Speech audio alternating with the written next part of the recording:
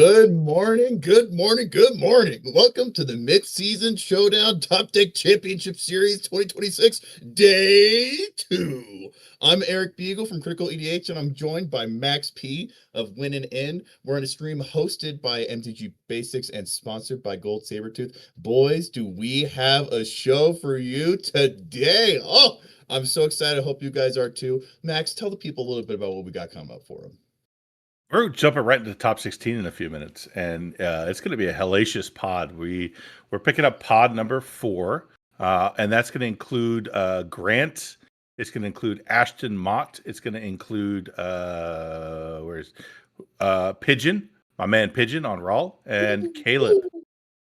So that's going to be a really interesting pod because we're talking. Was that triple blue farm? Yeah, we have Blue Farm with Mayhem Devil, we have Blue Farm without Mayhem Devil, and then we have Ral. So 3 very different decks. we were chatting earlier about how Grant and Caleb's decks are actually relatively similar. I believe you were doing some deep dive. Trust me, guys, we did our research. You can do your own as well. Do your own research. But we were looking at the deck list. I think they're only 6 cards apart. So it'll be really interesting to see how this is a really good example of how instead of coming down to like 98, these games are going to come down to like 2 or 3 cards plus pilot skill. So this is going to be a really, really good way to put on display the work that these pilots have put into practicing, fine-tuning, maybe a few tweaks they made for this specific tournament with the expectation of being in top 16, as well as the experiences that they've had playing CDH up until now. Yeah, and what's really interesting is, like you said, we got 3 blue farm decks, but they actually are different. Even though they're similar, they're very different. The first one, obviously, is Ashton, and Ashton's blue farm deck is completely different than most blue farm decks that you're used to. You know, most notably, he's not on Thassa's Oracle, right? He's still running the Breach combo stuff, but he's not running Thassa's Oracle. And when we looked at his deck, I think it was you who said, this looks like the most Kinnan blue farm list I've ever seen. Yeah. It's really funny. Because he's not at Thassa's Oracle. Yeah, no, and he's on a lot of the Kinnan special cards like Commandeer, and he's really trying to run a much thicker, deeper interaction package than we're used to. He also runs some spicy includes like he's running Gifts Ungiven, obviously, but he's also running Mystical Teachings, right, to go find an instant. So this deck is built wildly different than what you're used to seeing from Blue Farm. His win conditions basically come down to either he's doing Orcish Bowmaster, Smothering Tithe, clones of Smothering Tithe, loop stuff, or he's brain freezing the table. And that's, other than Praetor's Grasp, that's pretty much it. So very different Blue Farm. Compare that to what Caleb and Grant are doing. Their decks are very, very similar. Like you said, they're only 6 cards different. But those 6 cards actually are pretty meaningful. Like if you look at what Grant's doing, okay, Grant is on Mayhem Devil. He's on Professional Facebreaker. He's on Flare of Duplication. And most notably, he's on Drannith Magistrate, which looking at this matchup, Drannith Magistrate of those 6 cards is probably the one that's going to be most impactful. Right, these aren't creature decks, so Mayhem Devil just isn't going to do the work that it would do against like a Rogthras or a Kinnan deck. But Drannith, on the other hand, is very impactful. Compare that to what Caleb's doing, where Caleb wants to go a little bit faster. He's on Grinding Station. He's on Beseech the Mirror. He's on Praetor's Grasp. All cards that can accelerate his game plan much faster. And he's on Memnite, which is a spicy include. One of my favorite cards of all time. In the Blue Farm. Yeah, it's fun. I think it started making the rounds about 2 months ago. I think that people started putting it in for Grinding Station and Mox Opal and stuff. It's interesting. I don't think we've seen it on stream yet. We saw someone attempt to flash out an Ornithopter yesterday, but I think that's the closest we've seen to getting a Memnite on screen. It'll be really, really interesting to see how these play out. In a game yesterday, we saw what I would likely expect to see from this pod if Ral isn't able to be a front runner and get ahead. where you kind of just have like all these resources on the stack, and people are drawing cards, making treasures, drawing cards, making treasures. And while he may not be able to ping down as many creatures with that Mayhem Devil, the treasures can artificially kind of create like a false timer, because instead of being able to like push the game towards like 3 hours, you only have 40 left to work with. And so if you crack 40 treasures, that Mayhem Devil's coming at you. Speaking of things coming at you guys, though, we actually just got word that there's going to be a giveaway that we're going to do between now and the final pod. So it's going to be a cloth playmat from Gold Sabertooth, who once again very, very generously was like one of the main people that made this stream happen financially. And then also one of our sponsors, Doot Loot, is putting up a foreign, I can't tell if it's foil or not from the picture, but a Mana Confluence. So Ancient both of those. Ancient Tomb, right? Ooh. Nothing like an ancient tomb to make me feel like a new man, Max.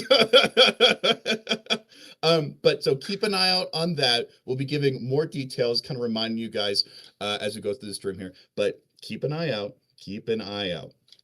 Yeah, and just to recorrect myself, Raul was coming through and saying, actually, it is a Mana Confluence. So you were right the first time. Sorry. Okay. Sorry for the confusion. First time for everything. Yeah. But yeah, exciting. Giveaways are exciting. Like I think it's great, and Gold Sabertooth to give away a cloth playmat after making the stream possible. Like, man, generosity knows no ends, man. Absolutely. You, so very, very, very grateful for him. And then huge shout out to Raul, who's our MTG Basics guy, helping make stuff happen. You guys can't see it, but if you guys got a chance to look at all the different OBS scenes and settings he is working with right now, he makes the man behind the curtain in the Wizard of Oz look like light work, bro. He is, so show Raul some love in the comments. And then also shout out to our judge on the ground, Sean. He sends pictures as they're mulliganing to me and Max, and if there's something that gets tutored for and we miss it, he's the one who kind of tracks it down for us. And huge shout out to them. In addition to, we're also going to be working with a judge named Caleb. So if you see whenever we cut to the player, someone walking around with like an iPad, or if you ever hear someone on stream asking for game actions, that's Caleb. Thanks, Caleb. You're the man. You're the man, Caleb. You're the man. Thank you, Caleb. Speaking of other people who we're super grateful for, Raul, if you can jump to the sponsor page real quick. Max, why don't you read some of them off for us? Yeah, so I'll start on the left side and mention Excalibur Games. They are the premier tournament organizers. That's Baldy's organization, running massive CDH events all across the country. They are the gold standard. Big tournament coming up in New Mexico later in this month, March 21st and 22nd in Albuquerque, New Mexico. I will be there. Then we have Better Plays, which is the organization up in Ohio that's running Misplay on the Lake, which is another tournament in Cleveland that I'll be going to. And then we move to Just Jam, which is the Arizona tournament that's coming up in the Phoenix area. Going to be a massive tournament run by some excellent people there. The Just Jam Do Good tournament. Can't wait to see how that turns out. You want to take the next three, buddy? Yeah, so we've got Doot Loot, who once again is sponsoring the part of the giveaway today. Hop on his Discord shop. Something I've always really appreciated about CDH, both as a hobby and as a way to apparently lose money, is that there is always always a nicer card, in the words of Liam Neeson from Star Wars. And so, if you have a card but you really wish it was in foil, or you have the foil version of it, but you really wish you could get an Italian, or you have it in foil and Italian, but you really, really want like a signed version of it, Doot Loot is your guy. Super duper great selection, and I think has really, really helped enable a lot of people's not gambling addiction, but cardboard collection addiction. So shout out to Doot Loot, making it happen. Also shout out to Fishbowl. If you've been to a Fishbowl before, you know exactly what I'm talking about. Fishbowl is like the summer camp of CDH events. The hotel that they partner with is right next to the venue. So in the lobby, there's always games going on. In the tournament center, there's always games going on. It's so fun. Hire does a great job. I got the chance to interview him the first time I went, and he is so passionate about the player experience, and it really, really shows through each and every tournament that they host. I believe that one's going to be in June, if I'm correct. So if you can, you 100% should go. And then shout out to Level 7. They're a local game store in Colorado, and they have done so much to help make CEDH happen here for us. So when I think of Level 7, I think of all the local LGSs that people in the chat go to. You know, they host events, they give out promo packs, you know, they've got cards for players. You know, our format would not exist if it were not for the game stores helping make it happen. So thank you so much to Level 7 for all that they do. We see a couple people in chat asking what the pod's going to be. For those just joining, we're going to be in Top Cut today. So the pod we're going to be looking at is pod number 4. We've got Ashton Mott with 11 points coming to Top Cut in seat 1. They're Blue Farm. They are playing, as we discussed, if you squint your eyes and like lean away from your monitor, it almost looks like they're playing Kinnan. You know, they're on Subtlety, High Fate Trickster, as well as a lot of instance that even Ral is going to have to pick up and look at and say, well, what's this? We've got Grant in seat 2 with our second Blue Farm. This one is going to be a little bit more of a creature value engine, creature control list, with things like Professional Facebreaker, Mayhem Devil, as well as a couple faster pieces like, you know, DRC or stuff like that, so that they're able to get permanents on board as they're moving through turns to help them fight those big stack battles. They got Pigeon in C3 on Ral. You know it. You love it. You're hoping that they flip odds 10 times in a row. He did really, really good in Swiss. He is a member of MTG Basics. We always love seeing games that he's in. And we have Caleb in C4 on our third Blue Farm. This one is definitely skewed a little bit faster. We've got the Mem Knight tech that I believe was popularized by Stacko, if I remember correctly. And then he's just got. Well, hold on. Let me correct you. Sorry. Let me fix that right there. Okay. Yeah. For everyone who knows, Memnite is actually Florian technology from 2-3 years ago that everyone stole from me. But that's okay, Stacko. You can have it now. Okay. Well, Caleb is stealing it from Stacko, who stole it from Florian. And we see a couple speedier pieces that we might expect. A Blue Farm that's just looking to jam out like a Ragu Van, or some way of getting additional mana on turn 2, turn 3, and then ripping a Beseech the Mirror or Praetor's Grasp. So there are a ton of different ways that this game could go. Max, if you were to predict, you know, let's assume that like everyone is mulliganing above 5. So we're looking at like first 7, second 7, or 6. So no one is too deep in the trenches. If everyone is able to keep relatively consistent hands with what their list is trying to do, how do you expect the first 2 turns of this game to play out? Yeah, I think if the Blue Farm players are going to look to develop value immediately, most likely. They're looking for a draw engine or a mana engine very, very quickly. But if they're smart, they're also going to keep answers for Rawl. Like we experienced in the first round of Swiss exactly how dangerous Rawl can be. Even though in this case he's in 3rd seat instead of 1st, it's still tremendously dangerous. You know, shout out to Blake, who's a tremendous Raw pilot, maybe one of the best Raw pilots in the world. Every time I play against Blake, and the same thing's true of Pigeon, I play a Ristic Study, someone else plays a Remora. We've got 3 draw engines on board, and Raw goes, I don't care. Cast a spell, draw your cards, and still manages to win the game, right? So if these players are smart, they're going to keep good interaction for Raw and not just get greedy for value engines. But we'll see. I'll tell you what this game won't end like. It won't end in a draw. Yeah, no way. No way. These players are here to win. And that could be assumed in general, right? Because we're in Top Cut, so draws really aren't allowed to happen.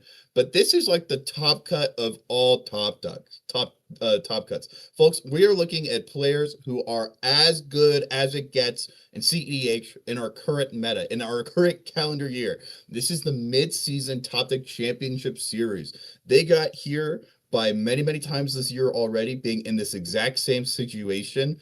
And being able to either find that line, find that window, make a deal that was 51% in their favor or something of that ilk. So all these players know how to play. So I'm expecting some fierce competition.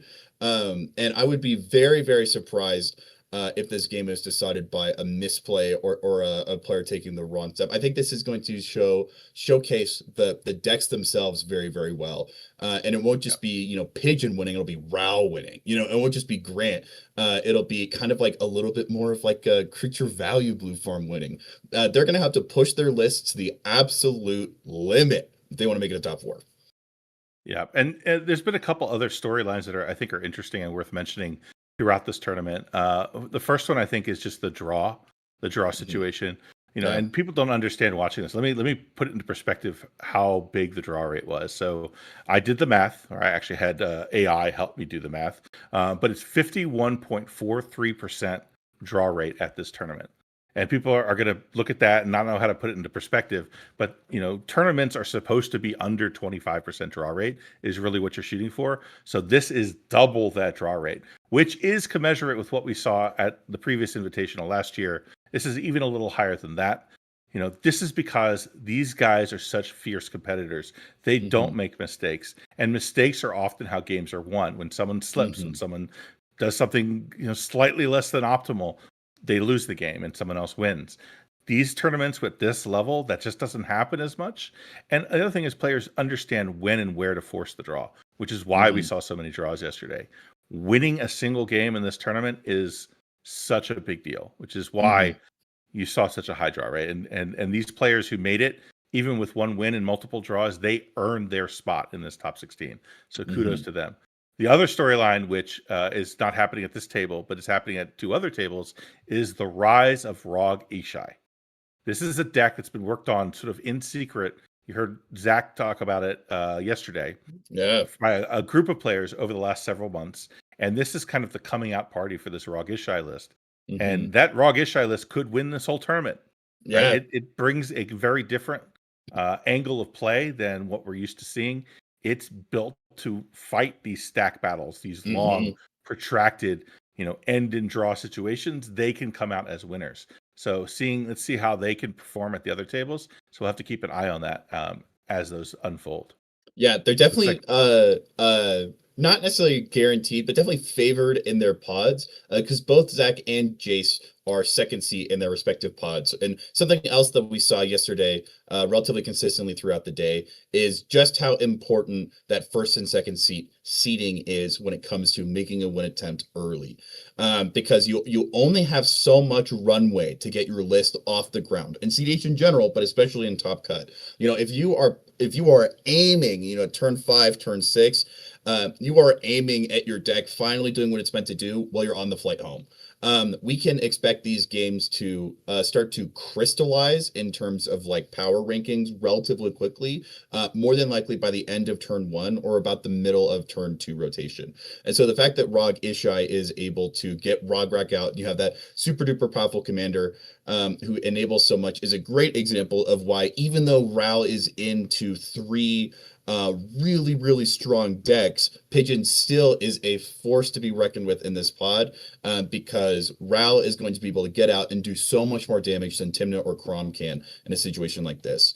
And just like you said, Max, it's oftentimes that, games are decided when someone taps a mana confluence in foreign language that they won in a Dootloop giveaway instead of tapping their Badlands, right? And so now they're down 1 blue pip, or they miss a Smothering Tithe trigger, or they cast the Mox Amber and tap it for a red instead of offering it to get 2 treasures, that kind of stuff. But the higher we get in the rankings here, the less and less likely a mistake is to be made, which both means that these players have to be thinking through what is the smartest possible thing that my opponents can be doing. And also they need to be thinking, I cannot make a mistake, because if I make even one mistake, I may never recover from it. Yeah, and we're seeing some hands come across here and looking at Ashton's hand. Woo, he's got a killer hand. And sitting in first seat, even more powerful. He's got the Aristic Study in hand. He's got a Chrome Mox, so he could play it on turn 2. He's got the Underworld Breach, and he's got Born Upon a Wind, so he could just sit back and wait for his moment to play that breach. So that's a very, very, very strong hand, especially in first seat. We also see, let's see whose hand is that. It looks like, is that Rawls' hand? I think that's Rawls' hand. Oh yeah. It's the, some of these definitely some of these blue farm lists are on some unique text, but I would not expect any of them to be on romantic rendezvous. Yeah, this is also really, really good. We've got early mana, we've got turn 1 Ral plus a Bergie and multiple dig spells.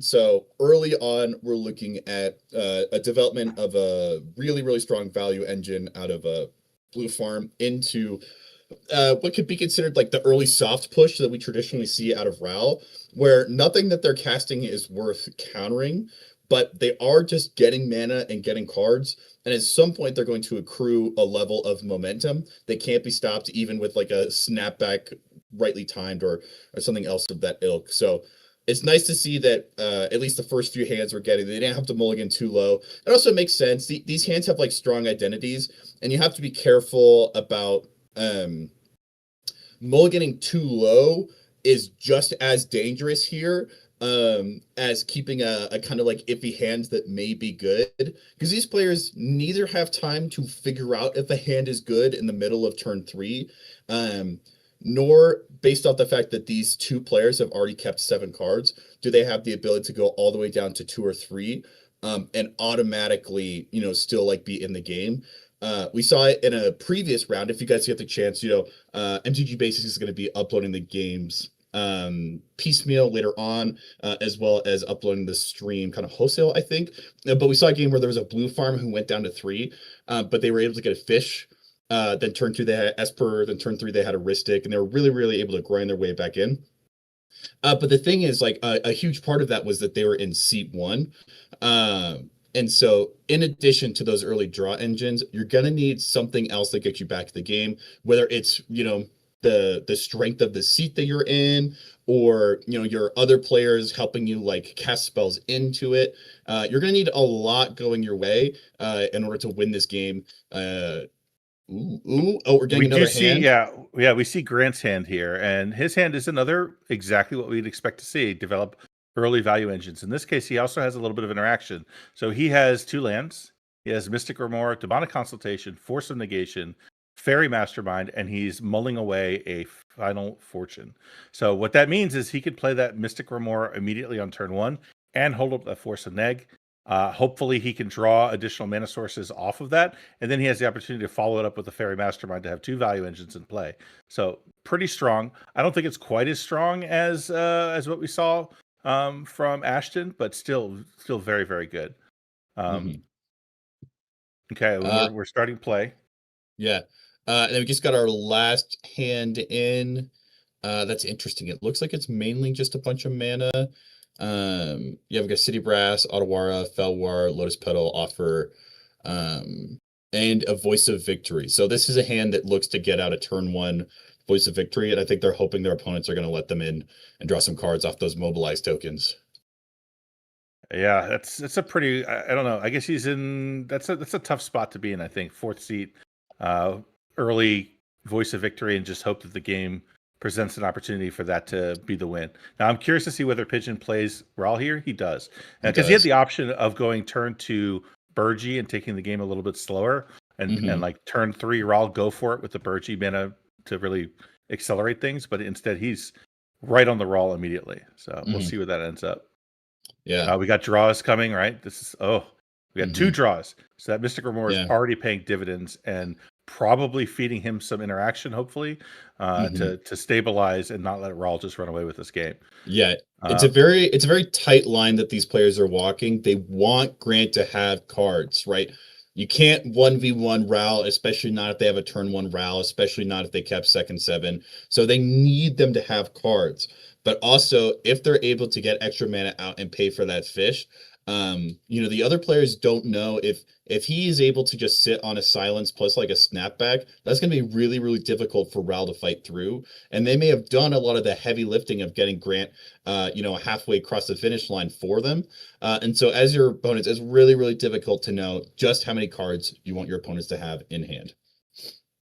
Yeah, and we're going to see the Ristic study come down here in just a second, and I'm curious as to whether or not Grant would consider countering it. Like, this is often the question we run into is, do you counter the value engine? And I think if it were me, I would not, because maybe because I'm just traumatized by Rawl, but I want Ashton to have that Rhystic Study, especially knowing how Ashton's deck works. Like, I have that inside information.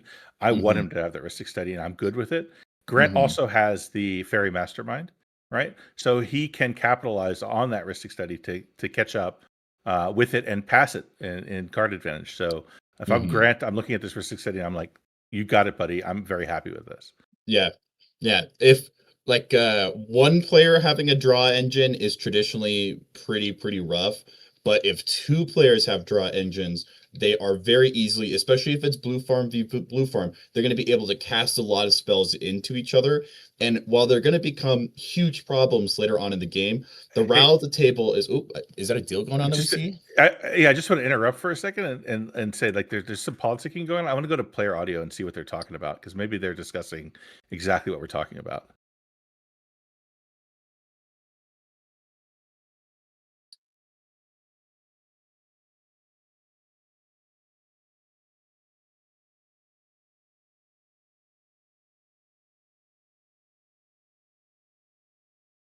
You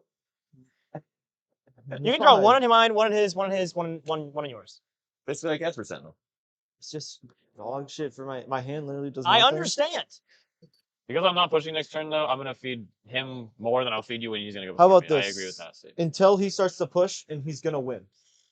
He'll just say, "I'm never gonna try to win. It's just gonna stumble into it." That's how Rao works. Yes, and then I start. I have made my final offer. Yes, Right. until he tries. I have to made push a my win. final offer.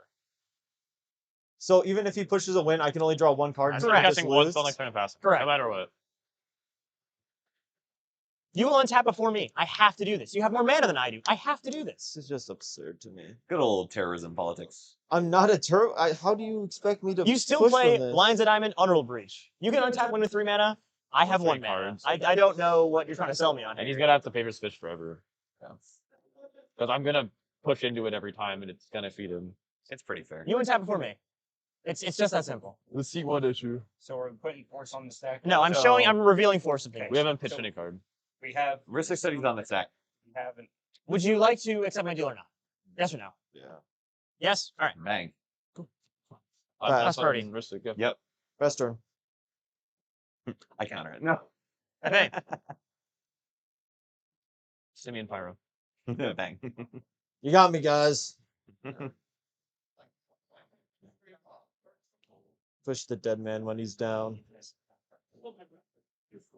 Wow. Okay. So for those who aren't familiar with some of the politics of CDH, the guy called it out correctly: terrorism politics. And what were the specifics? He said you can't draw more than 1 card per turn, or what? I don't know what the specifics of the deal were. I believe it's turning the Rhystic into an Esper Sentinel. Essentially, is what's happening. Okay, so Grant, by pushing that deal onto Ashton, completely neutered his start. And if I were me, there's no way I'm ever in a million years accepting that deal. I'm like, bro, counter my spell. If you feel that strongly about it, you got that Force and Egg, you want to counter this Rhystic Study and try to push me out of the game with it, you do it. And Rawl can go ahead and do what it's going to do. He pushed leverage that he didn't have, and Ashton fell for it. So hell of a political job by Grant. Really painful. if I'm Ashton, I'm like, nah, this Rhystic Study is my game plan. You can counter it if you want. But now the game goes on and we see what happens. What do we have here? What is that spell? I can't tell what that is. We saw that that Bergie deployed by Pigeon. It looks like an altar. We're zooming in. That's the Voice of Victory, I think. That's the Voice of Victory. Okay. Yeah. So now he's super scary, which I don't know that I love that play right now, because it's going to force the entire table to have to respond to that now. So if I'm in Caleb's spot and I play a Voice of Victory and my hand is what it was, I'm showing my hand. I'm showing my hand at the table. I'm like, I'm playing this. My plan is Timna. Don't panic. Don't respond to this or we lose. Right. Yeah. But he didn't do that. I didn't see any sharing of hands. So the whole table right now is on super alert about that Voice of Victory right now.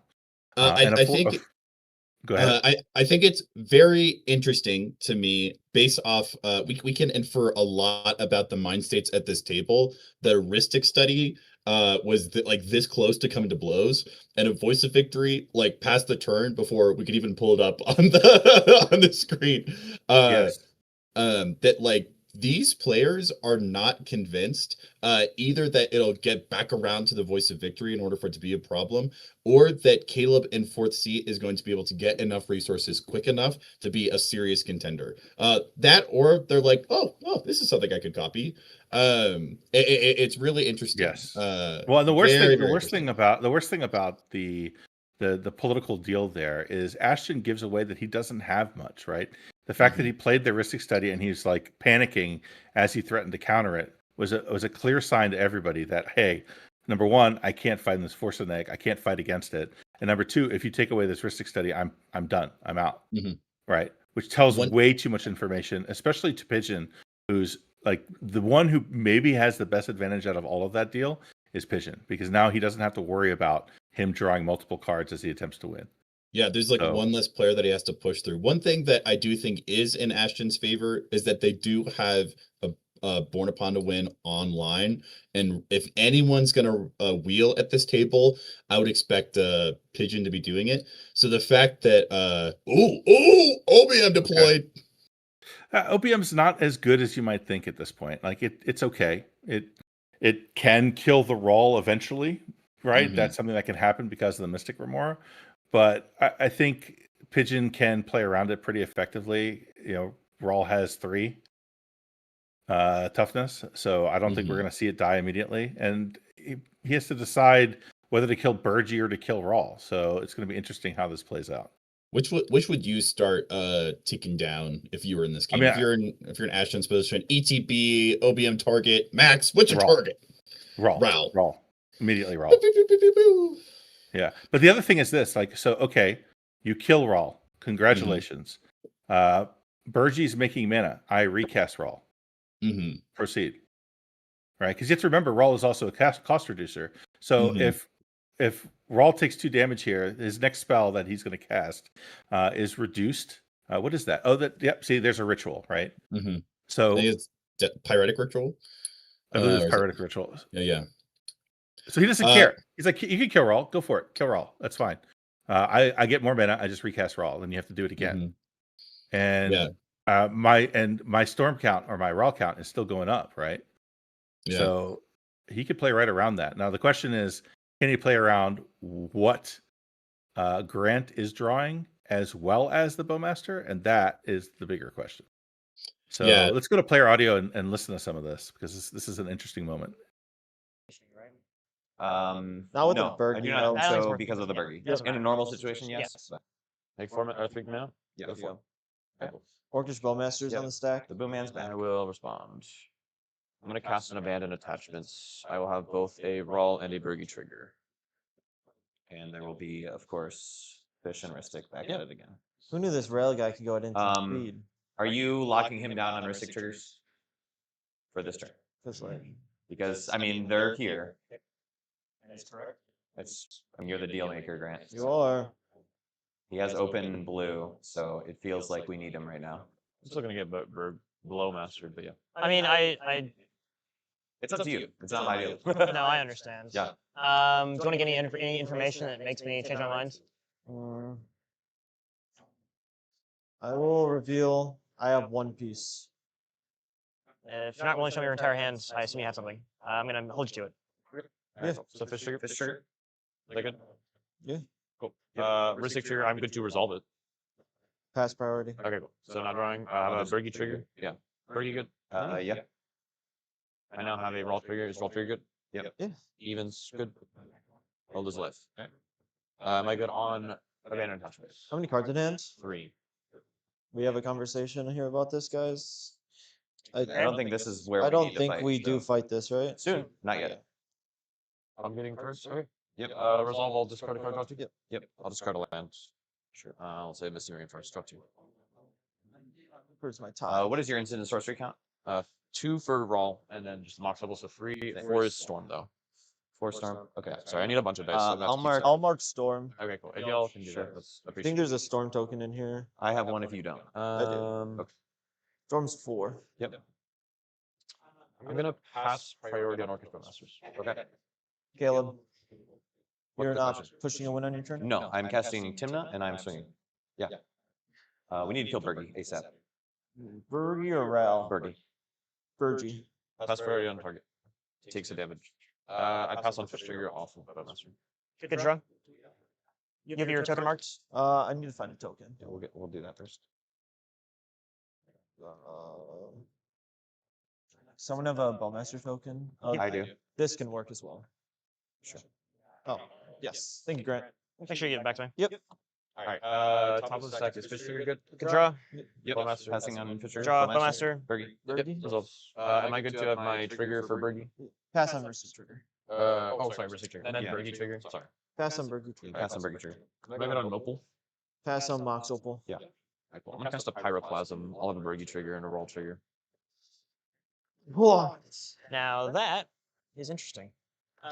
We have triggers from Mistborn and Risk Study. That's pretty. I have my 2 triggers above it, or above Pyroclasm. Each creature, including ones you control? All creatures take 2 damage. I mark one on Ral here, right, guys? Correct. Yeah, you do. You can do that or this.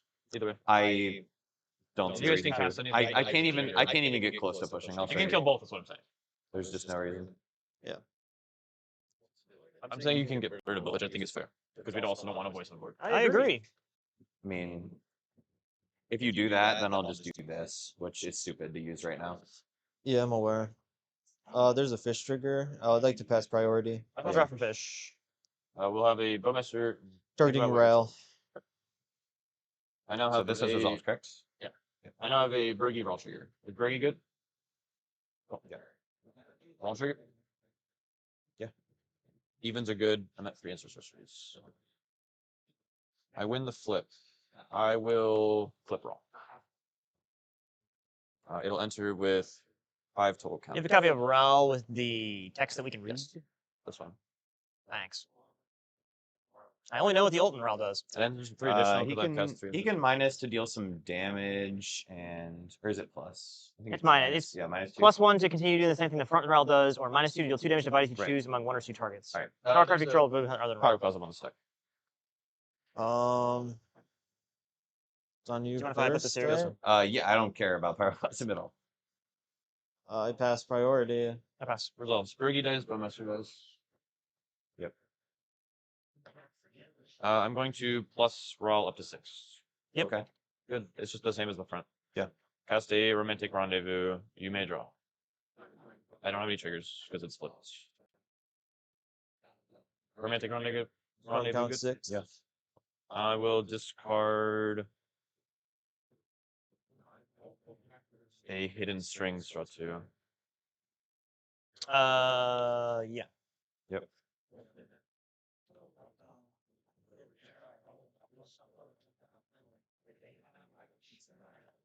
I did what I could. I'd like to show you this card. It'll take me 3 turns to get to ultimating roll if I ever do get there, and I don't want you to swing your thing at me. But it gets rid of the other thing, which is really bad for us. Don't talk about it? Yeah, I do. All right. Do you want to say what it is? Obviously, I think you can't reveal information. You can say what it is. I don't want you. Entirely Actually, you also depends- know that I'm eons behind, so. This is now at 6. I have to go plus next turn, plus next turn, ult the turn after if no one attacks it. Yeah, I mean, or you bounce it, reset. So I have to cast 6 more instant sorceries after. Yeah, that. understand. Yeah. Rel has a lot of wheels. I can get rid of it, is what I'm saying, and I'm not going to if you're just going to beat my roll up. I think we need to get rid of it. Can I read backside of Ral? He knows that you don't because my cards are. I'm at shit. 6 loyalty. I mean, look, at this point, with the current state of the two of us, you want the game to go along. I don't think he wants you to play this game. If this is a 3-player game, or even a 2-player game, I think he's fine with that. I'm also a lot of it Great. out of it. It's mostly these. I don't know if he wants you to have Voice of Victory and, Great. and draw cards. Sure. There's no other point besides this. Like, I have the mana floating. I miss the land drop. 3 cards. 3 cards. This is one of them. I don't get triggers. Yeah, I won't attack Ral. I think we have to do that. Yeah. I'll pass lightning bolt. Target Voice of Victory. I have a Mystic Remora trigger. I will pay. Priority. Yeah, I understand, and I'm thinking about casting something.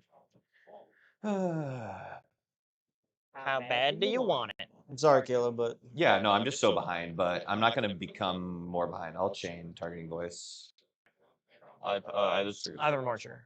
That's fine. Ristic For trigger sure. too. I'll draw. I'll respond to.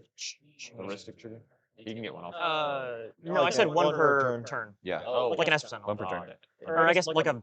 It's like an bad S%. It's like a Taru. Yeah, it's like the worst Sure. S% you've ever heard of. He's still drawing like 5 cards. Well, we're gonna die. I have 2 in hand.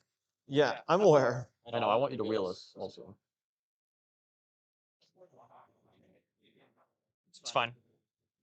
That's Good, good. All right. I ain't got Italy. Yeah, I will not continue. Yeah, you want us to get wheeled. I wonder why. I'm good with Bolt to Fizzle. Like to. Man, the politics in this game are already completely insane, man. Completely insane. And Ashton just keeps getting the bad end of the deal over and over again. Now he can't attack Rawl. He's not allowed to. Like he can't draw off his Ristic Study, and Grant's drawing cards off that Remora. Man, like this is crazy. I feel bad for Ashton. I kind of want to give him a hug, man. Yeah, cut to Ashton 2 turn from now. Move to untap. Is that okay? Yeah, but at the same time, also, let's not forget that Ashton does have a breach in hand. So he could, just drawing a few cards, turn around and present a win out of nowhere. He's got a breach and a born. So while it is while he is getting a little handled by the players around him, I think this is a good indication of ways that like these players are conscious of how powerful Blue Farm in Seat 1 is.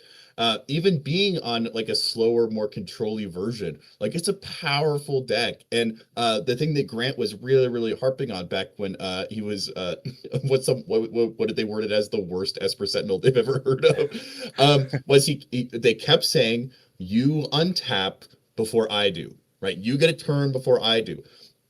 Ashton, just by nature of their position, is always favored to be at least, even if it's just 1%, that much further ahead than the rest of the pod, and that matters in a game like this. So while I both feel bad for them, I also wish I was in their position, strangely enough.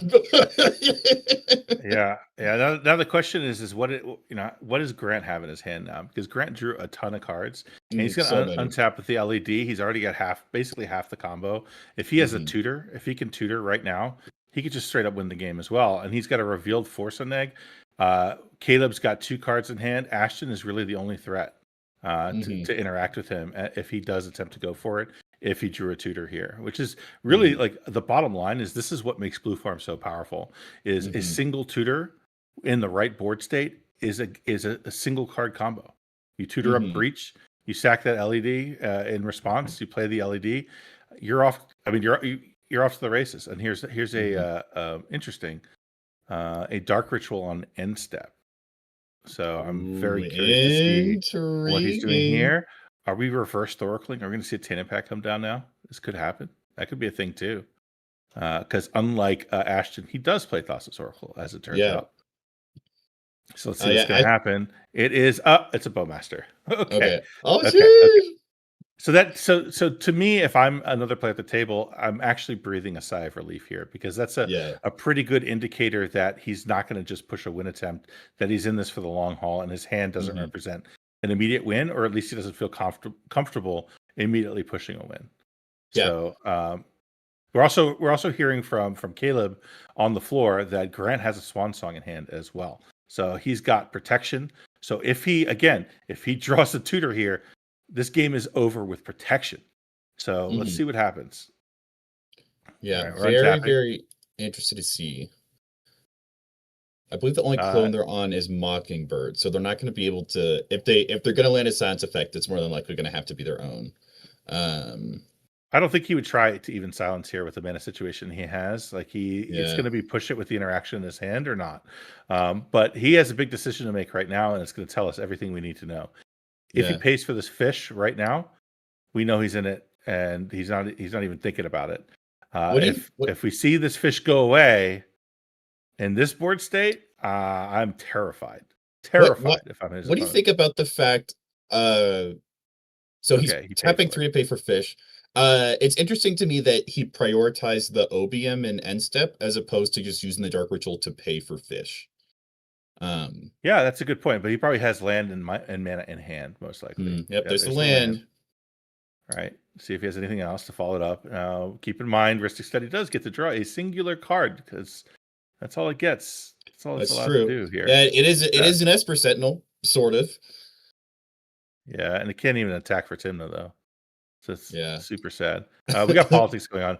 I want to hear what they're saying. Let's go to player audio. This is relevant here. Player audio coming up. This will never ultimate. Okay. I mean, I'll have no idea for that. I'll have an answer for that and kill your thing. I'm gonna do both. Okay, that seems fine. I'll move to cleanup. Sure.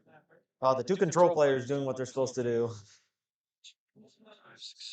Yeah. 11. I don't know why I keep getting removed for this game when they have all the advantage on the planet, but I don't know. My Ristic thing with them. my Ristic's really not as good as his fish.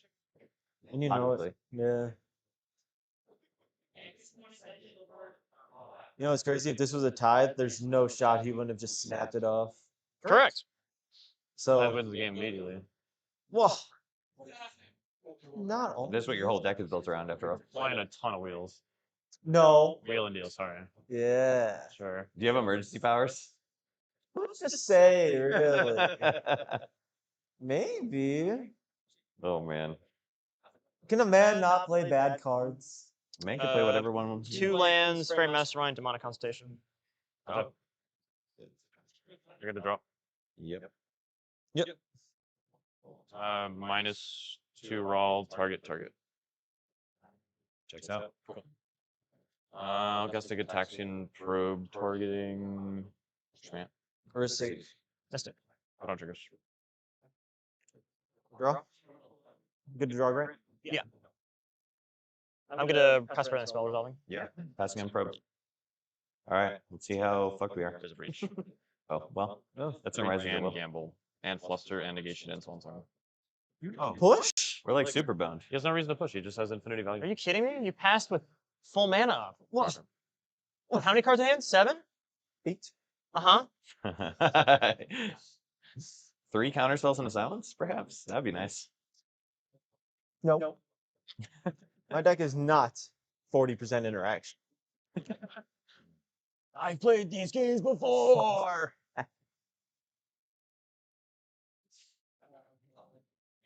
Give me my instep. Okay. I have no end step effects. Mm-hmm. Wait my turn. Untap. Thank you. Drop. I will play land and cast a Titan of the Bird. Ristic trigger. I think you need to start feeding him. Yeah, I won't pay. It's fine. I'll draw. Wow. Okay. So we got to look at Grant's hand, and it was freaking stacked with everything. Everything. I heard what? Breach, multiple counter spells, brain freeze, everything. Yeah. So I think they at least understand now who the real threat is. So that Gitaxian probe was critical. So if I'm the other 3 players in this pod, guess what? We're teammates, buddy. We're good friends right now because we have to find a way to not just die to Grant before it gets back to his turn. You know, we saw that Joseph has Snap as I think his only piece of interaction he has in his hand, which frankly doesn't do anything. Does basically nothing. It can untap lands for one of the other players to try to interact here, but it's going to be real hard to beat that fluster. So it could be in a bad spot for our heroes unless Grant is your hero. Right? Yeah. Something I would expect to see based off of all the revealed information so far. I wouldn't be surprised if Ashton tries to move through his turn quickly, maybe deploy Tymna so that like D-SWAT and Fierce Guardianship is online. And then knowing all that Grant has in hand, trying to use that Born to take advantage of how triggers are layered to push not on his turn, but on Grant's turn. Because he either has to, he has to do it in one of the two. He can't let Grant sit around and just develop as much as they want, because if everything that they need is already in hand, all that you do by letting them get resources on board is continue to develop. Yeah, and you just can't allow it. There is a window of opportunity potentially for Ashton, and then he has the Breach, he has the Born. If he managed to draw an LED or a Lotus Petal here or something like that, he does have the potential to let Grant push, let everyone throw their hands up in the air, eat an interaction, and then when he sacks that LED to go, that's his opportunity to try to push for a win there. So there is the potential that a window opens for Ashton here, but it's going to be really, really tight, and it's going to require the exact right sequencing from Grant, which Grant's he's a perennial invitational player. He does not make a lot of mistakes, so it's hard to imagine that happening, but it's not impossible. Yeah. We'll see what Ashton plays here, if he plays anything at all. Oh, what is that? Is that That's a subtlety? What's he doing with a subtlety right now? Oh, he's casting a subtlety. Oh, it's a bounce. Oh, it doesn't work that way, Judge. Judge, doesn't work that way. You can't. You have to bounce it on the stack. It has to be bounced on the stack, right? You can't subtlety. I think it can hit planeswalkers on the field, but it has to hit creatures on the stack. Oh, he's discarding the hand size. Is what's happening here. He's not casting it. Got it. Okay, so he's discarding the subtlety, which makes sense because subtlety is not going to help here. Like I said, Grant is not looking to win with a silence effect. He's looking to win with the interaction he drew, and potentially just cast a spell silence instead of a creature. Especially like we saw Zach do earlier in the tournament. Ideal time to do it would be with that fish trigger on the stack, cast the silence, let everyone fight over it, and then proceed to his turn to win the game. So this could, go ahead. For those just joining, we are in Pot 4 for the Topdeck Mid-Season Showdown Championship Series of 2026. You can see the names plus the list that people are playing in the top left.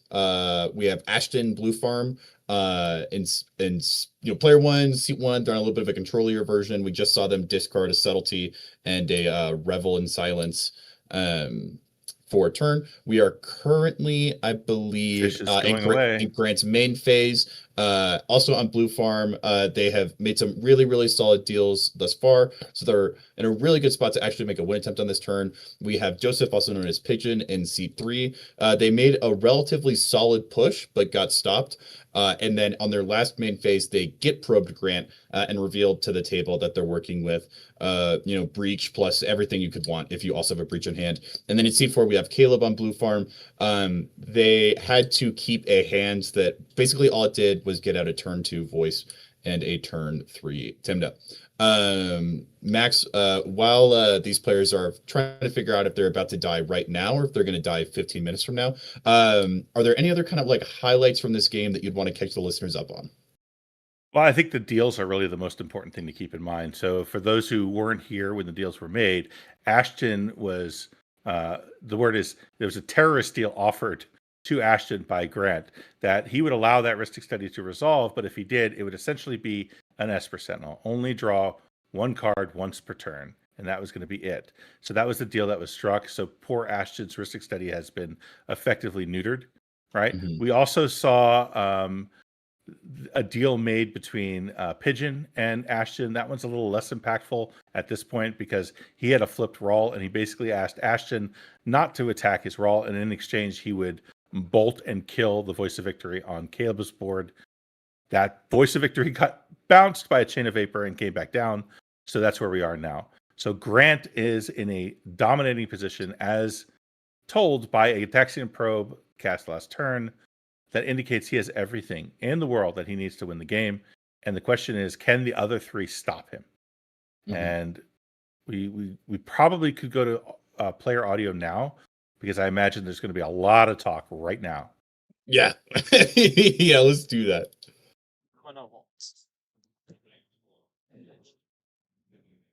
Wow. Springleaf Drum. That's where you get Nothing on the stack. Nothing on the stack. Only Grant's thoughts. I have a lot of those. I wouldn't say You have a lot of cards, though. Yeah. Very true. We'll cast a Cabal Ritual. I have a Ristic Trigger. That's good. I'll draw. I pass the ball. Pass on Cabal Ritual. It's a lot of black mana. Good call. Mm-hmm. You do. Mm.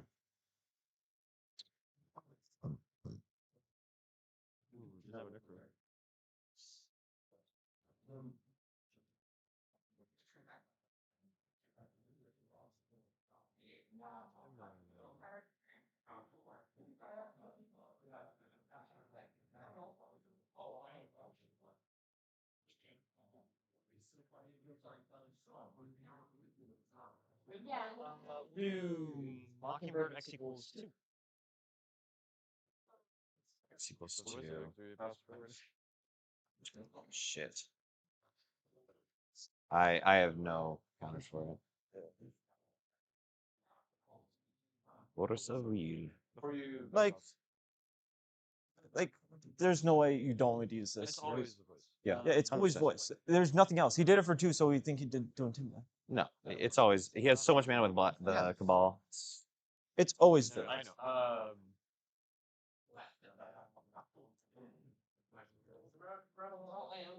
know. We need to talk. I'd like you to hide it from the rest of the table. I mean, illness. I know.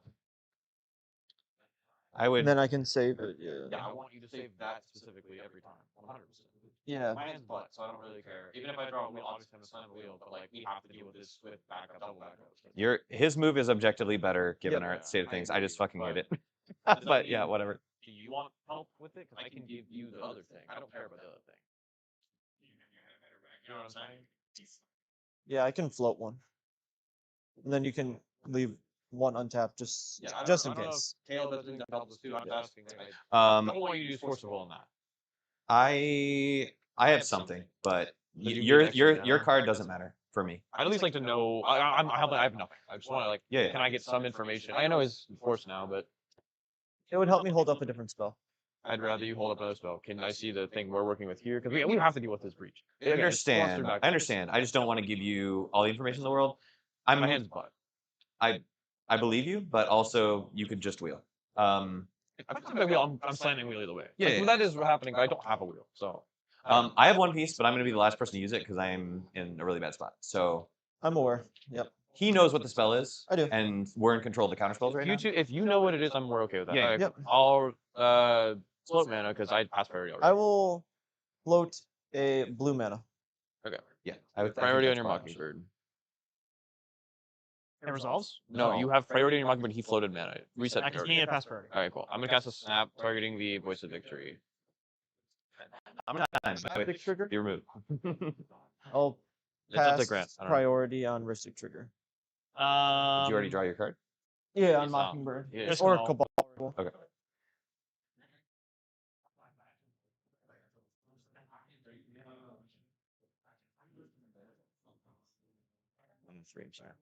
Yeah. Do you need to float another land in response? I don't think that's smart because if he passes through phases, then things get weird. Like Well, if the but I'm snap not on top gets 2 anyways. I'm not. Mine don't matter. That's okay. what I'm Yeah. saying. Unless he specifically counters the snap, that's bad. But like his mana is also floating. One second here. Cast and snap on Voice of victory. Yeah. Because the Mockingbird has not resolved. Otherwise, we would have lost the game. Yeah, 100%. That's true. So the reason I didn't cast that, I saw the Mockingbird in his hand. I didn't want to give you guys everything. He's got a lot, but. Swan. Swan target snap. Did my thing. I did everything I could. I have a color floating, so that doesn't matter. But Am I supposed to snap that off now? are we passing on Ristic Trigger? I assume we are. I just want to make sure we're declaring triggers. Oh, yeah, I have a Alright. Ristic Trigger. Pass priority on Ristic Trigger. Alright, I pass on Swanson. Yeah. I'm basically wondering if I need to use this early. You don't have this same piece, right? No, I have, Currently, his pips are his issue. If he wants to cast Breach on this turn, he can only cast either Fluster or Breach unless he has rocks. I think that's bad. That's why I'm like, I don't Yeah, think I've already played my land. I for don't think I turn. fire Yeah, here, so it seems like Ashton. I didn't see rocks. He can still have them. He still drew like 2 cards. I'm just saying. I Since don't I see last seen my hand, I've drawn 2 cards. exactly And for turn. 3. Yeah, and for turn. Ashton, you fire here, not me. You guys think so? Yeah, that was my thing, and that's way better than using your force. So. No, that is my Yeah. thing. Oh, I mean, Oh. I still think that's better. It's just that he's gonna have Fluster and other things now. But if he fights over this, then he just casts Rage anyways, and we're so cooked. So Yeah, I think I don't know if I can win with Mockingbird also resolving this point. If it resolves, I don't know if I can win. We cannot. I only have We black cannot mana. let Grant have a voice. he is gamble. He We is can not, track for yeah. at the game. Yeah. I'm just thinking. I'm sorry. I think you can win. You can gamble for. No, I mean he showed me Force of Will. He counters the this or this. I have to fluster it, and then I pass with what, black mana? No, you just cast Breach. You just cast Breach. With what? You're red. Red and black. I have to cast the Fluster Storm. Yeah. I still think you continue to fight. So I you don't get the Mockingbird, yeah. I don't think I can win this turn. Because this doesn't do anything, and this will untap. Oh, actually, this gives you more mana. Targeting the Swan Song. Okay, Target yeah. the bird. Well, no, I think this is actually right, because then he gets more mana. We want this to resolve. As much as it sucks for you, Yeah. we want him to have more mana in this fight. Then we just give Grant Timna. It's just a Timna or an Orc. Okay. Like him having a Timna, I don't think changes a single thing. I didn't see Fierce. I would say the problem is it can Mockingbird turn on excellent. Fierce or Oh, Sword. you're Not a exiling a commander. blue card still. It's just a copy of I the commander. It am. doesn't make it a commander. Alright. Pitching High Fate Trickster. You lose lift? Nope. Alright, cool. Grand has priority on Force of Will. Yeah, I have to respond. I've committed all the things to getting a guy and then hoping I get another turn.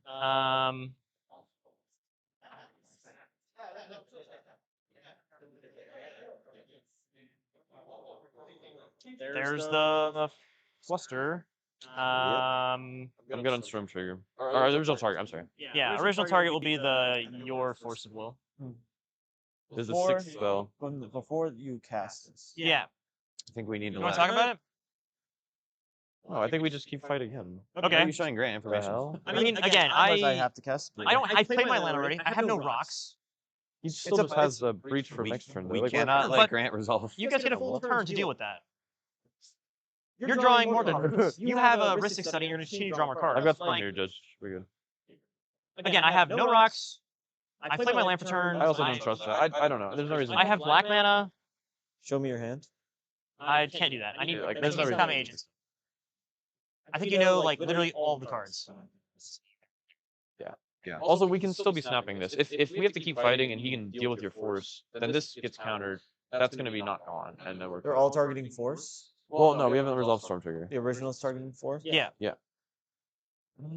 still have one colorless floating, Grant. I don't want you to be confused with that. I still Understood. have this. Yeah. Sorry, I'll represent it. I'll pass on the Storm Trigger. All right. Okay. Yeah. Storm Trigger, Storm Trigger, Storm Trigger. You have 5 copies. You have how much mana currently? 4. And I have 1 and 5 copies. I have 1 mana. I think I just have to do them all on the Force, because you could have like Dark Ritual. Good. There's 6 copies. Yeah. So I'll do. There are 5 copies in a row. I mean, I don't think I can win anymore this turn. You guys, I think you have me.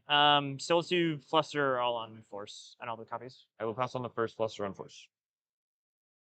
Yeah. I should have paid for Mora. Sorry, Grant. Yeah, it goes that way. I don't know why we're sorry for Grant. I'm not I sorry. mean, I I'm still think we're blood. now solidly in a I agree. fantastic position. That's why I'm still trying to bounce that. Yeah. Extra one here. Yeah, that was just sorry. Yeah. We represented it twice. Oh, I think I'm good with forcing a counter to it, right?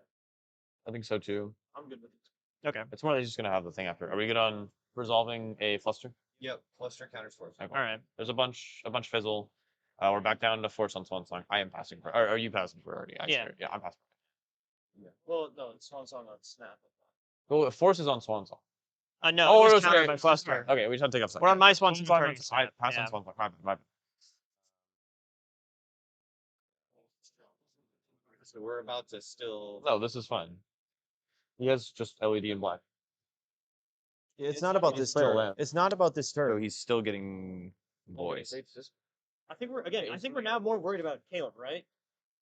Yeah, I- we're my- bouncing my his only silence problem is- effect. You're countering it. Could our he not power. have any rock and still super win? I played my land. I promise I have no rock. Whatever. I don't necessarily think that matters. If he's telling you no. At this point, at the stakes, it's like whatever. Okay, then you're passing priority on Swan. I pass. I have to pass priority then, I guess. You're gonna untap 2 of my lands, right? That's my plan. I have nothing to do with my man. I need you to help. I have Hardcast Fierce Guardianship. Swan song. Sun goes up to 7. There are no triggers off of the left. Yep. Yeah, I've got this one. Yeah. One song going to be countered? Yeah. Alright, there's a snap targeting voice of the other side. Yeah. Yeah, I have no response. I will attack with 2. Alright. I pass priority on Mockingbird access 2. Yeah. It'll be a 7.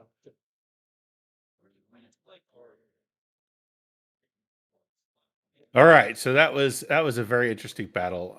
It was the Mockingbird was the lead off, which is the silence effect that I didn't think he was going to even try to do. There's we still got player audio. Yeah, sorry. There it goes. Yeah, now no worries. So we saw a very interesting little battle there. Grant led off with the Mockingbird to copy the Voice of Victory, and was clearly going to attempt a win attempt right then and there. He had the mana to do it. He had the resolved Cabal Ritual, and it became a little battle between, frankly, the whole table and Grant trying to get that Voice of Victory in hand. The politics got pretty hot and heavy in that Grant was trying to convince the table that, well, guys, if you let this Voice of Victory resolve, I can't win anymore this turn. I don't think, right? Not I won't be winning this turn, or I can't win this turn, but I don't think I can win this turn, which is, to me, red flags all over the place, not letting this resolve. Fortunately, the table sniffed it out pretty well. They stopped him cold, and now we're going to Pigeon's turn, and the game continues. Now, keep in mind, at this point, Ashton is looking pretty powerful because now we've got Grant tapped out. We know he still has the Force of Neg in hand, but other than that, I'm not sure the table has a whole lot more to combat against that Underworld Breach that's still sitting in Ashton's hand. The question at this point, though, is can he find a tutor? Can he find a payoff to make that Underworld Breach do what it needs to do? Because we haven't seen it yet, but he has drawn a few cards, so he might have it. All right. So now we see the Mana Vault coming down, but I don't think Pigeon really has any play here right now. I think he's just developing his board and praying for a wheel, is I think what he said.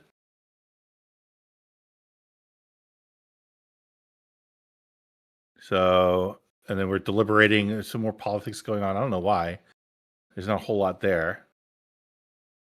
Yeah, it's really, really interesting. I completely agree with all of your assessment of everything that just happened.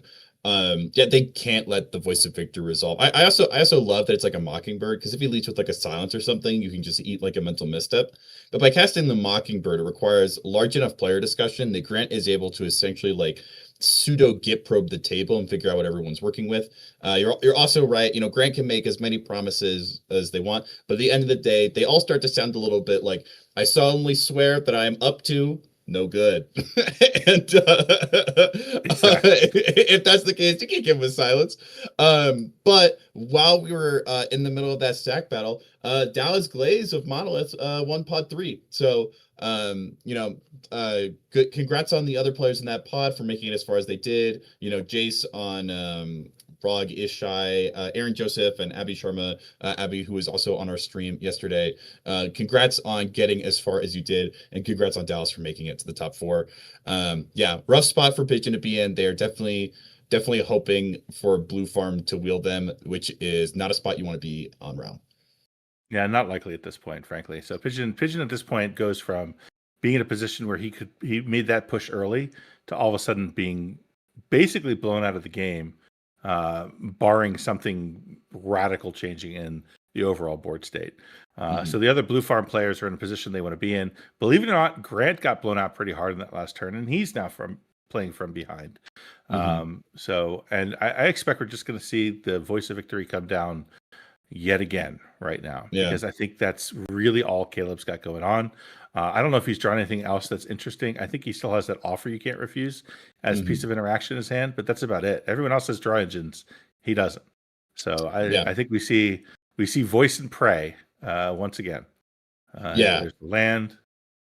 He's going to crack the fetch. How many cards does he have in hand now? I think it's what, 3 or 4. I'm not even sure. He hasn't had a card draw engine out like any of these other players. It's the longer this game goes on, even with Ashton's handicapped heuristic study, the more it's going to increasingly come down between him and Grant. And we are now seeing a potential consequence of the fact that Grant tried to get an OBM out as opposed to using the Dark Writ to pay for fish in their upkeep. Because now they are going into Ashton's turn. Yep, there's that voice you're talking about. Yeah. Well, and frankly, the OBM did nothing. It did absolutely nothing because Pigeon just immediately untapped and upped. Oh, my favorite card just came down. Hold on, I gotta get excited. That's a Limdol's fault. That's a Limdol's fault. That's a Limdol's fault. Let's go. Let's go. Let's go. Let's go. Heck yeah. That's the thing is they should not let that resolve, but they just did, and this is now Ashton. Yeah. If a Limdol's vault, and Limdol's vault, just for people who don't know how powerful it is the Heartwood storyteller of tutors, right? It is so good. Dude, don't insult my card like that. Come on. The entire game is impacted when it's cast, and players' decision if they're going to let it through or not says just as much about them as it does about the strength of the card. Yeah, especially considering the fact that they already have Breach, they already have Born, they already have Rhystic on field. Their deck is their oyster at this point. Christian in chat says Ashton from the top rope. We agree with you. Yeah, he's set up so nice now because once again there's a voice of victory on the field. He could be looking for a clone for that. He could be looking to just play a Smothering Tithe, and now he has the Born with Smothering Tithe and the infinite mana. Like the world is his oyster. He can look at 5 cards. He's going to probably draw those cards right with that neutered Rhystic study. Still gets him a card or two. Man, this is like the perfect position for Limdol's Vault to really dominate. So I'm excited now. This is a really good spot for it. It's also a great example of the importance of evaluating politics based off of an argument from silence, based off of like how much talking we've seen over basically every trigger on the stack so far. The fact that we didn't see a similar type of discussion happen upon the cast of Limdol's Vault. We didn't see Grant palms out on the table being like, whoa, what are you tutoring for? What are you looking for? We didn't get a moment for Pigeon or Caleb to be like, Ashton, I know we just put a lot of work stopping Grant, but you're making plays like someone that we're gonna have to stop unless you're just going for a Smothering Tithe. Nope, it went on the stack, and then now he's going through his library. So what's happening now? Gotta be what's happening now? Why are we paused here? Do you see how we're paused? Like what's going on here? What's like? I guess he's working through the deck. Are they talking to him about it? Let's go to player audio. Something's going on here. There's a discussion happening. He doesn't play Thorgo. I know. He knows I don't. Well, who's to say, really? You can't take my catchphrase, too. Who's to say, really? Another one. Hey, you already have so many catchphrases. It's not for me. Catchphrase guy. And your name guy. Name check guy. Name guy. So anyways, someone was saying they wanted to see this again because we're resolving this silly Limdol's Vault forever. Someone showed it off. I'm sorry. Okay. It's just how this all works. It's cool. Really nice altar. Show yeah. Here's my altars. These are from J Altars. I like them a lot. They're nice. Got time, so might as well. Yeah. Storm of blue spells. One more. It's like the worst Nas ever.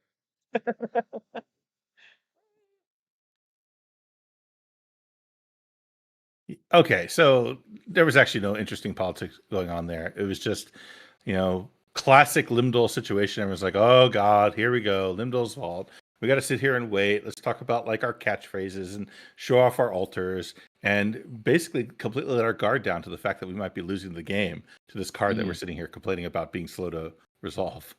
yeah, that's so fair. Well, whenever I see a board state like this, the words that always come to mind for me are "ooh wee mama." And what should be coming to you guys' minds is remembering the fact that we've got a giveaway coming up later at the beginning of the finals game. We got a cloth gold saber-tooth mat. I don't have one, but I've seen Pigeon busted out every now and again. We're at the LGS, and I am so jealous of that thing. It's so cool. And we also have a foreign Edge of Eternity's Mana Confluence from Doot Loot. We've been shouting them out as a sponsor all the stream thus far, and I just want to shout out. It's super duper cool. I need a Mana Confluence for my Kinnan list. I've been looking for an Edge of Eternities one, and I've had a hard time finding them because I know a lot of people love those Stellar Sights cards. So, we'll reveal more details about how we're doing it later, but stay tuned. It looks like they are resolving the limb duels. I think they found their 5 spell. I can't tell what that spell is he just cast. To the left of the Voice of Victory. It looks like an altar or is that I still can't tell what that is. Tatar. No, that can't be Tatar. Oh, is that Grand Abolisher? Is that Grand Abolisher? No way. Is it really? Are we doing Grand Abolisher Voice of Victory pass? That's kind of hilarious. Is that someone's what's happening? It kind of looks like someone's girlfriend that got turned into the moon. I have a hard time telling. Timna. Well, Timna is the one that he just turned sideways. Okay. But I still don't know what that card is to the left of Voice of Victory. People are saying it's Abolisher in the chat, so it must be Grand Abolisher. Abolisher. Grand Abolisher Voice of Victory pass is crazy. That's crazy. Ooh wee mama, a second silence effect. Dang. And pants down, right? Because they have 1 mana available. Which, I don't know, Grant's tapped out. They give it a one and Pigeon's got one card. Remora. What? No, not a Remora. Win the game instead. What are we doing? Oh man, are we untapping? He just played Remora and passed. Oh, because he's got the Born. He's got the Born. So I guess he doesn't have to push it fast. Yeah, but no, if it were me, he would. As soon as he gets his land drop down, he's passing. I feel like, yep. Oh, maybe. That's crazy. I can't get my head around it. I don't know what's happening here. He's only got 3 mana. He's got Fish and Ristic now, but he's going into a turn that's going to have a Voice of Victory and a Grand Abolisher on Caleb's board. I know that he gets priority from his triggers first when it's Grant's turn, but I am surprised that he let him untap. That is, maybe he's hoping he'll just tap out for Crom or something. I don't know. No, the play would be let Grant push, because Grant still has the Underworld Breach in his hand. Oh, and he's got the LED in play, right? So he can go right now and attempt to win. Grant, frankly, everything says that he should, and he's going to be pushing right into a Ristic Study and a Fish. We're hearing that Grant just top decked a Ranger Captain of Eos. So are we going to see another silence effect attempt to come down here? It looks like we are. If he cracks a Ranger, if he casts it, that's so good for Ashton. He has to tap out a lot of specific mana for it, and then if he cracks it, he can use that as an excuse to get his Born in play, because he needs to I need to tutor to find something. I'm going to demonic tutor for Otawara or something. But it's tricky. It's tricky stack. It's tricky because we know that Caleb has the offer you can't refuse, right? Yeah. So if this Ranger Captain Crack goes on the stack and Ashton attempts to Born on top of it, then the table gets into this horrible conversation where I guess I have to offer the Born upon a Wind. Hey, Grant, can you not win right now? And it gets this really bizarre sort of how do we not lose the game right now to one of you conversation. Which I would favor Grant in this situation. Grant's politics are I think another level compared to the other couple of players here. I think it's gonna be a tough spot. It's gonna be a tough spot. So let's go to player audio and see the discussion over Ranger Captain. Player audio, activate. Same thing I showed you before. If you cast any spell, I could cast mine and draw you 2 cards. That's the best I can do. I guess that's all I've got. Born Upon a Wind. Oh. Trigger, nothing. I have no trigger. Response to Born Upon a Wind. I This seems so stupid, but I guess you have nothing to do with. Okay. Can you have an afterborn? Yeah. Offer on Born. Please draw and save our ass. I guess he knows what those are, so if they're helpful or not.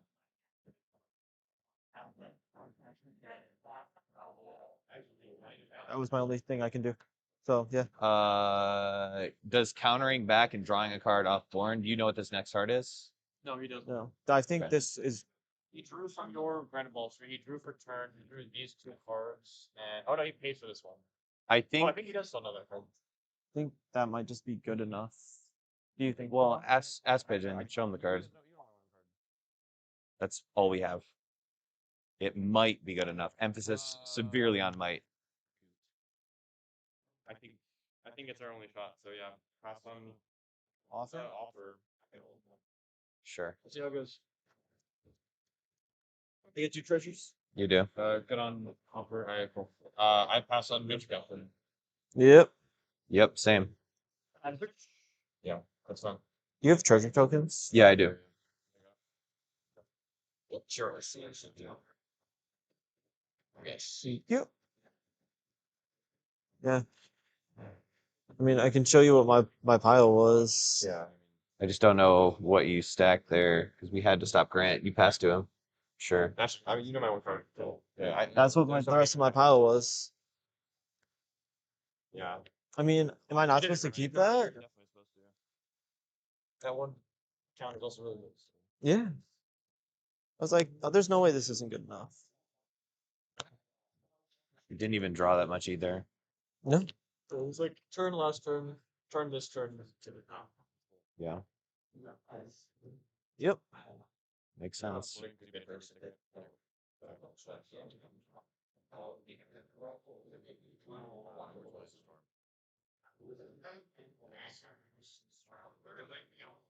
It's just a Ranger Born and Offer?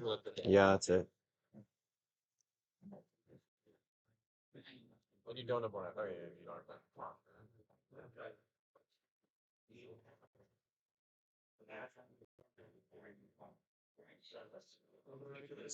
The resolve. Pass, fair, and crack. Yeah, man. Can't do shit. Well, there goes this game.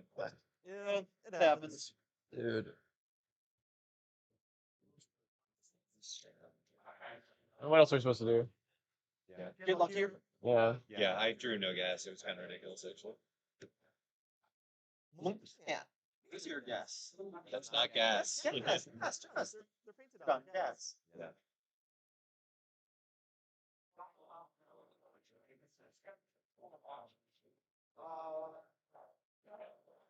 Sports flow. I have a Can we? Oh, also that.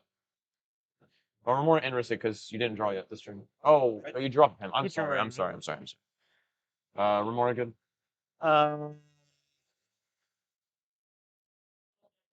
Yes. Do you mind if I see your graveyard, Grant? Yes. Oh yes. You Go ahead. Sorry. It's a revealed zone. I Yeah. cannot stop you. Unless in the Cabal. Then I'd tell you no. And I'd say you couldn't. Remember this? So I guess the you went around. counters in graveyard are exactly Flusterstorm and Swan. Yep. And negation in hand.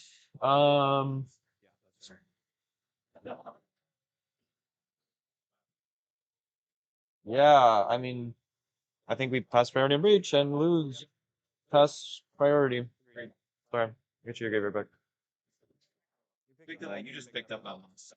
And that's my Volk, Oh, sorry, my mock. I think, right? This one's mine. Is that your Volk? Okay. Yeah, my bad. I was not trying to add extra cards to your graveyard, assuredly. No, I'm sorry, I'm sorry. Each of those. But yeah, he still has gambling. Okay, so this game is probably over. We know that Ashton's card is a opposition agent. What he kept in the pile consisted of Fish, Oppo, Starting Town, and a couple other lands. So the only hope at this point is that this opposition agent versus this gamble is going to be enough to stop him. I don't think that it actually is. You know, one of the tough things about gamble here is that He does get to discard a card even if the oppo, goes and steals something. So it just isn't that big a deal. And he still has the demonic consultation and all that mana in the graveyard. So they're in a situation now where their only hope is that Grant is forced into a position where he has to use the demonic consultation to find the last piece that he needs. And they have to hope that that it's in the top 6. That's really what it comes down to. I think what'll happen here is the opposition agent's going to come down, and Grant is probably going to respond to that with demonic consultation or something else to go find an answer to it immediately. Yep, here we are. Let's go back to player audio to see if that's what's going to happen. There's always chances. I'm gonna look again if that's cool. I think it might be. So why would we not try it? Maybe. Yeah. But you gotta try. Yeah, 100%.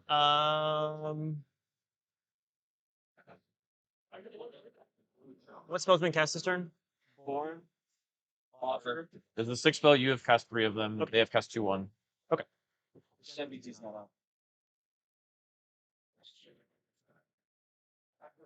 Barely. Didn't have MBT either, so. Or if you ask me to ask it. I guess I should count. Second opposition. A game changer. No, I'm kidding. 13 opposition. And no one plays this card. I mean,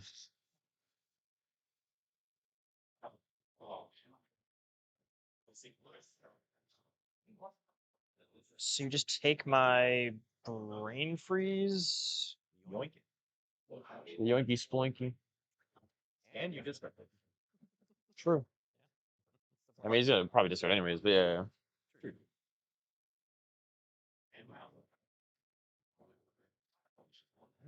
It's annoying. That was the 5th card in your pile, right? Yeah. That's so sick that offer ritual you into being able to pass it. I don't have flash. My only odds are. You still always put it above the land, though. Oh, and the land is the land Oppo is above the land. I just threw above at the same time. Oh, true. Sorry, fish rustic. Yeah. I thought you were like, this land was above my oppo. I was like, Ashton, why? Bad, that's why. That's it. I'll just demonic conversation now. Alright, now even if I top deck wheel, I can't ever choose. Freaks! Campbell solve the equation. Quiet speculation. Flashback, yep. Mystical tutor. I don't mystical. Or I don't play intuition. Yeah, I like those 4. They're all game-winning. Oh, yeah, Yeah. I think we just. Gambling for passive flames sure does win the game. Either way. Okay, we're gonna crack Lines of Diamonds Black. for 3 black. Yeah, it's like has to be. Discarding Force Negation, Mind Break Trap. Wow. Dragon's Rage Shaman. Yeah, the one card we didn't know was exactly MBT. It's crazy. Alright. Don't fuck me now. Every time I do it, it fucks me. So come on. I hate Demcon. Demcon's the too. first card ever. This card sucks. So.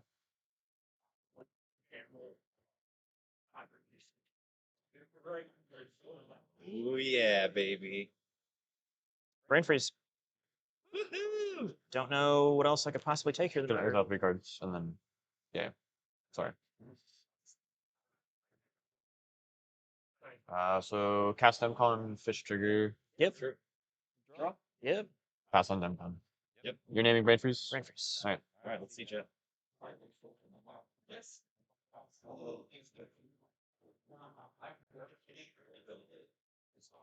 At least helps. It doesn't necessarily do anything, but it helps.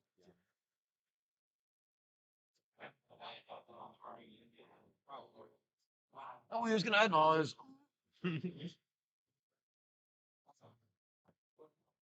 Wheel's relevant. He is very best friend in his review. Okay. Didn't know.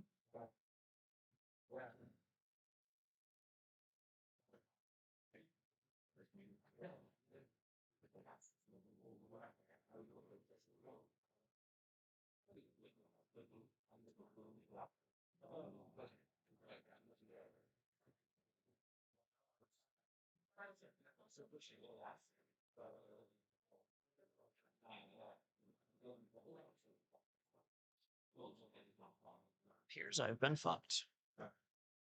Got a lot of cards left. No, we do not. Yeah.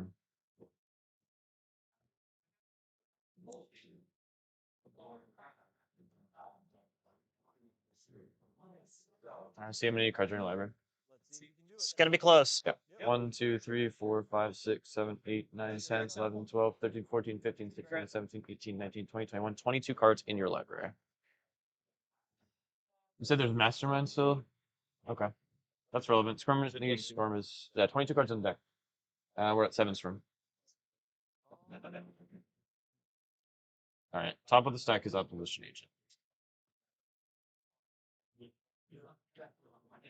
Opposition Agent. Top of the stack is Gamble.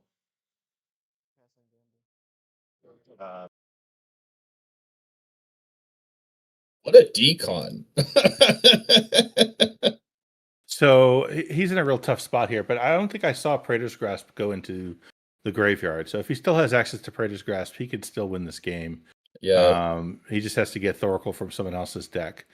But this is now becoming a really tight line for him. He lost most of his deck. He's got 22 cards left in library.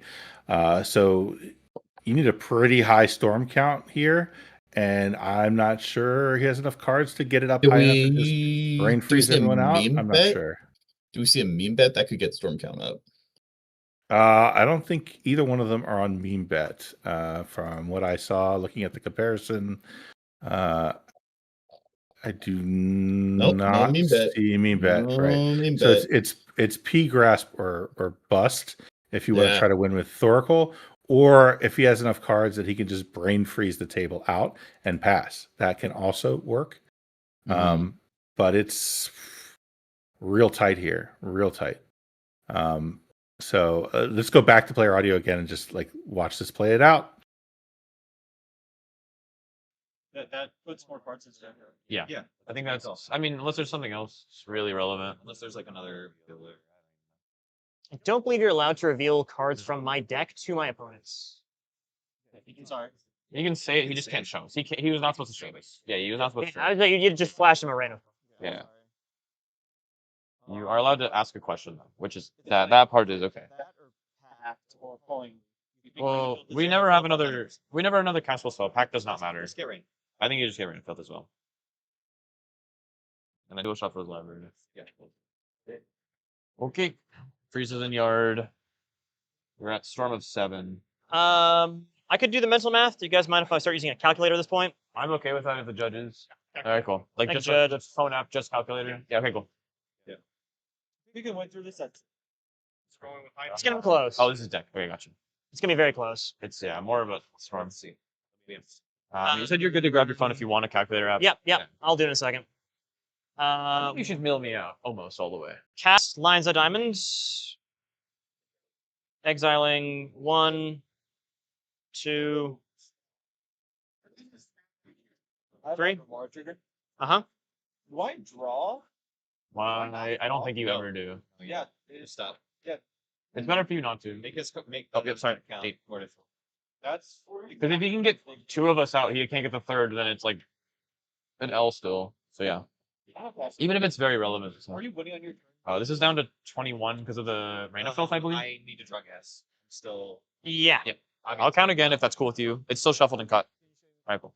I'm not looking, obviously. 1, 2, 3, I have 4, no reason to because you're in the best position. 9, 10, 11, 12, 13, 14, 15, 16, 17, 18, 19, 20?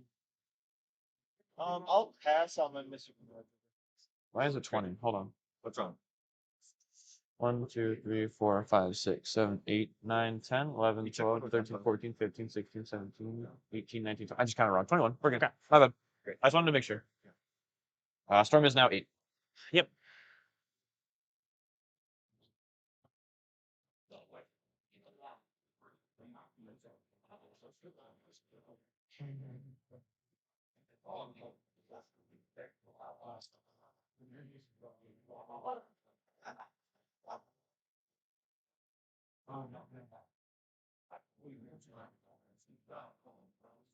Storm is 9. You have a trigger. I still don't think you draw.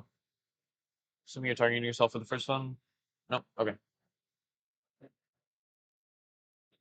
Who is your... We'll target me with the original, and then Storm Trigger's good to go in the stack. I'm good on Storm Trigger. I'm on 8 copies of Brain Freeze. Who would you like to target?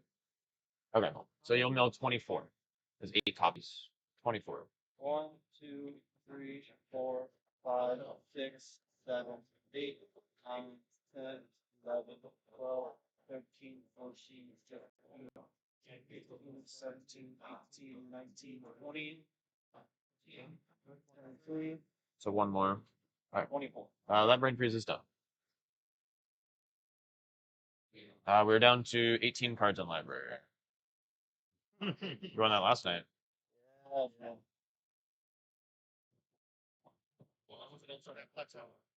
That was that plateau, yeah.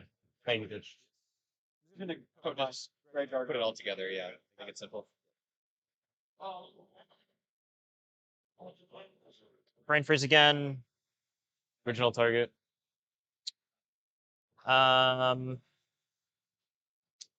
Me for original, me for the rest.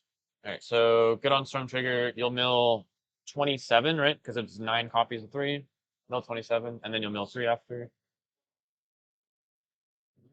Okay, so doing the math here, I believe he does have enough cards to mill the table out, because each iteration of Brain Freeze is going to hit 3 cards, and Storm Count started at 8, then he's going to 9, 10, etc. I believe he only has to do a LED into Brain Freeze, I think 7 more times approximately. Okay. So I think he's got it at this point. But let's I just want to make that comment and then go back to watching Grant narrowly win the game. Yeah, go ahead. Real quick before we go back to players, for people who have joined while we were watching the game progress, we are in pod 4 of top 16 at the mid-season showdown. Player 2, Grant Blue Farm, is currently manually brain freezing out the table. They had to decon past a lot of their win conditions when an Oppo was flushed out in response to a gamble that they cast with the Ranger Captain cracked and a Underworld Breach resolved. So it's going to be down to the wire. So watch with us as we see if they're able to pull out the victory and get those brain freezes out. Is it highest seed or highest seed alive? It is highest That's seed, not happening. period. It wouldn't matter, You but never. it should just be highest seed.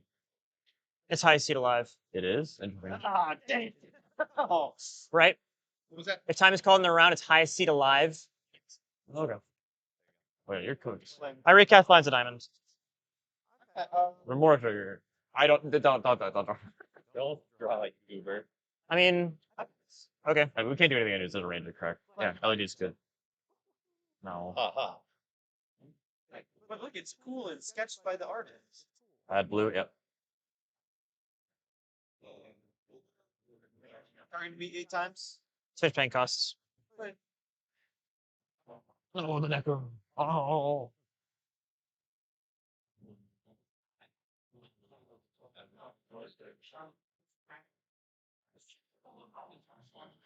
The 12 spell. Original target.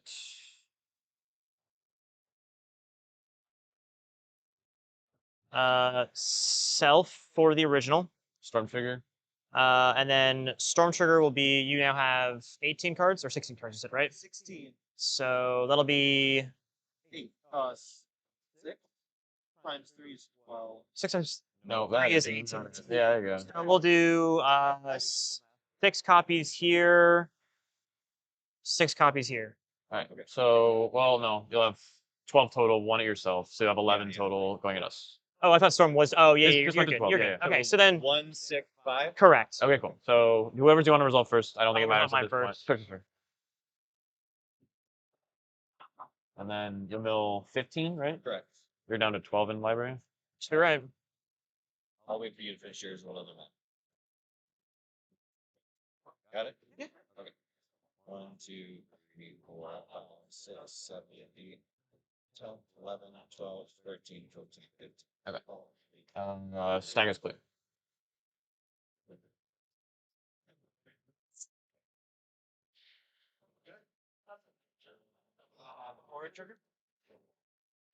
Well, myself. I don't think it's the right play. No. I'll watch Grant win. It's fine. I don't think I can.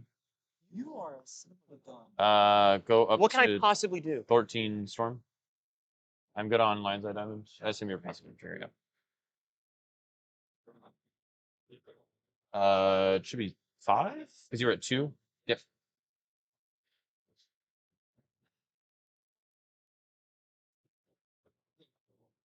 Let me know if I'm messing anything up. I think I've been playing here. We'll upstorm if you haven't already. I haven't done it for this one. I did the last one.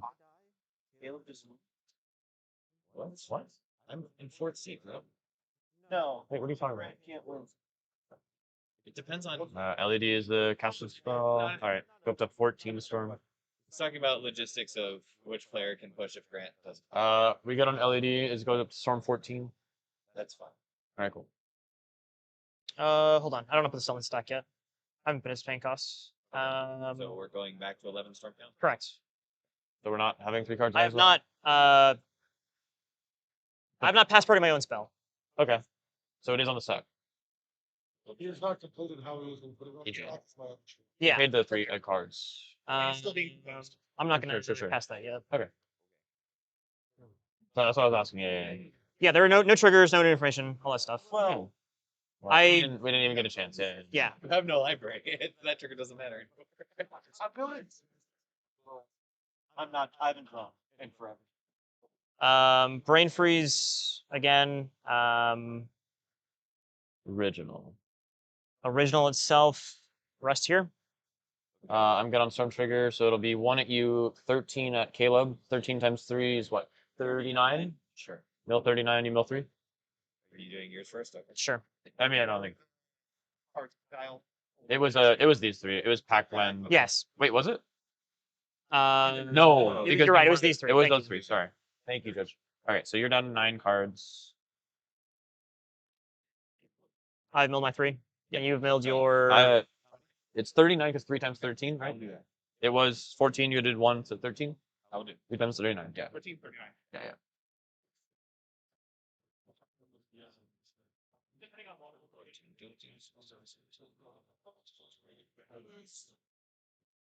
Three, two, four, 6, 7, 12, 13, 9, 1, 2, 3, 4, 5, 6, 7.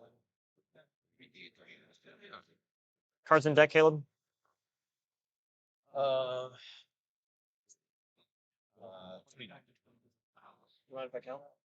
Sure. Okay. I should be right, but we'll find out till. 1, 2, 3. I think you should mill me. This sucks so bad. 5, 7, 8, 9. So I have to do 10 copies of you.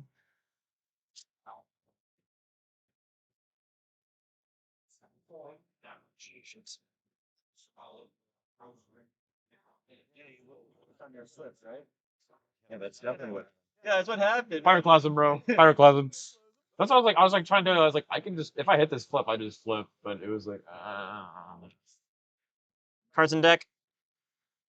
do you mind if I reverse count? If that's okay. I go. Go for it. 1, 2, 3. I don't have graveyard orders, so yeah. 4, 5, 6, 7, 8, 9, 10, 12, 13, 14, 15, 16, 17, 18. This should be 19. I should have 81 cards in my deck. There's no other. This is the same thing. This is the same You already journey. asked the judge that I could use my phone for a calculator. Would it not be? You would go. This was included. Yeah. With all the flashback in Pigeon's deck, if you only nearly mill, I know. super in. I'm aware. I could not mill past something. What's No your Echo Beyond. No Echo Beyond. Lava Dart, maybe Faithless Looting, Echo Beyond. There's just a whole list of I want Echo Beyond. Rapola. Striker Rich. Stricken Rich. Yeah. Oh, the Jace Farm special. Oh, it's really in this deck. Yeah. It's like a super culling week sometimes too.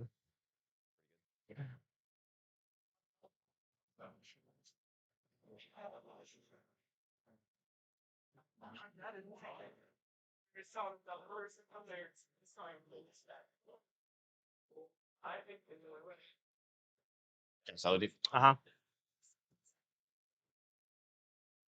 Design stuff.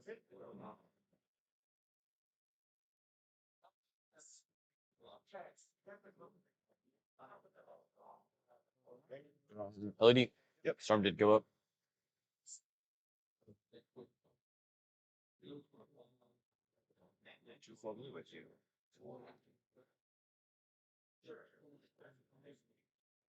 I can't believe he's gonna come to this.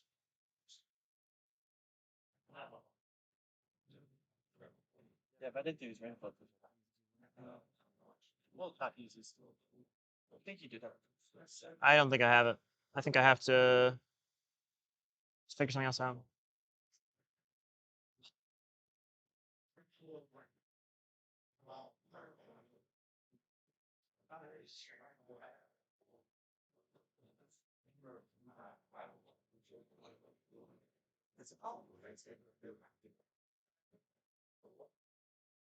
Is that really what I'm doing in my life?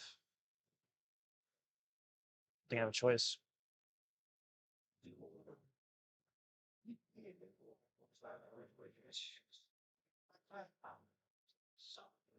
My storm count is Before casting Brain Freeze, it is 15. Wow, man, so close, dude, so close. I think he So just needs to brain close. freeze what 3 more times, and then he's Pigeon has 81 cards in his library, so that means 27 brain freezes to drain him the rest of the way out. Okay. Storm count is at 15, so if he can cast it twice more, then he can get rid of Pigeon. Mhm. But he can't get rid of the rest of Caleb's deck. He has 29 cards, so it's super tight. I don't know how many cards he has left in the library, but he needs to be able to do Brain Freeze at least 3 times, I believe. Yeah. So, yeah. Okay, he's targeting. It looks like he's targeting Caleb. I just don't know how many cards he has left in his deck. I know he had like 9 or something like that at one point, He's and gonna then be he super milled potent. himself twice more. So he's looking at two mana that he can use for Brain Freeze. Yeah, I think he's gonna need to cast Brain Freeze at least 3 more times, which means 2 more LEDs plus 2 Brain Freezes. So that's 9. That's way too many cards. is that 12 cards? Yeah, he's got the mana to cast it 1 more time. Yeah. But so he can eliminate Pigeon. Dude, this is Oh, he passed the turn. He passed the turn. That's so interesting. Oh, that's so interesting. That reflects it's just well on Pigeon their that's left. So Pigeon's the only one left, and Okay. and Grant gets another turn, but I don't know what he can do now. I don't know how Grant wins now. Thorkel's gone. Freezes like I don't know what's gonna happen. Yeah, he just took out both other Thoracle players. It's I think Pigeon just wins interesting. now. It's hard to tell if he has a Slowly way. and painfully. Yeah, I think Pigeon gets this. Pigeon's got way more fight in him than these other players. Not having a library will do that. Yeah, the other 2 are dead. It's just Pigeon 1v1 versus Grant, and Grant only has like 5 or 6 cards in the library, not including Thoracle, not including Breach, not including Brain Freeze. So yeah, what else is he gonna get? I think he's cooked. It's possible that they submitted the wrong deck list and that they're on Lab Maniac. That could be good for them, That's wild. That's wild.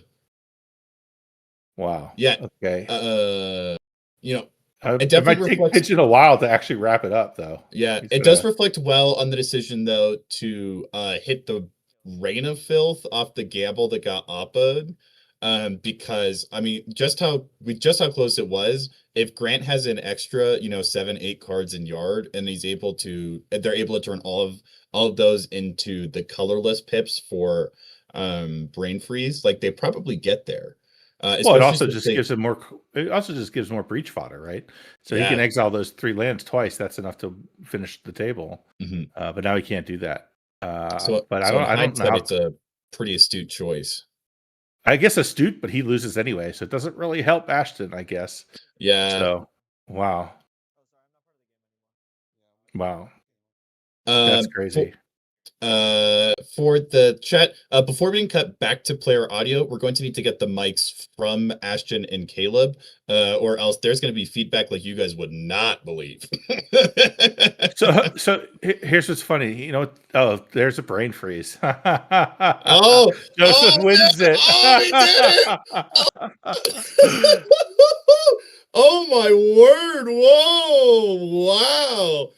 Ooh, That's hilarious. Mama! Holy cow! Y'all report that way. Good job. He deserves to celebrate. That's crazy. That is not how I saw that. My That is God. not. That is not. Man, if you had told me, we're back to the beginning of the stream, me and you were chatting, and you say, Eric, I just opened my fortune cookie. My lucky numbers are 7, 8, 24, and 30. Oh, and also Raul's gonna win. I'd be like, wow, this is gonna be a quick game. I would not have expected 2 Blue Farm players in Seat 1 and Seat 2 to be duking it out the entire time. Blue Farm in Seat 4 casting 4 different silence effects on a stick and not much else. That is wild. That is wild. Well, hang in there, chat. We are 100% going to be pulling him for an interview. You can bet your bottom dollar on that. Man, holy cow. For people who were just there for the very end, Max, give us the 5,000-foot view of what happened in that game, the highlights, and kind of summarize it for us just so we know what's kind of happened. Oh God, from the go. So we had Seat 1 have a really good hand that was going to get him a turn 2 Ristic Study, and then we had a terrorist politics from second seed Grant, forcing that Ristic Study into being a bad Esper Sentinel and only drawing 1 card a turn, which was pretty effectively neutered Ashton's whole game plan. We had Pigeon try to go for an early push and get stopped via a Bowmaster that killed his basically everything. And he ended up flipping Rawl and getting nowhere.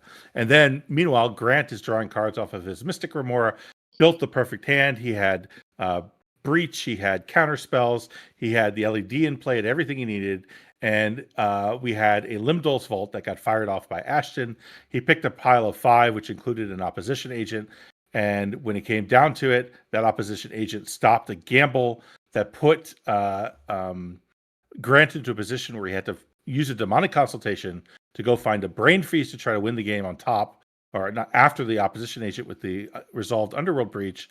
And at the end of the day, the Demcon exiled too many cards. He didn't have enough cards left in his library to finish the loop and wipe out the table. He managed to kill 2 players with the brain freeze. Pigeon survived and had the brain freeze to finish the game. So amazing. Yeah. So with that, let's go to an ad break, and then we'll be back with Pigeon in a couple minutes. Gold Sabertooth creates one-of-a-kind art for Magic players who want more from their game.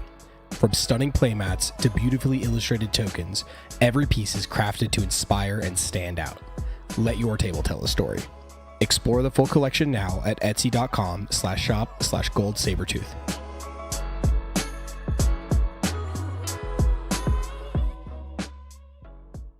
Misplay on the Lake is a $10,000 to $15,000 CEDH tournament hosted by Better Plays Gaming this April 18th through 19th in Cleveland, Ohio. Better Plays is looking to bring eternal weekend-style events to the CEDH community, starting with their very first Platinum or Diamond event. Vendors, Alterus, cake pops, and more. Misplay on the Lake has it all. Better cards, better value, Better Plays Gaming.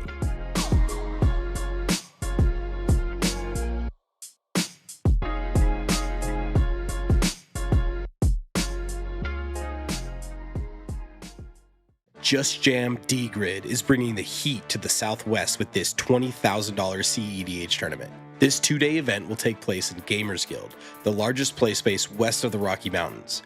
Jam games all weekend with on-site restaurant, bar, and cafe with food delivered straight to your table. When in doubt, just jam. Don't miss it this May 30th through 31st in Phoenix, Arizona.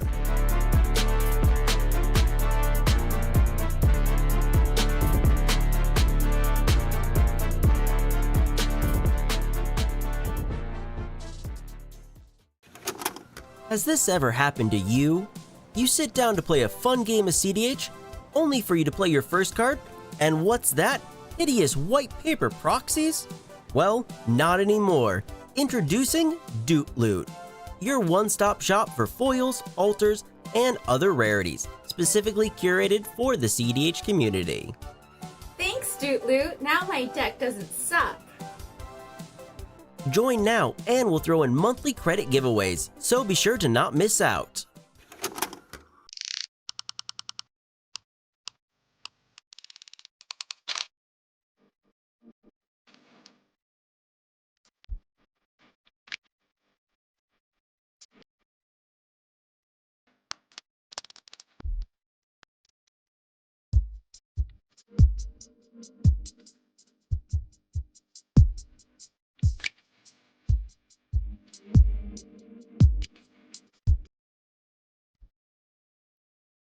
Hey everybody, this is Joseph, also known as Pigeon, and I'm going to be announcing some stuff for the Siege 10K here in Colorado. Get ready to battle for glory at one of the biggest Magic the Gathering competitive EDH tournaments this June 13th and 14th. Join us at the Castle Doubletree Hotel in Thornton, Colorado for Level 7's The Siege CEDH 10K.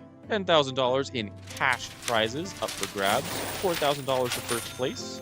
Top 4 take each $1,000, and top 16 scores big as well. Top 40 players return on day 2 with buys into the top 16 for the best of the best. Early bird entry is just $85, and then an extra raffle ticket for the first 100 entries. We'll be raffling off a Gaia's Cradle and other prizes. Raffle tickets are given with tournament entry, and every win in Swiss earns you more tickets. This is a proxy-friendly format. Bring your best decks and your boldest strategies. Don't miss the Siege CEDH 10K, where legends are made and crowns are claimed. Come hang out with MTG Basics and Critical EDH members all weekend long. Register at topdeck.gg.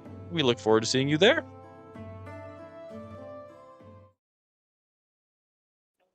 Welcome back, chat, where we aren't milling, we're brain freezing in style. Joseph Pigeon, the winner of Pod 4 at the Topdeck Midseason Invitational.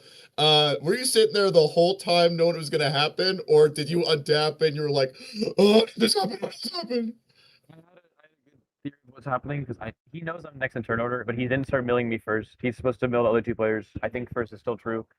He understands that the deck plays so many flashback spells, so the issue is if he can't mill me out even one card too few, I immediately win no matter what. It doesn't matter what my top deck is. If I get a draw step and draw a card, I win no matter what. He has no cards in hand. So he, and I think it's correct, has to go, I have to beat you to death with a Crom. And me blowing up Tymna sucks, but like he has to just beat me to death with a Crom, hope he can counter my things if he has them left in his deck, and pray that I just draw rocks or lands or whatever, or spells that don't do anything. And I just immediately draw freeze, which is the funniest possible draw, in my opinion. After getting freezed out, I laugh at myself. I literally laugh. I'm like, "This is freeze." Are we? You got 7 cards in library. He'll go to turn, catch Karam probably. I'll mill his last 6. He dies. It's like, yeah, an insane way to end that game. So oh close, my god, so close. And looking at it, he just needed to brain freeze 3 more times, yeah, and then you're all gone. And he could only do it 2 more times. Is what it looked like. He needed to get rid of his LED without being able to possibly get wheeled, and I think he was scared of getting wheeled to instant speed against my deck, which isn't something I can do, but is something you can slot in. So I'm just like, I understand all of the game actions, and it really sucks in his spot to do that. I still think it's correct. Even if it wasn't me, if it was a different player on another Raw deck, right? Like you have to be very precautious against it because all it does is these weird graveyard shenanigans. So if they can stop you at any point or do any weird thing in their upkeep before they die, you just lose. So he was being very precautious, and his best out was that. And I think it's correct. What did you think of the Limdol's Vault? That was crazy. Okay, I've always said I think Limdol's Vault's a really cool card. It just sucks to resolve, man. It's like a pain to resolve, and then you shuffle the whole thing after, so your top card after the 5 could still be the card you didn't want. It's really cool though. It's very cool. See, what killed me about that is he had a Born Upon a Win and he had Underworld Breach in his hand. So I'm like, Limdol's Vault, go get LED and a win. And instead, the opposition agent, and it turned out in your favor. But I was like, whoa. Well, that's when he showed me, he saw 4 of his 5 Limdol's Vault cards, and he said, I need you to offer this because my top card. It also draws me cards, right? He then shows the Oppo, which we now have Xaxis mana to cast with the 2 treasures in a land, right? Which I now know is Grant has to cast his gamble that I saw in his hand when I Gataxian probed him. So he has to gamble into an Oppo. He doesn't know it's there because he cracked Ranger, right? Why would there be an Oppo? He thinks he's set. He gets Oppo'd. He has to discard his freeze, so he can't cast it from hand, being very relevant that he needs more cards. And he exiled so far deep on his Demcon that he just got screwed. If he exiled, again, like 5 less cards, I think he just wins instantly. But it was a pretty deep freeze off the Demcon, which super screwed him. And then the Oppo obviously mattered. He can never tutor again. He can never really get rid of the Oppo. He needs to keep his cards for freezes and LEDs. Absolutely wild, dude. Absolutely wild. Oh. So a couple more questions for you. One is the deal that was struck between Ashton and Grant to neuter the Rhystic Study. To me, that was wild. I would have been like, just counter my spell, but like that's what I was thinking. I was like, dude, I'm gonna cast 1 spell on my turn and pass. And it was obviously like it was Bergie, but like I'm saying that I'm not pushing next turn. which means I'm not gonna feed him a bunch, but I will feed him the turn after. So me saying I'm casting one spell my turn is scary, and I think you should just counter the Ristic. But like again, it worked out for Grant very well. I think it worked out for Ashton very poorly, unfortunately. But him having a Ristic is in theory better than him not having a Ristic. It just then it gets rid of the negation. So I don't know. Yeah. So what was your mindset going into this game? I mean, we talked about preparing for each round and not thinking about it. Is that what happened again, or what did you do to prepare for this game? So I didn't know it was actually triple farm. I thought Caleb was playing not Scion but the Ur Dragon. So I thought it was 2 farm before me, and then like a fringe more different deck. Then it ended up being 3 farms, and I'm like, oh, I just have to win fast, basically. I kept it off of a decently good Bergie hand. The Ancient Tomb was an amazing top deck, right? Me saying I'm not gonna push on my turn though, I could have lied because I immediately drew Pyretic Ritual. So then I just go, watch this, Pyretic Ritual, Bergie, dig, and just like win. Even if they counter my stuff, I have a ton of dig spells, so I just don't care. But I'm not gonna lie about it at that point. It's like it's not worth it. I'd rather just look scary with Bergie Pass and have way more mana on my turn than get blown out to 1 piece on my Pyretic Ritual or something also. I don't know. I did think about it though, because I was like, that is literally the perfect top deck for me to push right now, turn 2.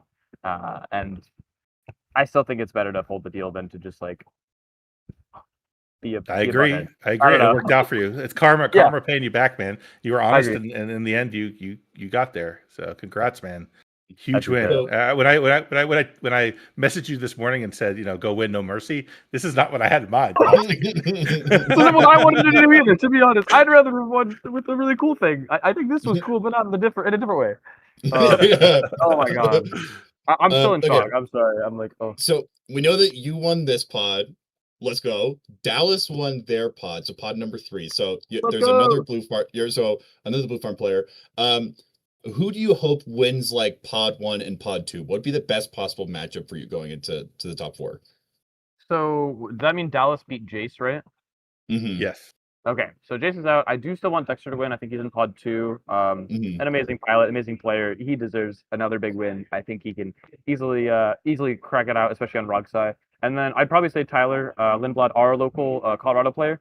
He's not on Arkham today, surprisingly, but he is on farm as well. He's just an amazing dude, and I think he could easily arc it out as well. Even in 4th seat, again, it's farm, so you can farm all day, right? No, I think those two, myself and Dallas, would be an amazing pod. Also means like all bunch of friends can hang out in top 4 and we can split and then play for the points for the win, whatever. That'd be great.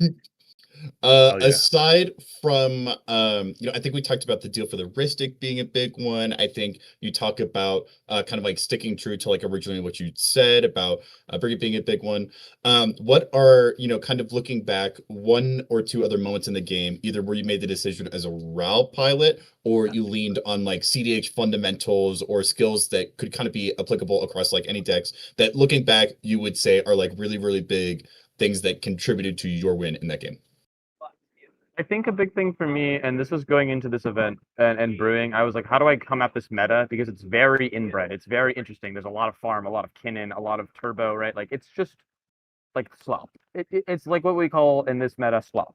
I slotted in Pyroclasm, and we did see it that game. It wasn't all that good because there was exactly a Bowmaster, but I did want to slam it and blow up their boards. Unfortunately, it wasn't something that could kill all that much stuff, just the Bowmasters. But if that Bowmasters was wreaking havoc that entire game, I also know that it just goes degenerate, and I think Ashton wins pretty easily, even if he's not doing much besides attacking with the token. Like that game went to a lot of turns, right? That would have done a lot of damage. Even if the second Bowmaster comes down, we just have like a big token coming around. Like I don't want that. So I got rid of that quickly. It did get rid of both my Bergie, and I did have to flip my Rawl if I wanted to keep it, which I think ended up being worth it. But it really sucks to not being able to get point of ult or very far from being able to ult, right? Like I was like 4 turns away at one point, and I was like, I'm never doing it, but I still get the uptick every turn or the kill, which is actually again very relevant. 2 times that game that I got to kill things, right? I really did come to this tournament thinking about the meta and how to approach it and to actually just keep playing turbo. I know that was a turn 3 push rather than a turn 2 push, which I'd prefer, but I think it still was right in the moment to just not send unprotected win rather than a protected win, basically. Well, hey man, congratulations, dude! You absolutely killed it. Killed this whole tournament, just crushing people. So cool to watch the journey. We got to see that first win in Swiss. Then we get to see you in top 16. Now we get you for top 4, which is where we go from here. So go get your head right, man. Go slay it, dude. You got this. Yeah. Take a victory lap and then drink some water, dude. You got this. We're looking forward to seeing you play it out in top 4. I appreciate you guys. I know you're doing amazing, and I love you all. Oh, we love you too, dude. Proud of you, Joseph. Yeah. Killing it, man. Heck yeah, showed them how Colorado does it. It's fun because I feel like our meta is most notoriously known for 8 Ristic studies per board and talk. And I think I always love getting to see Pigeon do well because he's just, anyone who's met him knows exactly what I'm going to say. He's a dedicated storm pilot, pushes constantly, but in terms of like who he is as like a person, he's always very kind, very generous. And I can't think of anyone else. If I were in one of these other pods, I would 100% want him in top 4 because you know it's going to be a good time. But we've definitely got some people to shout out and thank of, while a lot of these players have worked really hard to get us to the top 4 stream where they're going, we've had some people help us out. Why don't you start and I'll finish this up, Max? Talk about who some of our sponsors are for this stream. Yeah, I'll work from right to left this time. I'll call out Level 7 Gaming, which is basically the source for all CDH goodness in Colorado. They're the foundation that you guys, both Critical EDH and MTG Basics, all operate from. So Level 7 Gaming, you guys are fantastic. We got my man Hires Fishbowl 7 coming up in June. If you haven't already registered for this, you better hurry because it will sell out. It always does. Don't want to miss it. And then Doot Loot. If you want fancy, shiny, foreign cardboard, there's no other place to go than Doot Loot.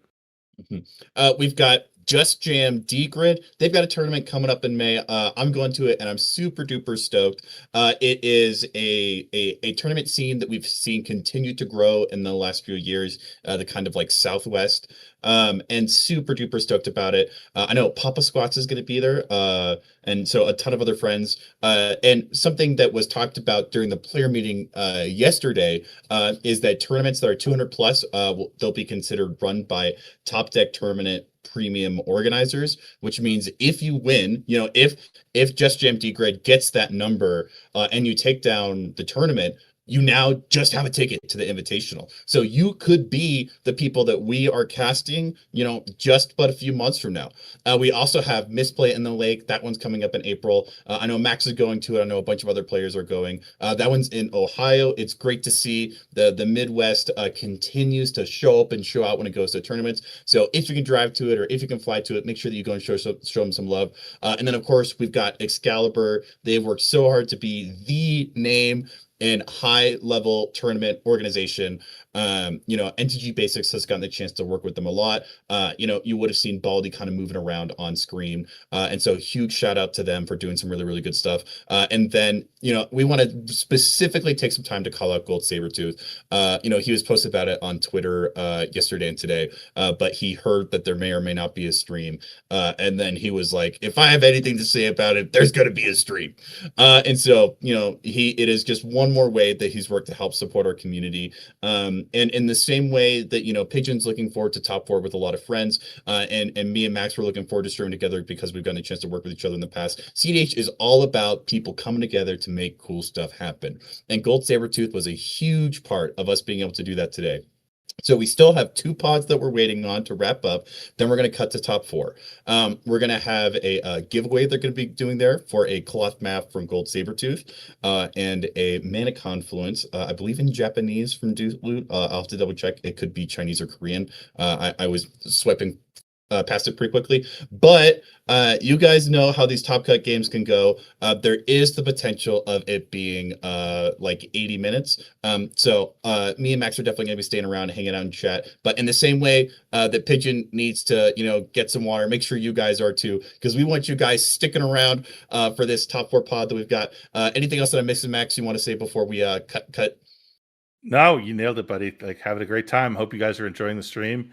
If you have comments or thoughts or things you saw that we didn't, always mention them in the chat. We are watching. So thanks for joining us, guys. Once again, I'm Max P. I'm the host of the Winning In podcast.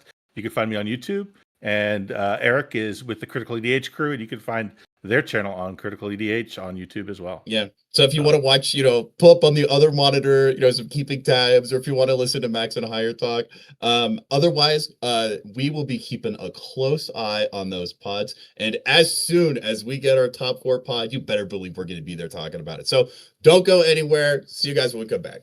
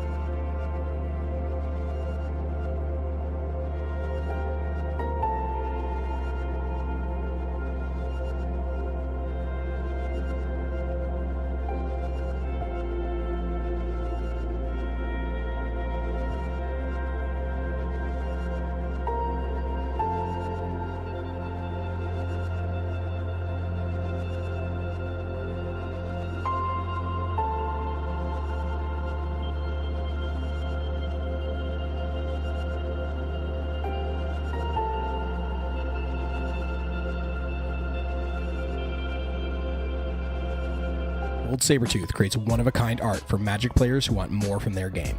From stunning playmats to beautifully illustrated tokens, every piece is crafted to inspire and stand out. Let your table tell a story. Explore the full collection now at etsy.com/shop/goldsabertooth.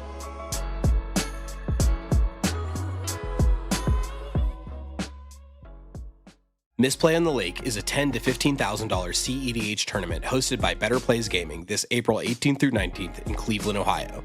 Better Plays is looking to bring eternal weekend-style events to the CEDH community, starting with their very first Platinum or Diamond event.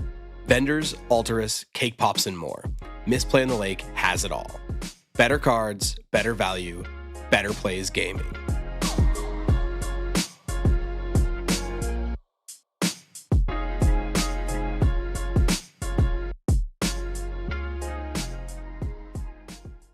Just Jam D-Grid is bringing the heat to the Southwest with this $20,000 CEDH tournament. This two-day event will take place in Gamers Guild, the largest play space west of the Rocky Mountains.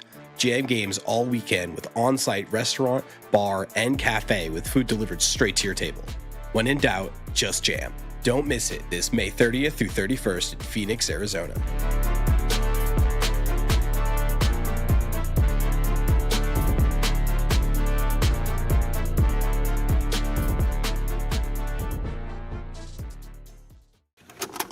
Has this ever happened to you?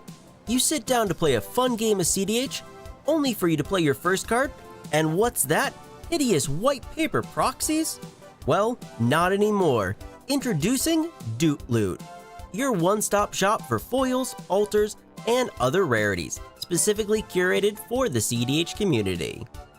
Thanks, Doot Loot. Now my deck doesn't suck. Join now and we'll throw in monthly credit giveaways, so be sure to not miss out.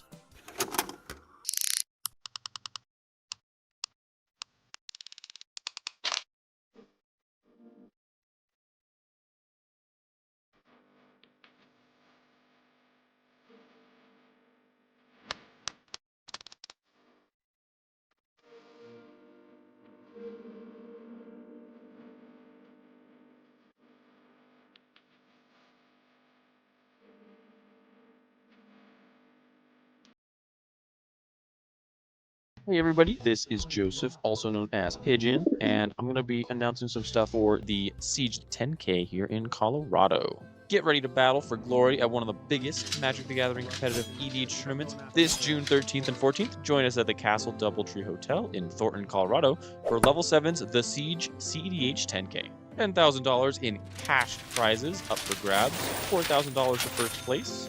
Top 4 take each $1,000, and top 16 scores big as well. Top 40 players return on day 2 with buys into the top 16 for the best of the best. Early bird entry is just $85, and then an extra raffle ticket for the first 100 entries. We'll be raffling off a Gaia's Cradle and other prizes. Raffle tickets are given with tournament entry, and every win in Swiss earns you more tickets. This is a proxy-friendly format. Bring your best decks and your boldest strategies. Don't miss the Siege CEDH 10K, where legends are made and crowns are claimed. Come hang out with MTG Basics and Critical EDH members all weekend long. Register at topdeck.gg. We look forward to seeing you there.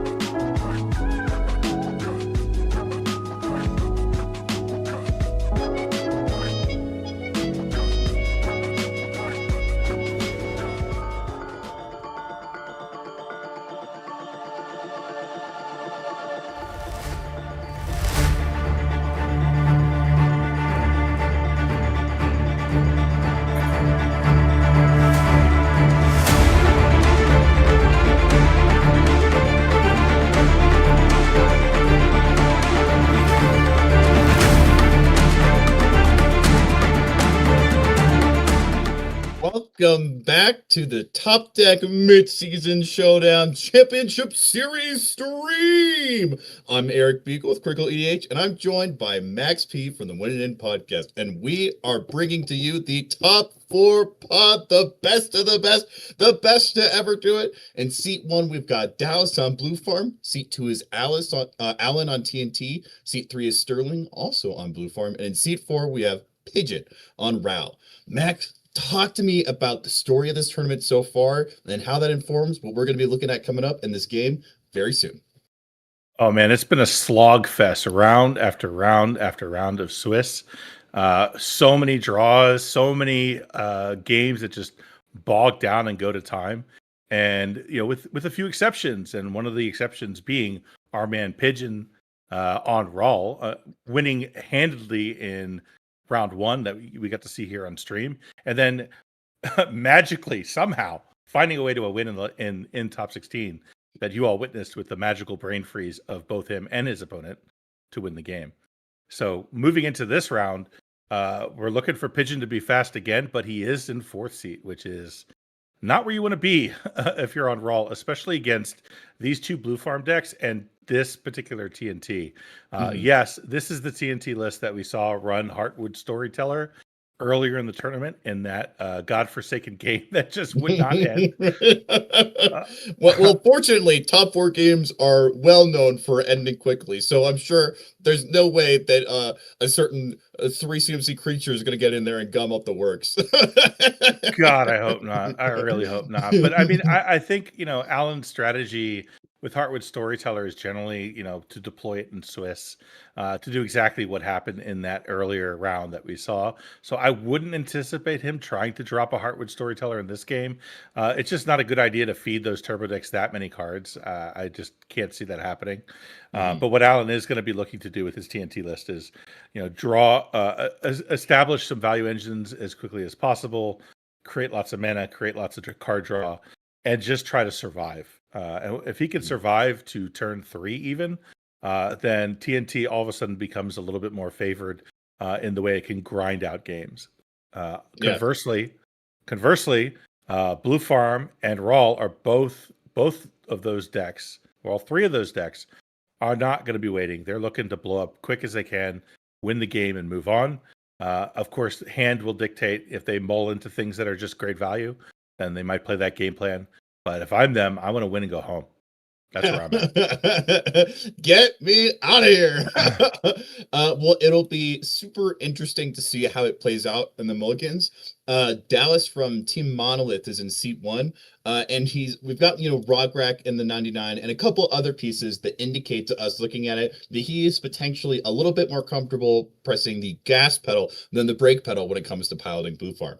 But then we have Alan, who we've talked a little bit about so far, but he's got a very good, very grindy, when you think of TNT, well, you may not immediately think of some of the cards that he's on, like Heartwood Storyteller. You are going to think of this kind of like inevitable march towards the end of the match, where each turn you're deploying something that's getting you more mana, more cards, more mana, more cards. And then we've got Sterling in seat 3.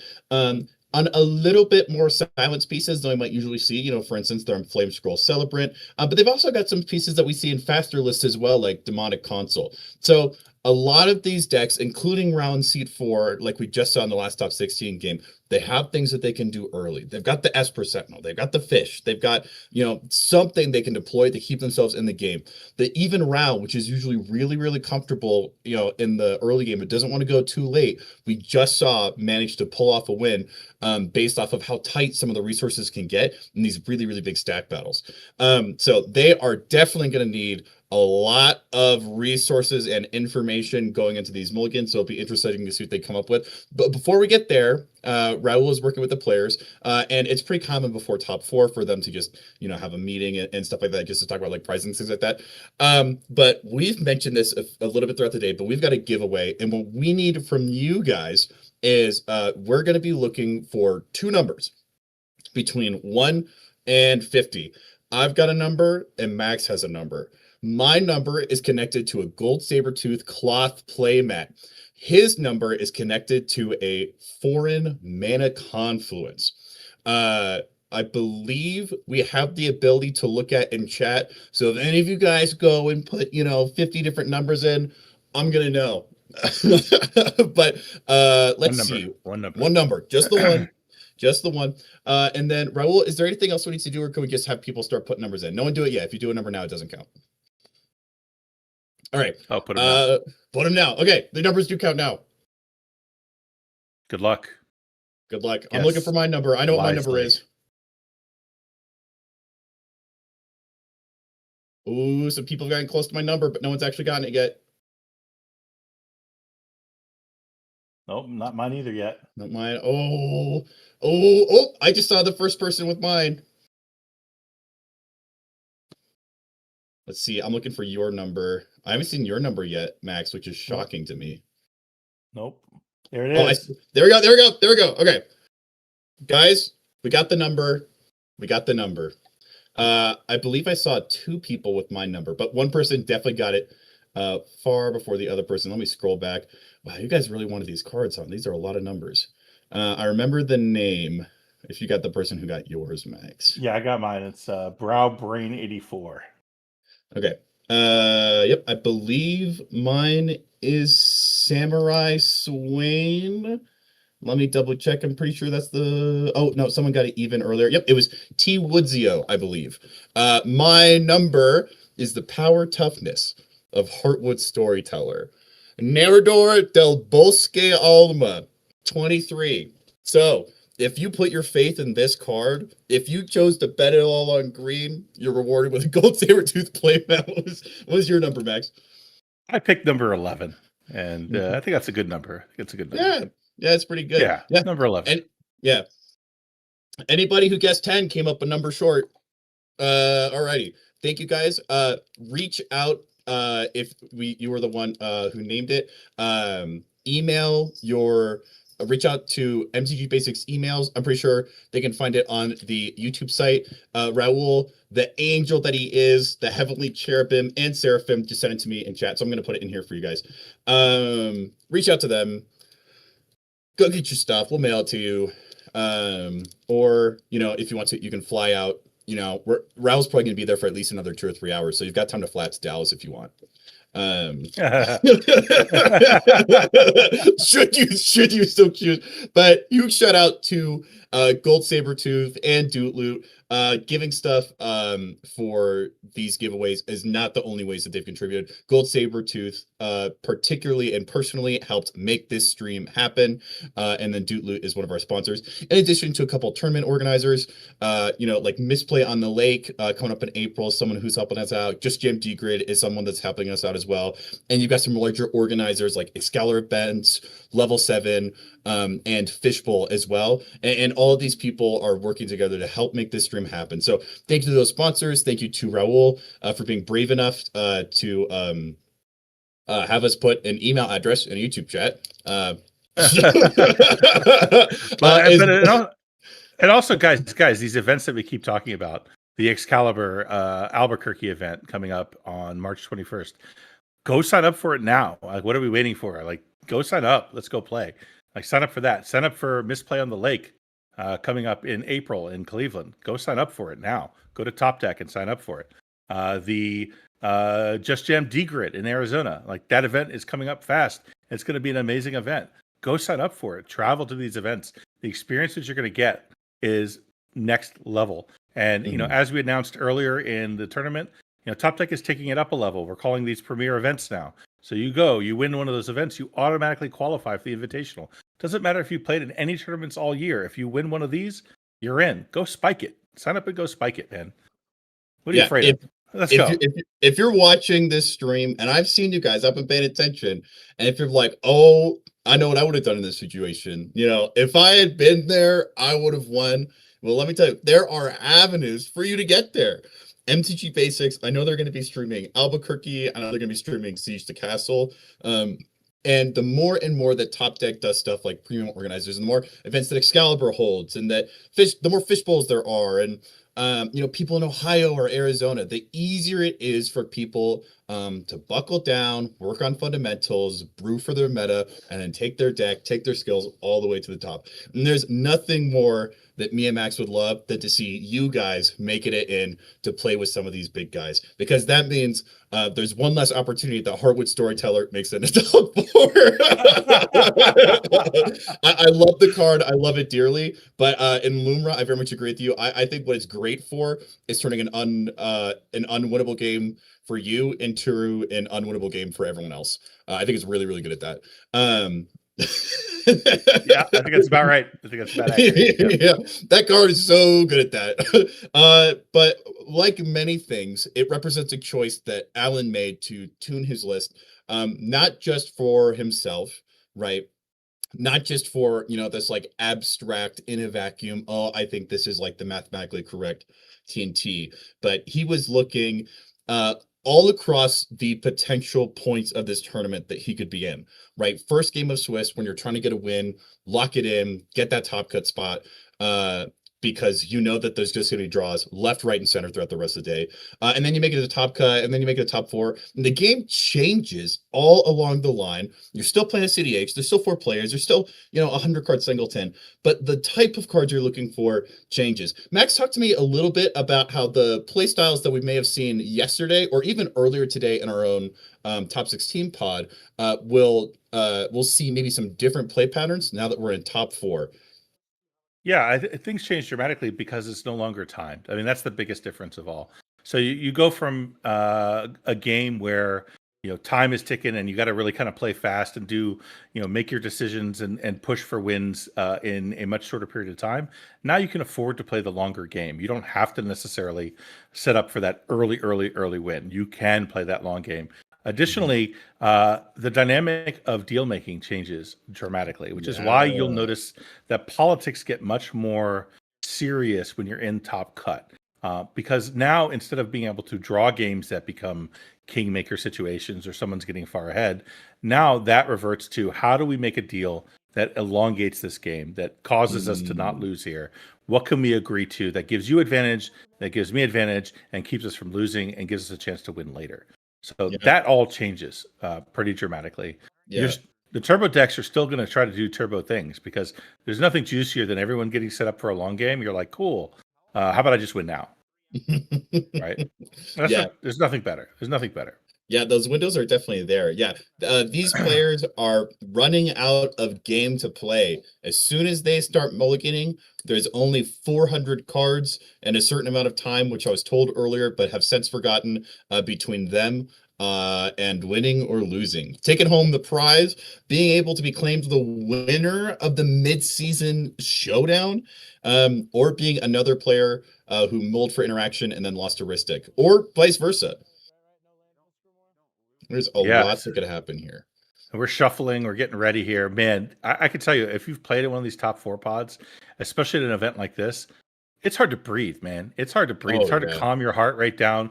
You're just like, oh, dear God, deck, give me something playable. Like, give me a plan here. The last thing I want is I mull down to 3 and I'm in this opportunity and it just goes away, right? You're nervous as hell. You just want to be able to at least have a chance to play this game and be in it till the end, right? That's all you really want, and the opportunities will come to you, right? But dear God, give me a decent hand. This is not the time. It can happen. There are games, no matter how finely tuned your deck is, that you're gonna have to mulligan down to 3, you're gonna have to mulligan down to 2, and you're just hoping and praying that the top decks go in your favor. But it is not the pod you want that to be the case in. This wants to be a snap keep for 7. You want to you want to be gas take it full. You want to be able to come out racing even if you're not putting one attempt on the stack. You want that Esper Sentinel, you want that Fairy Mastermind, you want that fish, you want some way to stand in between someone winning and you. Also, shout out, we're starting to get pictures from Excalibur Judge and Channel Cutie Caleb, our judge for today. Huge shout out to him. He has done a great job feeding us information. Both me and Max are remote, but Caleb is helping us stay informed and making sure we know what's going on. Who's the hand that we just got? This is Alan's hand, and it's actually hand that I would be pretty happy with sitting in TNT because it gets off, number one, it gets off a ton of mana. He's got one land, it's a 1 land hand, but it's a Marsh Flats. He's got a Soul Ring, Arcane Signet, Mockingbird, Tainted Pact, Clever Impersonator, and Mindbreak Trap. So Mindbreak Trap, delicious against Rawl. That's going to keep you in the game. We're going to go real fast. We drop a land, Soul Ring into Arcane Signet, and then we're holding up that Clever Impersonator. So if a value engine comes down, guess what? I got one too. If a good creature comes out, Mockingbird comes out, I got that too. So very flexible, very strong hand for Alan to start the game. And thankfully, there's no Heartwood Storyteller in this hand. Yeah, something that I love about hands like this, and once again, reading it for the chat, it is from left to right: a Mindbreak Trap, Clever Impersonator, Tainted Pact, Mockingbird, Arcane Signet, Soul Ring, and Marsh Flats. It's a powerful hand. It's got a lot of mobility, a lot of options. But something that is especially nice about clone spells in a game like this is you want to be really, really strong, but there's danger in being the strongest. People are going to start paying for your heuristic study. Or if an OBM comes out, they're going to look at your Tymna a little bit harder than the other guys. And so the fact that the vast majority of these are copy spells means that while he's going to be strong and he's going to be in the game, he's going to be matching and making parity with the other players in a way that's going to make it hard for him to be singled out or targeted, especially once counterspells start to fly. We just got Ral's hand. They are keeping second 7. And then, okay, second 7. Before me and Max read this out, chat, I want to hear from you guys. If you guys are watching this later on YouTube, comment. So we're looking at 7 cards. I believe 2 of them are lands. So there's 6 non-land cards, 5 non-land cards. Those are 5 non-land cards. How many of them do you guys think are red, and how many of them do you guys think are blue? yeah. This is going to test you guys' knowledge of Ral. How many of the 5 non-land cards do you think are red, and how many of them do you think are blue? This is an interesting hand, dude. This is a very interesting hand. It's very especially considering what Alan has in his hand. So I think I can tell you now. I'm gonna tell him. Ready? So he's got 2 lands. He's got an offer you can't refuse. He's got a Ragavan, Nimble Pilfer. He's got basically a dig spell, and then he's got Ska, Stormkill Artist, and Sticker Goblin. Which, if you remember what Alan has 2 clones in his hand. So he can go turn 1, clone a Ragavan, and then he can clone a Stormkill Artist later if he wanted to. So great targets for him right away. It looks like we also got we just got Dallas's. This is Dallas. So this is seat 1. They're keeping 6, and they're pitching the card that's all the way on the right, I believe. Okay. So we've got reading it out for chat. We've got working from left to right, an Esper Sentinel, a Mox Opal, another Mindbreak Trap, a Chain of Vapor, a Tundra, an Ancient Tomb, and a Cabal Ritual. The Cabal Ritual is getting pitched. I think I very much agree with Dallas's decision here. You don't really have a lot of ways to spend that bursty black mana. The Mindbreak Trap is going to be super duper nice. The Chain of Vapor is going to be a hit. Is going to be able to hit a lot of the things that might take you out of the game early. Like if someone tries to turbo out like a Necro or some like kind of random Underworld Breach line. And the Esper Sentinel turn 1 is going to more than likely draw you at least 1 or 2 cards in the first turn rotation, and you're just always gonna have something to do. And we'll be immediately Mockingbirded too, I bet. yeah. Alan's hand just looks better and better. And we just got Sterling, so if you wanna read it out to chat. Yeah, so Sterling's hand is he's pitching a Mean Betrayal back to the bottom of his library. He's got I can't even tell what card it is, but he's got Marsh. Oh, is that a Git Probe? No, Git Probe is in the back, but what's the card in the front? Oh, I'm so sorry. Oh yeah, hang on. That's the Blades of Chaos. That's the secret layer.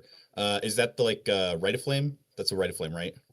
Oh, is that Rite of Flame? Okay, Rite of Flame, Marsh Flats, Beseech the Mirror, Imperial Still, Misty Rainforest, and Git Probe. So this is not a bad hand. He's gonna go Imp Seal most likely.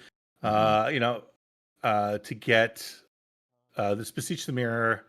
He's missing pieces, right? He needs an artifact to make that Beseech the Mirror turn into a Necro or something like that. But he's going to use that Imp Seal depending on where he ends up on his turn for either a value engine or some gas. We'll have to see. Yeah. There is the option to Marsh Flats for a land, Imp Seal, and then crack the Imp Seal with the Git Probe. But there's nowhere for it to go. Yeah. There's a get probe immediately, which makes There's a sense. get probe. Oh, he wants information. That's what he wants. Yep. And he's probably targeting Raw. If I were him, I would target Raw. Because I want to know it. I want to know how much trouble we're in right now. Yeah. But they're probably, of course, pitching, being smart. It's trying to. You should ask someone else. Don't ask me. Ask someone else. Yeah. You don't need to see my hand. Yeah. He's got an S percentile. Yeah. See, look, I'll show you a piece of my hands. You don't even need to look at my hand. I'll show you to you. Pigeon's so good at this. Will it work? He's like, will it work? Here's a fairy spell, but I'm not going to cast it. There we go. Ah! The Yap is strong with this one. Yeah, it's so good. It's the every table he sits at. Goo, goo. Well, and what's interesting is Dallas's hand is not that scary. I don't believe, right? We didn't see anything tremendous in there. It's all value, right, and interaction. So seeing his hand doesn't give Sterling the information he really needs, which is what is Rawl going to do, and do we have enough to stop him? So I think that was probably a mistake. I would have definitely get probed Rawl, even though he's in 4th seat. Yeah. Or ask to see more than like one card, right? If I had to guess, Pigeon probably showed him the Ragavan that he was going to cast on turn 1. If I had to guess, say, "Oh, this is my turn 1 play," right? And something this is what I love about like CDH. Sterling went to go get pro Pigeon. He showed him a card. He's not worried. Then he sees Dallas's hand. And there's nothing too scary. So now the amount of known information versus unknown information has shifted around. And so beyond the initial observations about Farm Seat 1, Raw Seat 4, that kind of stuff, we now begin to have the layers of like what people are aware of begin to settle on the game, which is going to influence how which espers get paid for, right? Which spells able to make it on the stack and off the stack. It's so interesting how quickly these develop. There's the M Seal. What would you be in-sealing here for, Max? You're in seat 3. I'm probably just getting a Mystic Grimoire, honestly. Into Raw, it's really powerful. Into 2 other blue farms, it's really powerful. That's probably where I'm going with it. He does have the Rite of Flame. So, I mean, he could do something crazy depending on what he drew and just go for like, a combo piece and hope to draw into the rest of it. But I think that would be a mistake. I think this is a game where you settle in and you try to keep up with the table first. And that to me is a Mystic Grimoire. But we'll see. Yeah. We'll see. Especially since there were 2 Esper Sentinels out ahead of you. You're going to be able to avoid getting priority bullied by players in like seat 1 and seat 2. So even if like things do get really, really dicey, you're just going to get so much off of the you know what he's getting? Actually, I'm an idiot. I know exactly what he's getting. Right, because he's got the Misty Rainforest. And right? a Rite of Flame. Right, so he's going to cast a Ristic Study. That's what he's doing. Yeah, yep. We just got word from the judge Caleb. Shout out again to confirming our boots on the ground, confirming there was a Ristic Study. Very, very thankful. Yeah, that makes a lot more sense. It's going to stick around longer. But you know what that means, though. You know what it means that Sterling is getting a Ristic Study, right? It means that Alan's about that one too. Yeah, and we're headed square on for the mid-range slop. We're gonna see Esper Sentinels and Ristic Studies and all over the place. That's what kind of game this is gonna be. Yeah, so everyone get comfortable. Go get some popcorn. Order yourself a smoothie or something because we're gonna be here for a while. Yeah.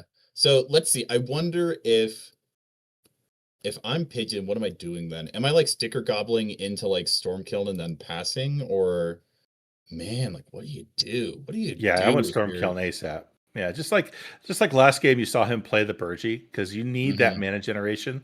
So I would expect to see him drop a Ska pretty quickly here, and then look for an opportunity to play Rawl. Right? Yeah. Plus, with all these draw engines out, he's gonna get buried underneath cards far before he's gonna like lose out on mana. Okay, it looks like there's some table talk going on. It looks like Sterling showed the Rite of Flame to Dallas, which makes sense.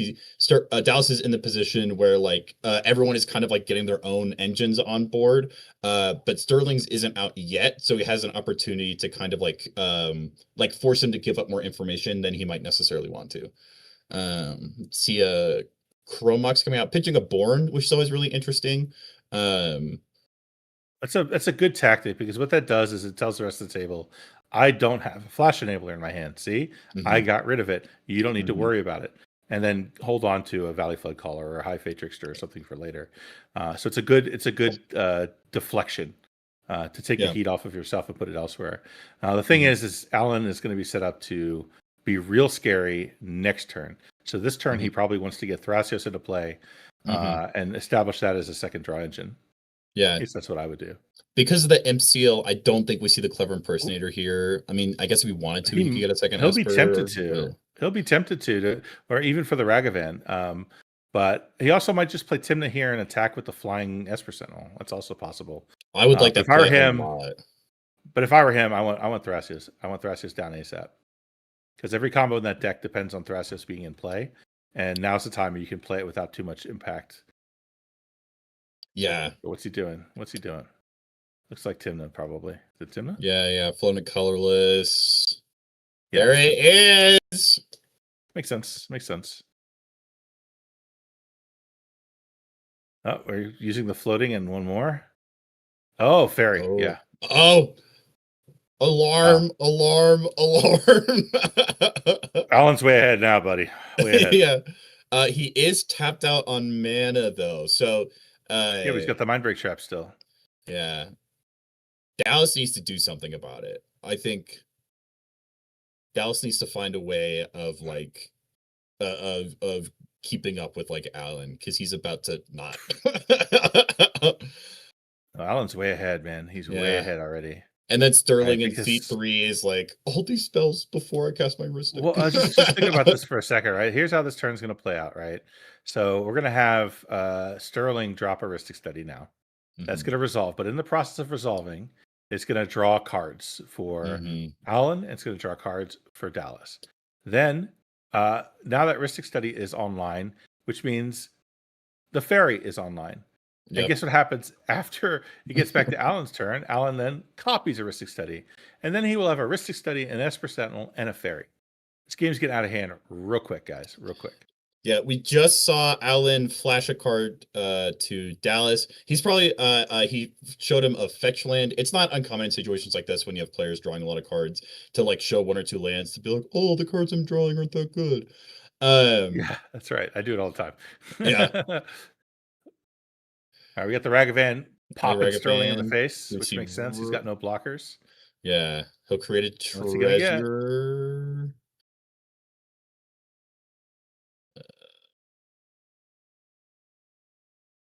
It's going to be hard for. I would say, or Sticker Goblin into Ren's Resolve. Oh, that's a breach. Oh, that is. Oh man. Oh man. Poor Sterling, dude. Poor Sterling. Pigeon's like, you can see him. Keep that away from me. Okay, tapping out for Raw. There's the Raw.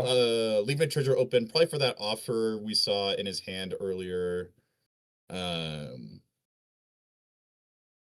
Yeah, pass the turn. Right. He's set up for next turn. Next turn he plays Sticker Goblin into Ska, and he probably still doesn't push, to be honest.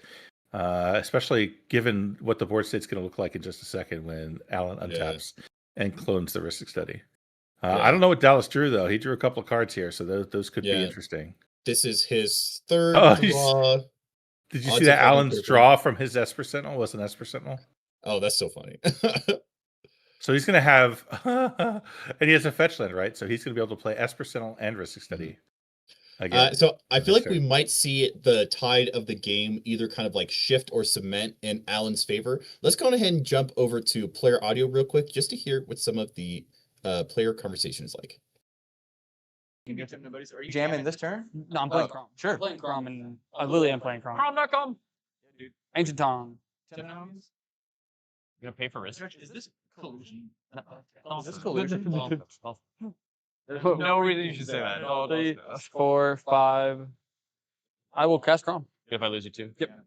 Oh, you haven't right yet. I'll just Tymna and then okay. I'm starting time. Yep. Good to get off Ristic. Cool.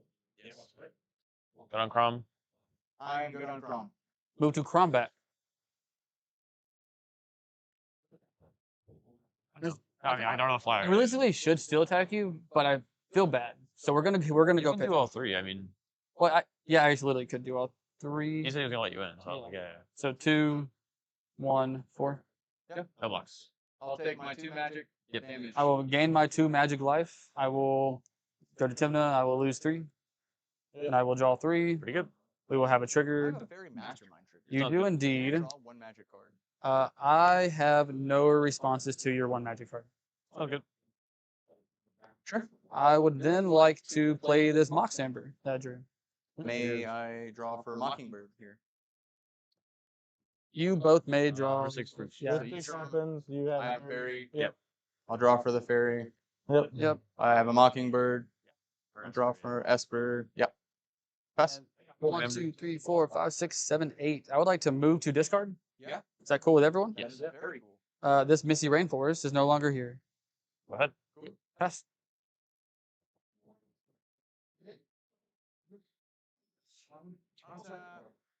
Get a draw? Yep. Well, that was a turn. Yeah. What do you? How do you feel about the deployment of Crom here, Max? Talk to me about it. Well, the beautiful thing about Crom, and this is one of the advantages of Blue Farm, is that if this game truly devolves into absolute mid-range hell, guess what? I have a 4/4 beater coming at your face. And I think it was Brian Koval who once said, the best thing you could do is swing that to the right. Swing your big Crom to the right and put pressure on that player to shove, because as soon as they shove, you're the one who's going after they fail to get there, right? So that combat from Crom is not to be underestimated. Right, and then we have Alan swinging out here. So we're on the farm plan in a big way. Everyone's swinging and drawing cards.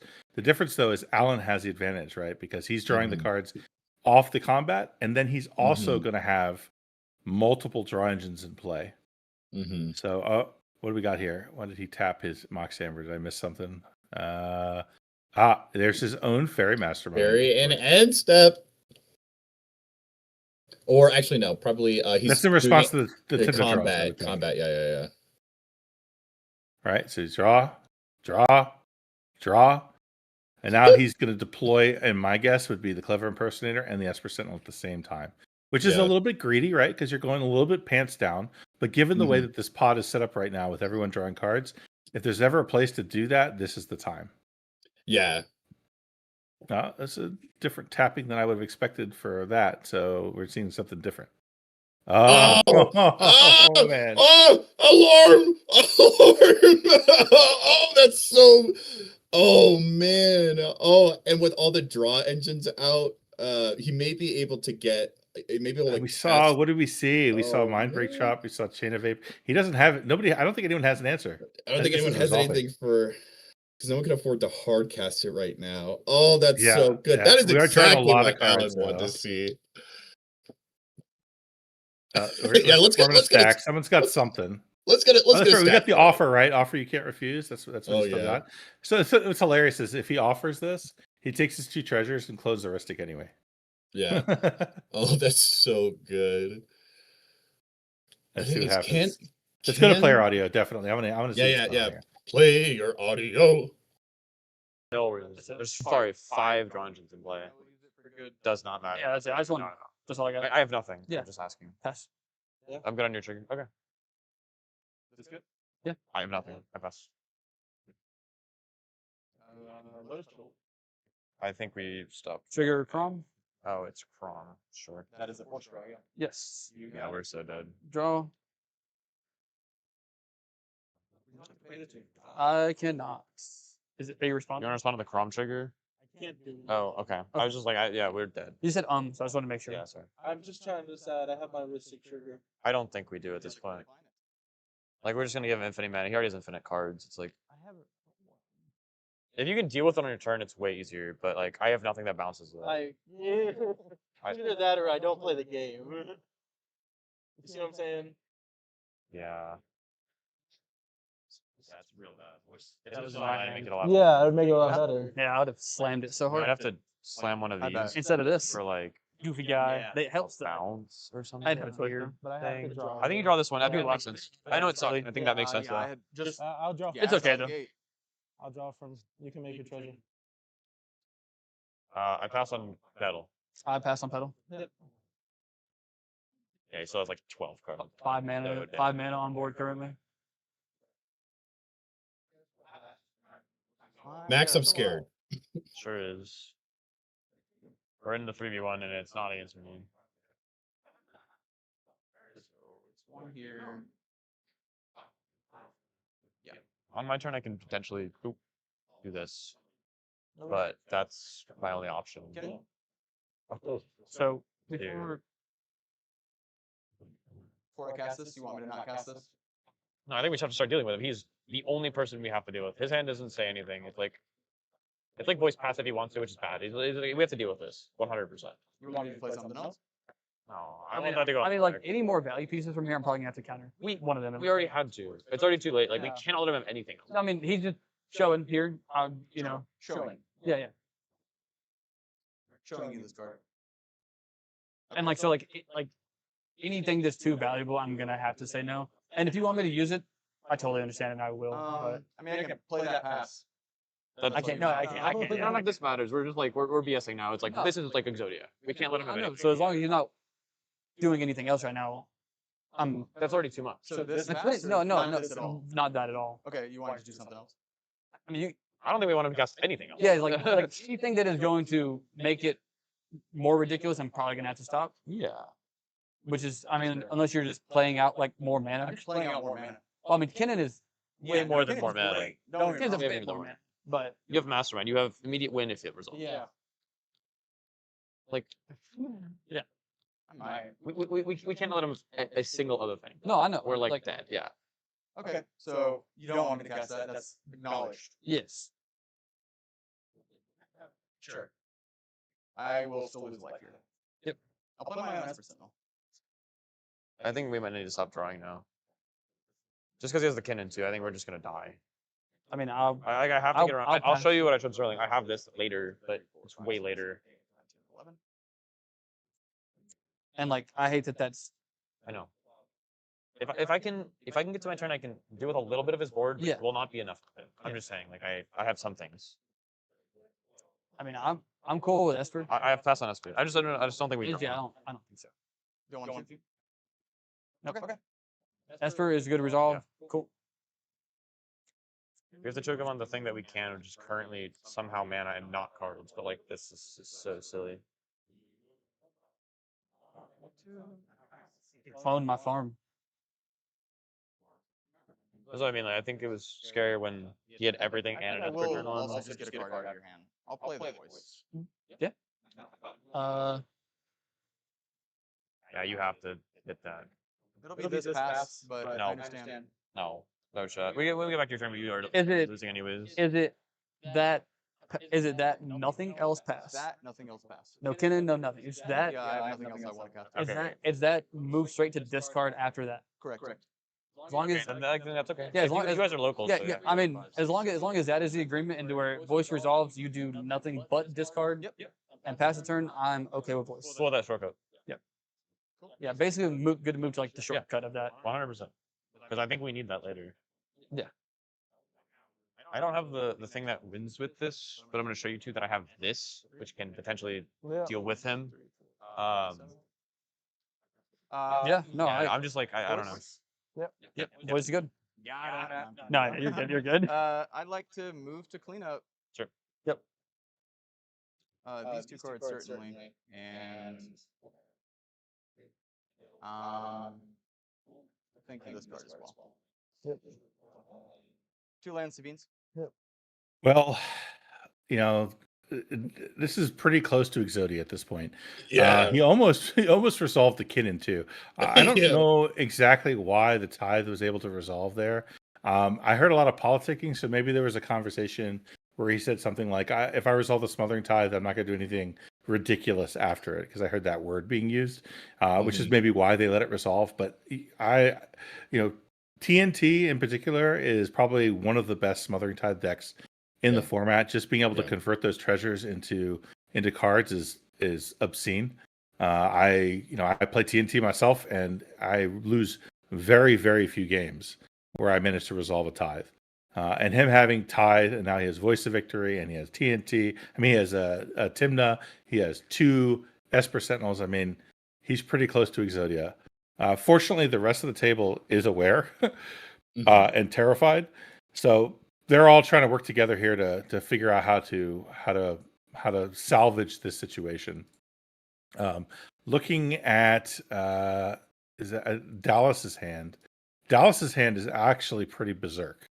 The one we just got from Caleb is that's Sterling. So active player. Oh, is that Sterling's hand? Oh, okay. His hand is actually pretty crazy. But he doesn't have the mana to really convert it into what you'd want it to be. Not yet. No, this is an interesting situation. Is I don't think this is going to surprise you any more than it's going to surprise us. Alan is the clear favorite to win this game right now. If you thought the Smothering Tithe was scary, then showing that he has Kinnan, that he has Voice of Victory, another Esper, we still know that he's got a Clever Impersonator in the wings as well. So he is cashing checks for Fort Knox at this point. But what that does is now Sterling, Joseph, and Dallas all have a window where if they shove really, really hard, they can get some pretty aggressive value pieces protected by the other players, because this pod now needs to rally the troops and get as many resources together to stop Alan. So I wouldn't be surprised. Oh, we see a deployment of a fish. I wouldn't be surprised at all if Joseph Pigeon here actually pushes really, really hard on his turn, because Sterling is going to get triggers before Alan.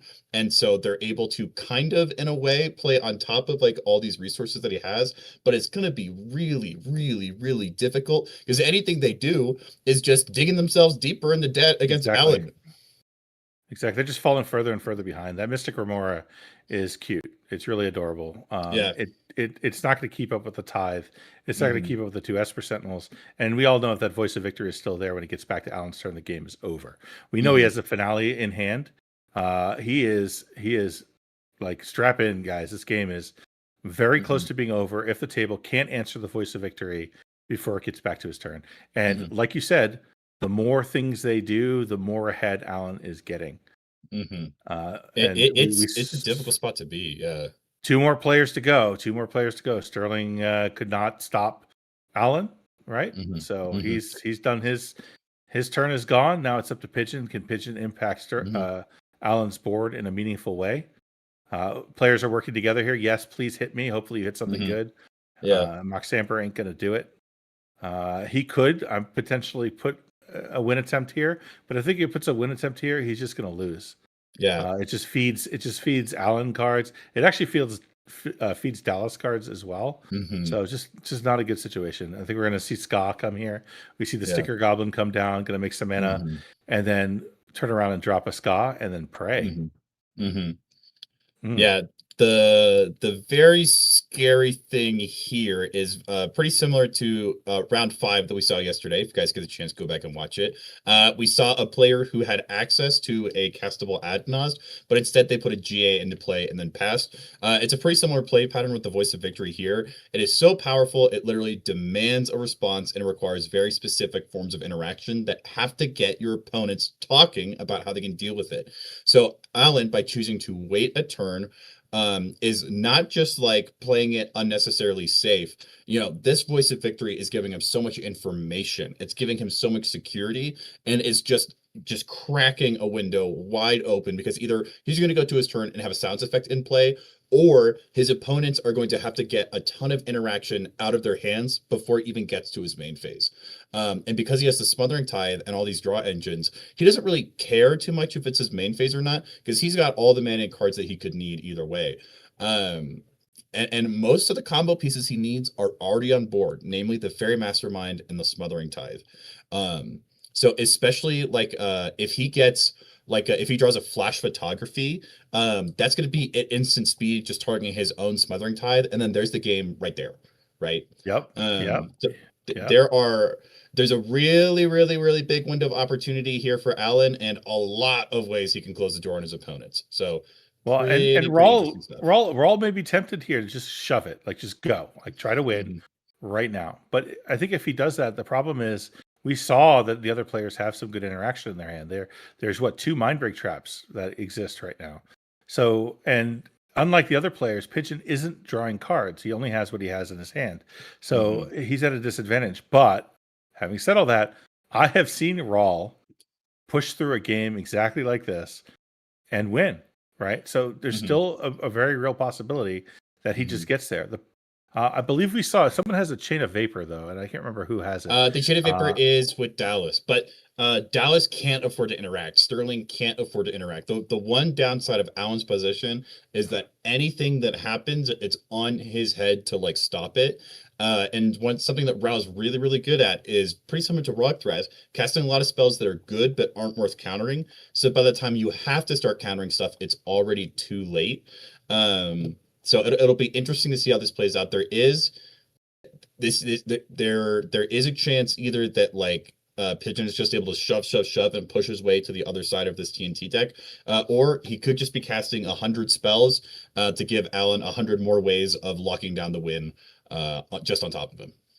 Yeah, and I'm looking at Allen's list right now and just trying to get a sense for it. He does run a fair amount of removal that could be really impactful here.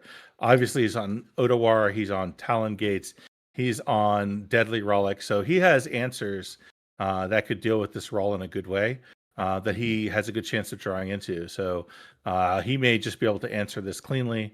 We'll have to see. Let's go to player audio. I want to hear this play out. Play your audio. Triggers. You guys do all your draws. I'll draw 2 cards. Yeah, as long as they're good with it, I'm not paying for anything. You'll have 2 triggers. Yep. Or no, there's no espers. No, the 2. Yeah. And then no other triggers here. I just have Ska good, or Ska Rawl, but yep. Rawl. See if I lose a life. I will not lose a life. I will not flip. Make 3 red good. Yeah. Okay. What spell is it that Ralph flips? Instant Sorcery needs to be number 6. Yeah. Or more, right? And you're currently at 2. Yeah, just don't count 4, but yeah. instant sorcery count 2. Sorry, I'll get the red token. Or we can create separate instances of instant sorcery. Yeah. Storm is the most important thing generally, but instant sorcery for now is game. Yeah. As long as you are also aware, we can also keep. Oh, 100%. Yeah. I'd like to cast a gut shot. My target will be the Fairy Mastermind on this board. I will have 2 triggers. 2 triggers, is that good? You guys are. Hold on, before you draw. I just want to make sure we're passing priority correctly first. Yeah. So there's Ristic Fish, and that's it for this moment. Yep. I am passing on Ristic Fish. I'm not paying. From Sterling. Good shot, right? Just 1 damage to target anything. To target. Target. Have you drawn your second card return yet? No. I guess I'll activate and get my draw. Yeah, this is where we get to the bad part. All right. I pass priority on. Activation stack. I pass priority on activation. Good. Fair activation. Fairy activation. I am fine with. Cool. We all draw 1 card. We all draw 1 card. We have a trigger from Mastermind on both of us on Pigeon. That's your second? Yeah, because you drew for turn plus that. So you, in priority, you'll draw first. I will draw first. Off your Mastermind. Well, I was saying for treasures. Yeah. Oh, I yeah. would like to stack the treasures and then. You're going to make your your 3 treasures. Yep. Yeah, we're so cooked. All right, now we're back on my fairy triggers. Yep. Cool. I'll draw 1 card for you. Yep. And then I will have my draw. Yeah. Draw. Not paying. Now there's Ristic Fish off Gut Shot. Ristic Fish. Am I good? I think we need to stop drawing because what he's going to have to start doing is just masterminding us. Yeah. At this point. I think earlier it was right to do it, but now. Like, we need to get rid of Mastermind. Yeah. That's why I'm trying to kill this now. So if we stop drawing, he has to draw us our whole decks without us feeding him more free mana. Does that make sense? I think, like reasonably, I think that's the right call here. We're just going to die. I don't disagree. All right. I mean, he's going to activate until. Oh, yeah. He can't now. So. Yeah. All right. So we're good on passing on these 2. I now have a Ska trigger. Did you draw? No. Oh, yeah. I have a roll trigger. See if I flip, or I mean, I'm not gonna flip. What was this then? That was the Ska was the other one. Then this is the roll. Trigger. This is the roll. Yeah. Got you. See if I lose life.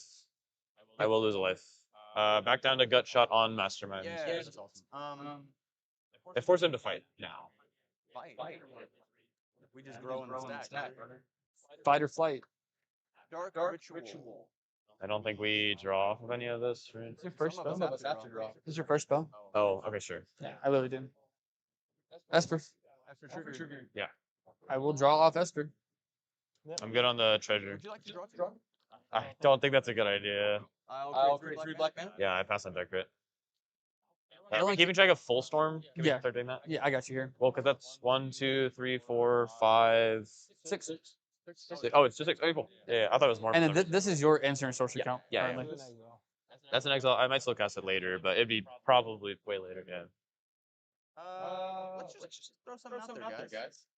Playing for a fun one now. I really have to. Trigger. Yeah, Crom.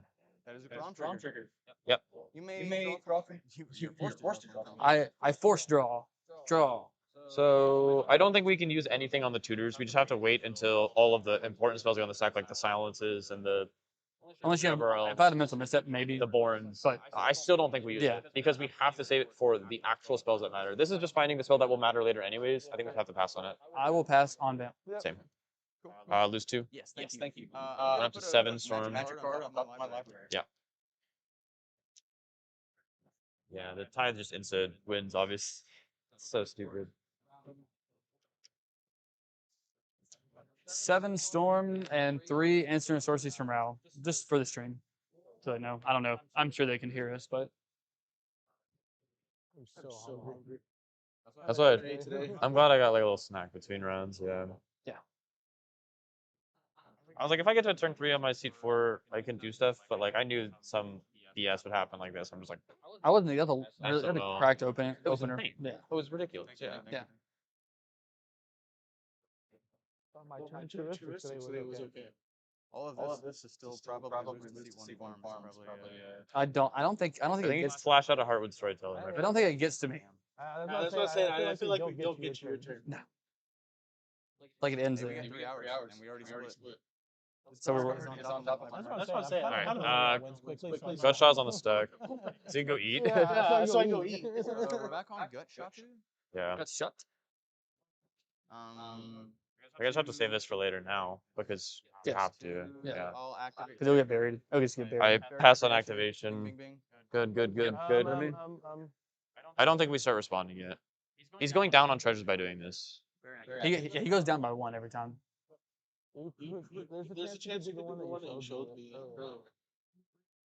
I say this to the very end. Okay. Yeah. Yeah, I mean, especially. I have to. Yeah. Especially. Oh yeah.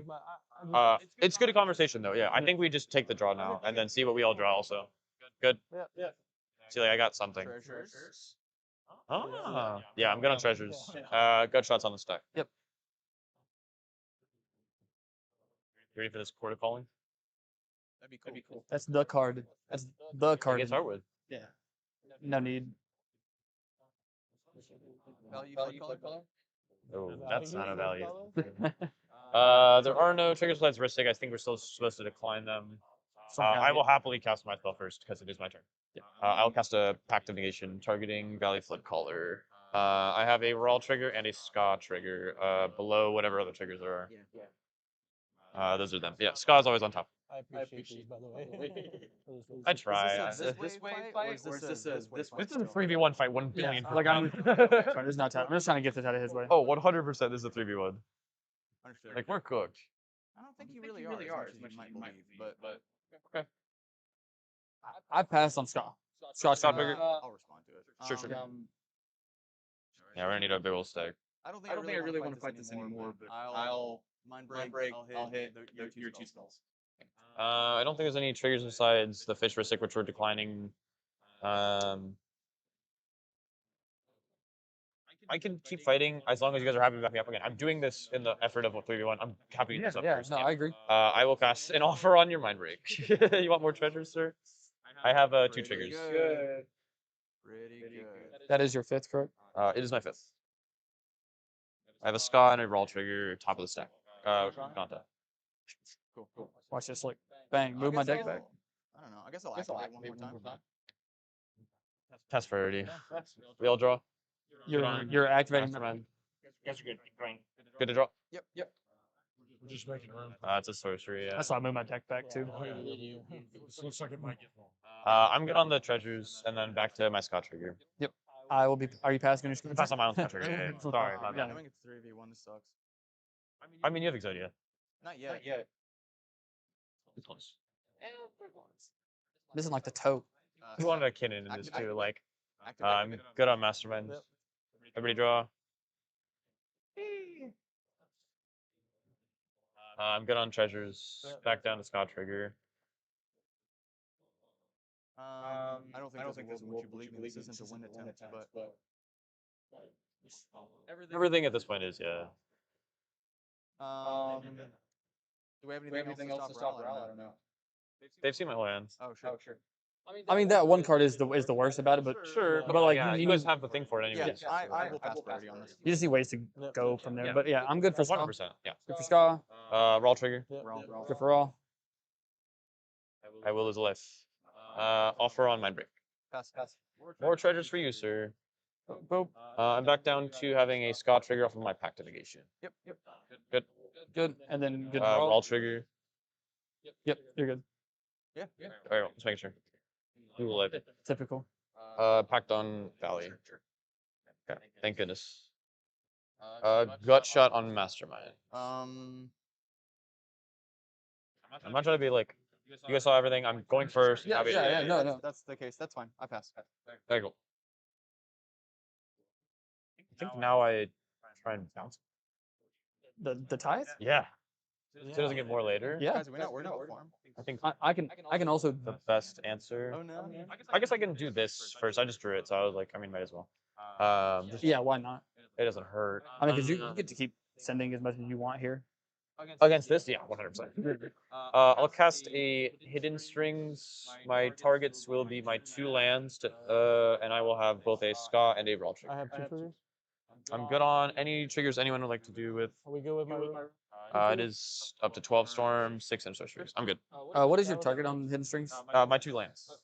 Yeah, Just, you don't have to name the cipher yet, No. right? Several only happens on resolution. Okay, got you. I have no responses to your drawing too. Good on tides. Scott trigger. Yeah. Good. Yep. Raw trigger. Yep. I lose Oh, land. it is so close.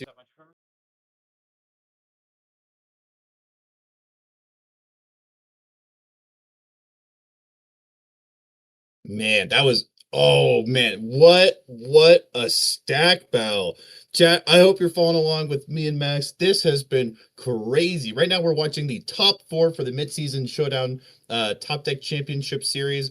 All these players fought hard to get here, and we've seen quite the board state develop thus far. Right now, we're essentially watching Ral on their main phase Manual Storm into TNT Exodia, backed up by 2 blue farms who want Ral to be far enough ahead that Alan has to exhaust himself of interaction going into his turn.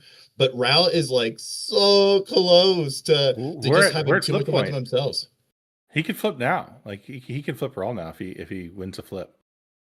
He's at, I believe the Raw count is 7.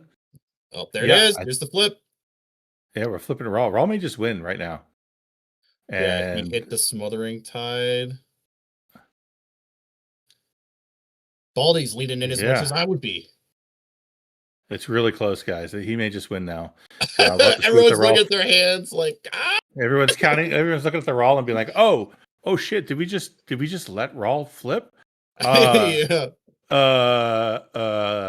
Okay, I guess that now we pivot and now we're 3v1 versus Raw, but if you're 3v1ing Raw on a Raw flip, you might be too late, buddy. Yeah, not where you want to be. But let's see what Alan has. Is Alan going to come over the top now? Is a question. Yeah. There's the silence. Okay, let's hear the conversation that ensues based off of this. Going back to the players. On the triggers. We'll put them on the side.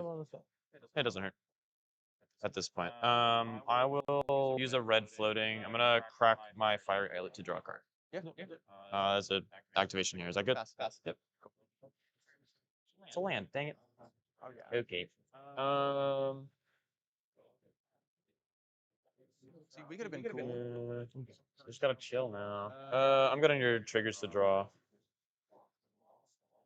I think Game.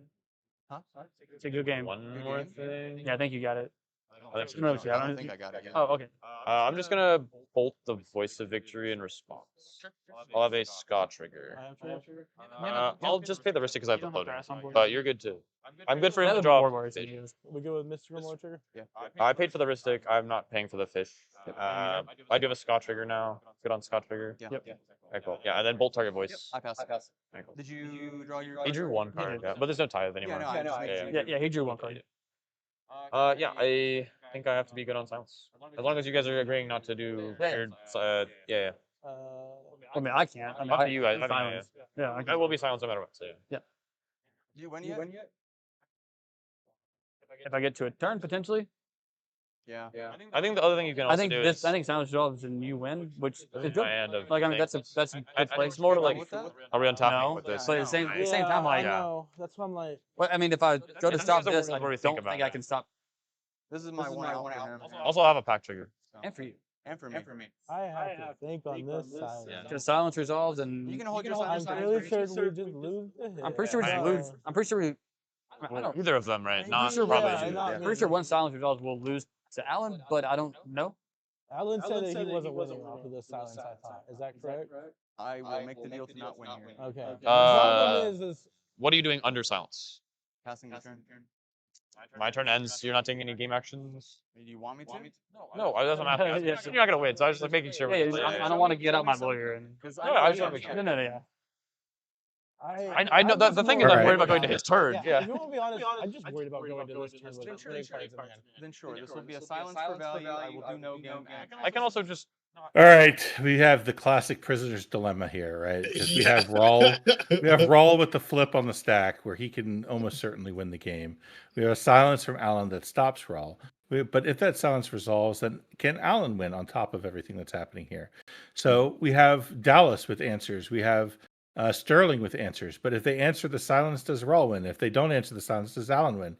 So they're trying to make deals with Alan to not win. But after all of that, if Alan doesn't win and Rawl doesn't win, then Dallas untaps with a handful of winning cards. And then Dallas wins. The only one who's really not in a position to win because it's probably never getting to his term is Sterling. Yeah, he does have open mana for a Born, though. So even then, between a Fish and a Ristic, he's not entirely out. This is, this is a game and a half. I would expect nothing less from some of the best players. There's the Raw flip. There's the Raw flip underneath the silence. Sundering Eruption, Frantic Search, Witch's Mark, Mystical Tutor. So long. Goodbye.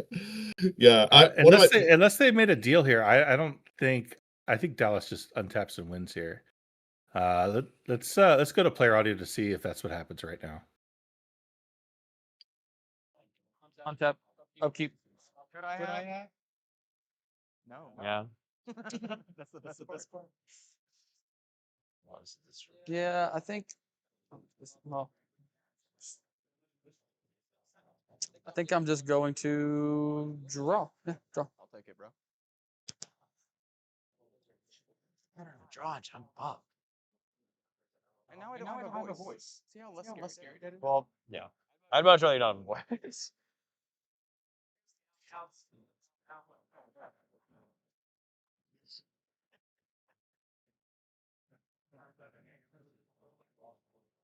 You know my hand, I'm F6, I think, pretty much no matter what. You know my hand, I'm like F6, like no matter what. Also F6 Until they're done, yeah. Because it's your turn before mine. And you also could just recast Tithe and stuff, right? Yeah. I mean, that's kind of the game. Like, even if I go to my turn, there's no way I can jam. Yeah. So if I don't play Tithe, is that what you want me to do? I do not want you to cast Tithe if we get to your turn. What do you want? Or no, I don't care. We already did split, true. I knew this 4th seat was a very uphill battle, so. I don't care. I'd win a game. Random bullshit. I go to combat first. I can hit you, and you. Yeah, I mean, Friend over there have to bring food. I will. There's a whole lunch party over here. I know. I will move to combat. Combat initiated. Yeah. Declare attacks. Initiated. Boom, boom, boom. I go no flying, correct? I have no flying. Cool, cool. I will go 4 in the air at you, not Rel. And I will go 2. He has an Esper to block. Yeah, he does have an Esper. If I get another turn, we're still 10 bodies. Yeah, I'm just gonna go 2 in the air your way. Oh. And then Timno there. And then Oh, sorry. This is Exile Forever. My bad. I forgot about because why risk the Timna swing 1 your way? that. I will declare no blocks. How much am I taking? 2. 2 from Timna? Yep. No. 2 from Master. Fairy. Yep. Yeah. Timna didn't tag. I just didn't want to risk not. 1, 2, 3. 1, 2, 3. He didn't draw enough cards. No.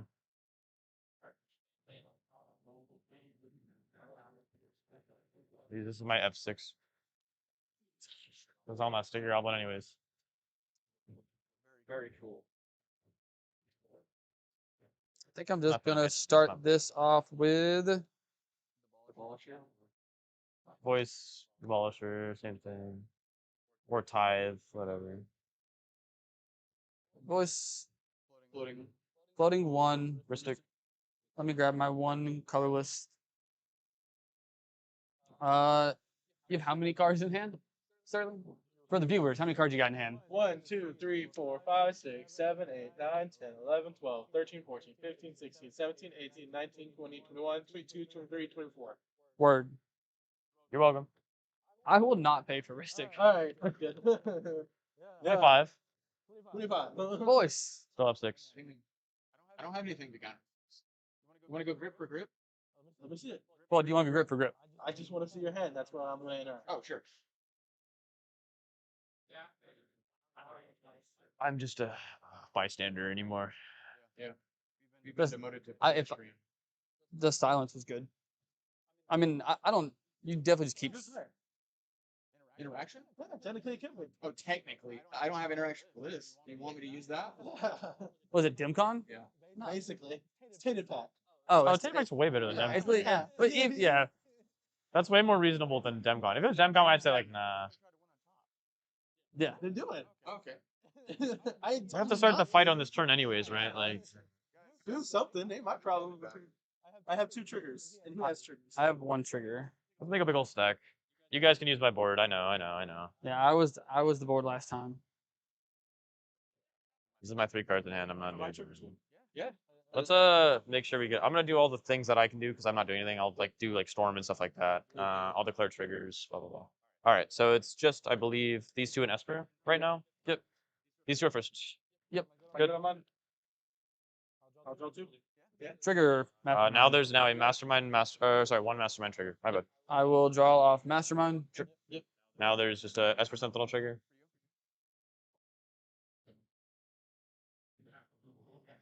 Yes. Draw. What are you doing with that voice, bro?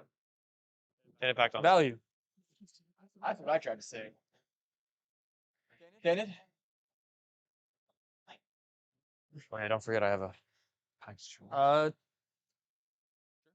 Tentacle. Cool. Bam. Let's see. Go nice and slow so we don't miss anything crazy good. This card. Not that one. Stop there. This card. That hurts. It does hurt. You can still win. Sure. Oh. This card. That doesn't do anything right now. This card. Doesn't do anything. This card. On that card? Is that mine? Praetor's Grasp, Brain Freeze. It's pretty good. What does that get us right now? Ranger Captain? Your Ranger Captain. Uh, Ranger Captain still get beat. I think the issue could be like resolve Final Fortune before crack and then just win. Then we fight over Final Fortune. Sure. You. Yes. Yeah. I will agree. I made you use the one thing that I saw. Okay. So do you want me to use this? 'Cause I can go get Ranger. What do you think? Do you think that's better here? Or do you think you should get Prisoner? I mean, it's your deck. I don't know what's in it, you know. I think Ranger's Good good here. here. It doesn't. Oh. I think it's the same deal though. You're rangering and then winning underneath. It's like I don't think you can. yeah. Okay, good. All right, well, I was just making sure. So sure. I will stop here. Okay. And if And you if can, you can help back me up, that'd be that'd be nice. nice. You're casting a chord of some sort. So 1, 2, 3, 4. So X is 1. So 2 more. I have two triggers. There's a Prom trigger. I believe that's it. So Ristic, Mystic, Prom. These two are first though. Are these two good? 1 second. Now I'm watching. Now I'm watching.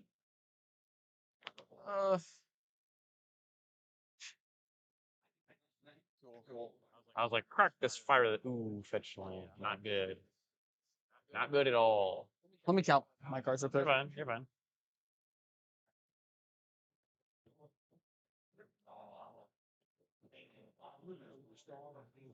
Cards in hand, right? You have how many? 27 or 28, 20, I believe. 20. It's like 20. Alrighty, so we are in quite the stack battle right now. We are looking at the top 4 pod: Blue Farm v TNT v Blue Farm v RAL. And boy, is it a sight to behold. Triggers here, cards there, left, right, and center. It's hard to keep track of who's in the lead. Max, do me a favor and kind of just talk to me about what's been happening over the last, kind of like 25, 30 minutes, just to catch our listeners up on what's happening. Yeah, it's been a lot. It's kind of hard to even think that this was the same game a few minutes ago. Alan had a crazy opening where he came out with a Mockingbird cloning an Esper Sentinel. Then he ended up casting a Smothering Tithe and a Fairy, and drawing cards off Tima, drawing cards of everything. He cast a Voice of Victory and passed, and everyone thought the world was ending. But then it went to Rawl's turn. Rawl had a pretty heroic push. Where I think he might have actually even gotten there. But instead, Alan dropped a silence on top. They deliberated for a while and eventually had to pass the turn over to Dallas, where Dallas has a hand that is stocked full of stuff. And he is set up for a pretty nice push. So he cast a Voice of Victory, and here the stack battle begins. We've got demands that Alan has to respond first since he was so far ahead. Sterling demanded to see his hand. We had a Tainted Pack came down that exiled some pretty important pieces from Alan's deck.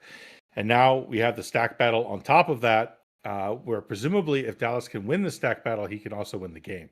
If he doesn't, Sterling is going to untap after drawing a bazillion cards off of that Ristic and Mystic, and he might be favored to win.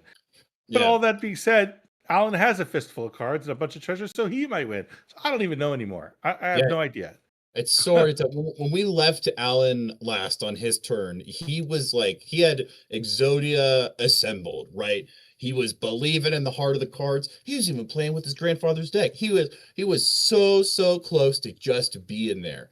And then Pigeon was, just like you said, I think like a hero push is such a good way of doing it, because backed by Blue Farm on one side and Blue Farm on the other, he's just pushing interaction out of hand, and he was to the point where he was able to put a RAL flip on the stack, and then he had to get silenced by Dallas, which is a good indication that what was going to happen is what we're seeing now, which is Dallas being able to use the resources he accumulated during that shove to start making his own win attempt. And so Alan went from having the most resources in the pod to people not being able to kind of systemically pick away at all those advantages that he have. So right now, it looks like Dallas is kind of like the favorite. He's got a sounds effect on the stack. It's in his main phase. So we don't have any flash effects out yet. We've already seen one Value Flood Caller get MBT'd, and we saw Dallas's Born Upon a Wind get hit by his Chrome Mox early on. But we did just receive word from our judge that Dallas is sitting on a Final Fortune in hand. I would highly expect, and viewers as well, keep an eye on when he has double red pips and when he doesn't. Because if he taps out on all of his colored pips, that's an indication that he's truly desperate. But everything before then is him just trying to get as much out of hand as possible.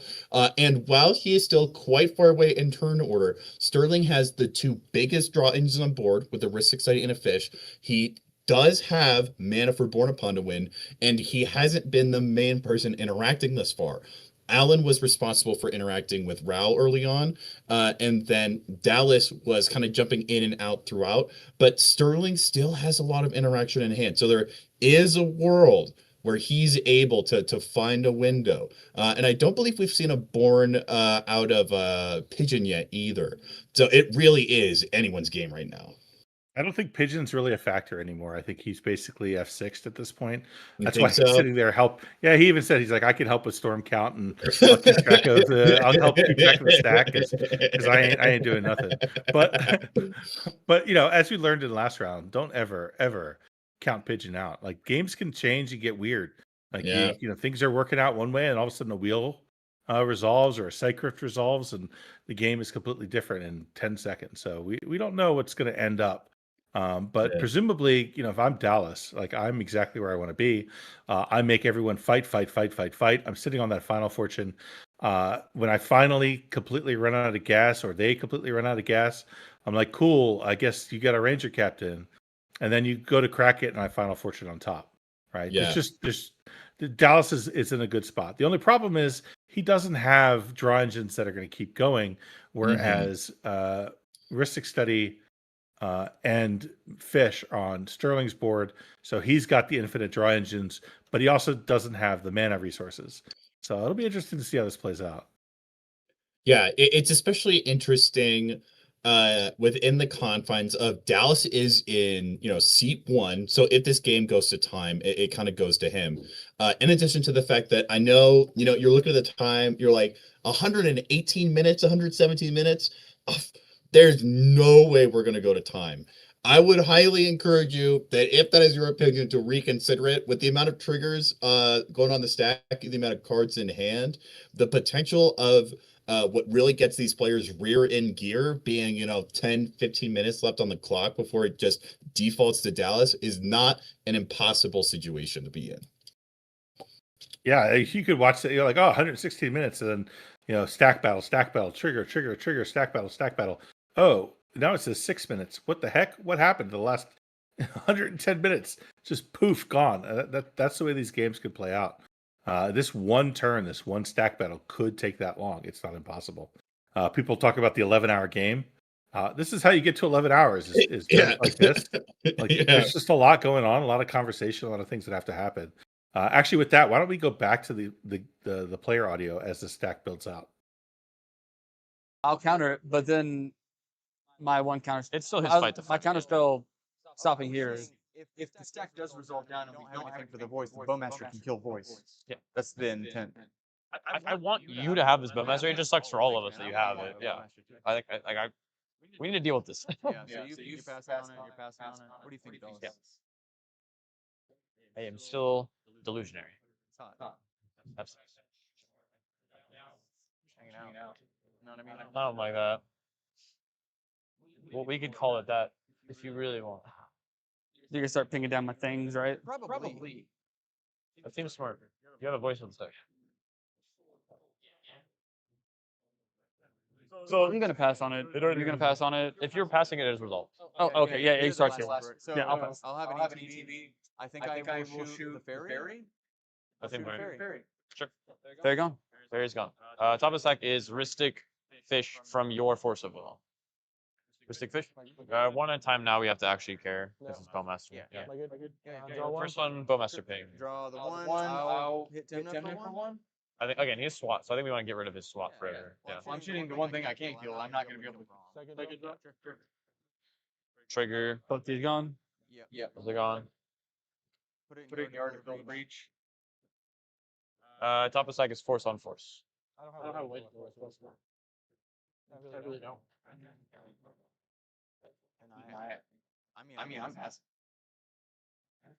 You have any way to dig or anything? Because otherwise it's chilling. I have this card. I will pass the Dark Ritual. Yeah. That's his Crom trigger. Just Crom. Crom trigger.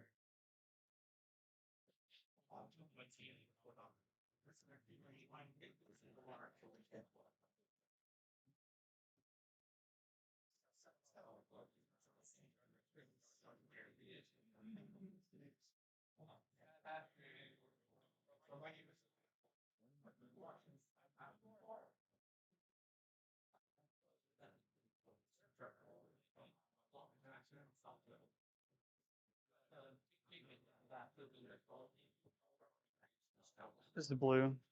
Yeah. I wish I had black. Does that even matter? Yeah. The game ends if you get a flick on. Doesn't end. It definitely gets longer though. I think it ends. No, I didn't play a land yet, like a goober. Should have played a land first. What a goober. You're right. I'm responding to my jaw trigger. I have my own draw triggers. 2 triggers.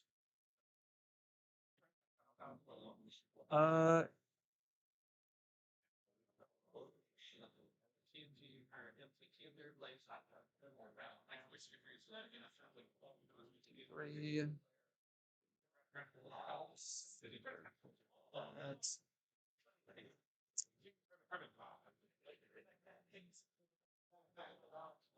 I won't pay. I won't pay for either. But if you draw the thing that stops me, so be it. Sure. Yeah, I mean, So be it, I guess. Counter spell? it's probably packed or something. Probably. It's probably just packed. All right, so it's still one at a time because Bowmaster. Sorry. One at a time. I'll shoot the Esper. I think I want to advise you to not shoot the Esper. I think we have to start shooting its face. Yeah. I'll shoot face once. Bink. I'll draw my second. I'll shoot face once. Bink. Top sec mystical. I think we're good on this. Unless you guys misstep me, I pass. Oh yeah, unless you have misstep. Yeah. Oh, cool. Might go. I don't think there's a single trigger off of misstep. No, yeah. Sorry, I'm yawning. You're good. Again, if he's hitting the mana for it, I think it's relevant enough we have to hit. I don't think you just drew that either. Yeah, gas. So good. All right, cool. Now there's just a Crom trigger from Dark Crit. Got a Crom trigger. There's now One key for one. top of stack Dark Ritual. Thanks, 3 black. You need a token for it? And something I can do for y'all. I appreciate it. Top is Force on Force. You're not secretly holding out on us, right? I have one card that could weirdly be relevant. No triggers.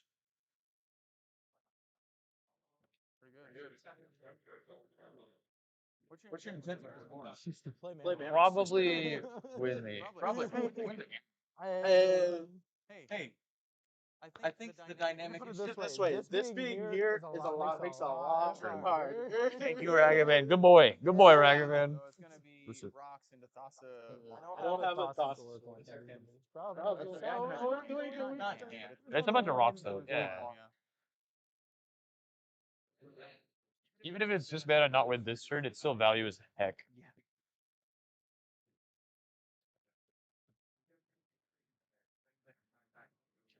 Let's see yours. Are you hitting everything? Let me have that for the Ranger on his stuff at least.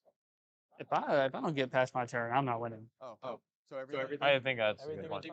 I mean, I'm no way we're getting past. I don't get another turn. Let's just check. So your targets are probably his Force of Will. Oh, sorry, his Force of Will, this Court of Calling, and this Born Upon a Wind. The rest are yours. You have a regular Force of Will and then your voice. The rest of the and a Fierce. Sorry, these are your 3 spells. So everything. My bad. Not yours. Not trying to bait you. Yes. These 3 spells. Cool. 2 triggers. Storm goes up to 2.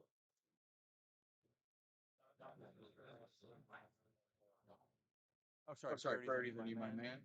He's thinking about paying for triggers. Play mind games. I'm feeling more inclined to ping Sterling. Yeah. Unless you want to share your follow up. I mean, I will. He's also trying to win. I know, right? I will pay. I won't pay. You got your $2. Alright, so one at a time, Bowmaster. Okay. And then signature. I'll second one. Thank you for one. Bowmaster, cool. Top of stack is my break targeting these 3 spells. Yep. I pass. What a hater. Can't believe I tainted for that. It's okay, because now it's my turn, I'm pretty sure. No triggers up Tainted Pact. Just up Storm. I pass on Tainted Pact. Alright, I assume you pass on your Tainted Pact, so I will pass on Tainted. Yep. Oh man, my card needs the last one in my harbor.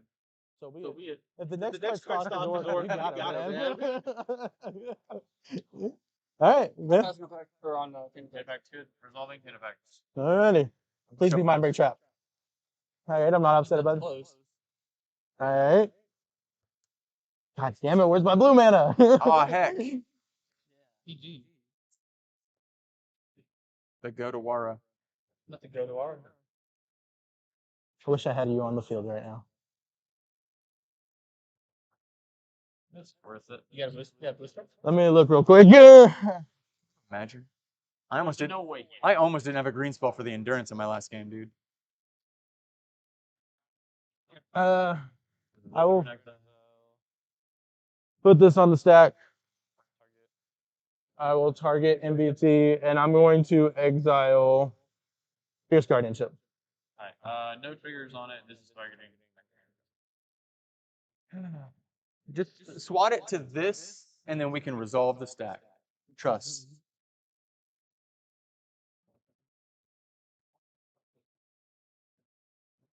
Cool. Target for deflecting swap. It's cast. Cast. I would like to target. Force of negation. Alright, there are 2 triggers on that spell. Are we good to resolve the first trigger? We could resolve the rest of the triggers. I will be.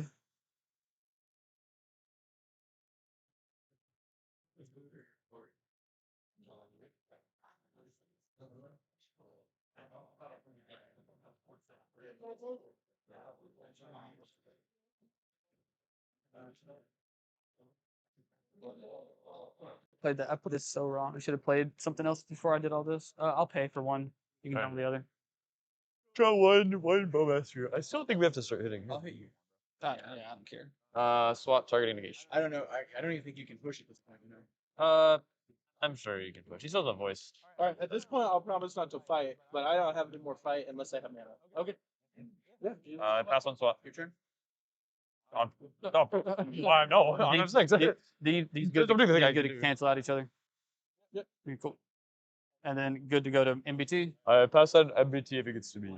Second. You got it, Alan. The sandbaggler. I'm sorry. There. I mean, what's your intention with the Born? I told you I'll play mana so that way I have more interaction. Okay. I think. I mean, you should actually see the hand. We have to deal with this anyways. Wait, real quick. We have to deal with this anyways. As much I know it hits the Born, but like then he still gets the thing that's countering the. Yeah.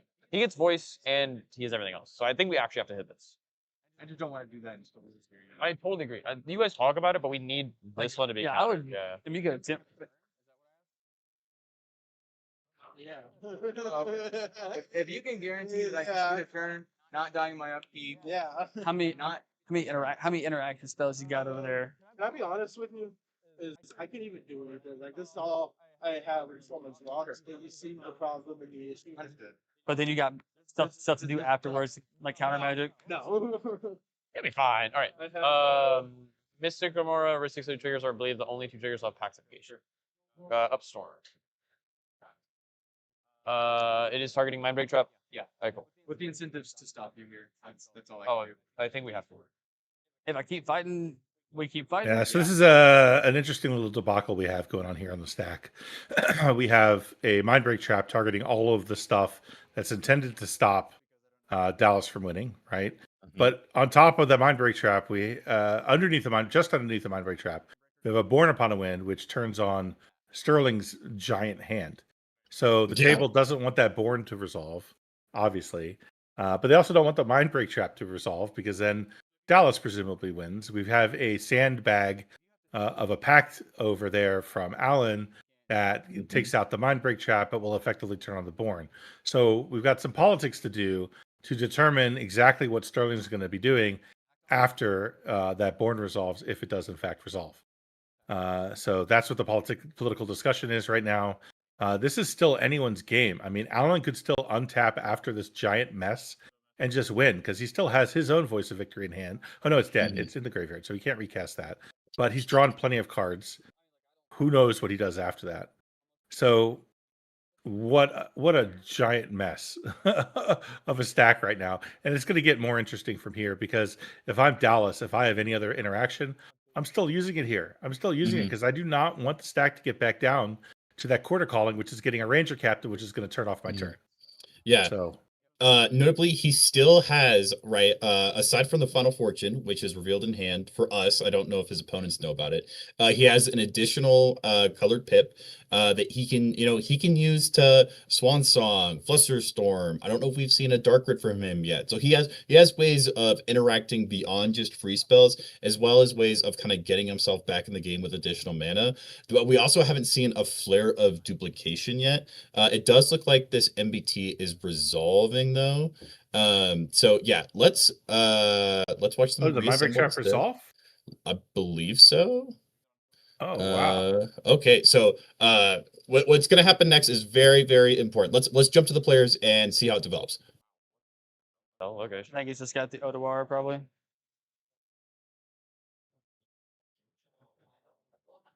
I mean, if he commits you, then you're screwed. So I should play my land now. It would probably be good. Odawara. And I had to use my D SWAT, so Yeah. F me. I think that's gonna be it for me then. Your graveyard, Al? Sure. And exile after. Yeah. I just, My exile is also all foiled.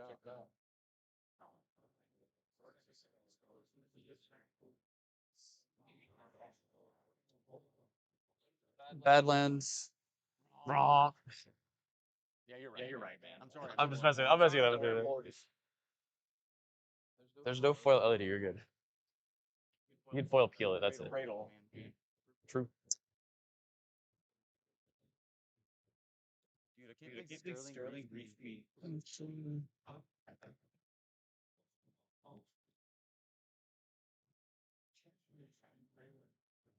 Look, show me your spirit. Red. I'm gonna push this down for when we inevitably make another stack. We have a red floating.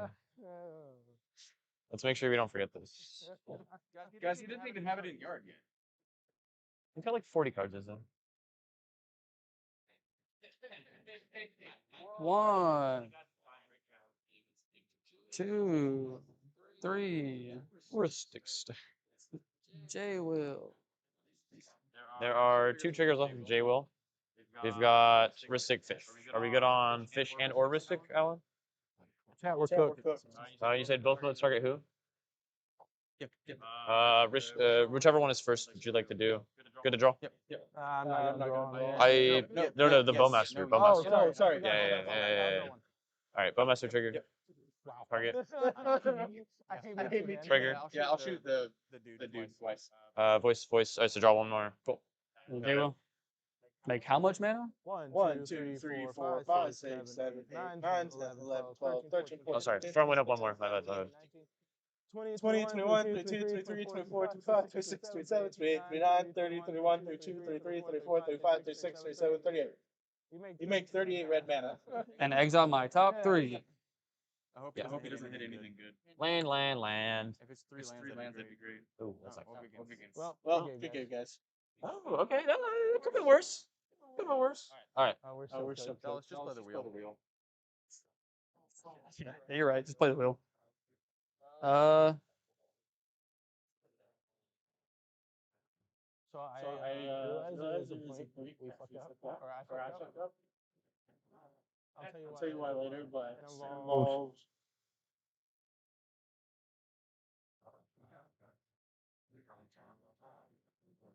you letting me be able to cast this at the very end. Yeah. You see what I'm saying? Yeah. I didn't think about it until after. It's because of something I know that 100%. What's this again? That's a 2 damage on push. Oh, yeah. Sorry, I just wanted to make sure.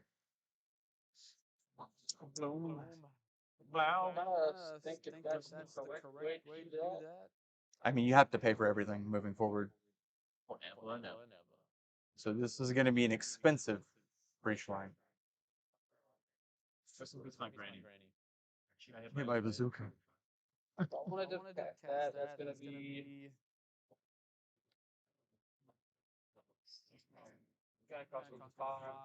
plus 5, 28, 10 for horn? He's getting horny. 10 for horn. I'll go to 28.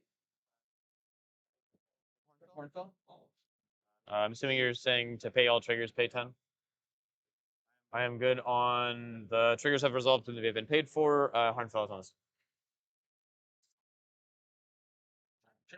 All right. Harmfell. Do we bounce the horse now? Yeah. Harmfell is on the side. I can. Oh, sorry.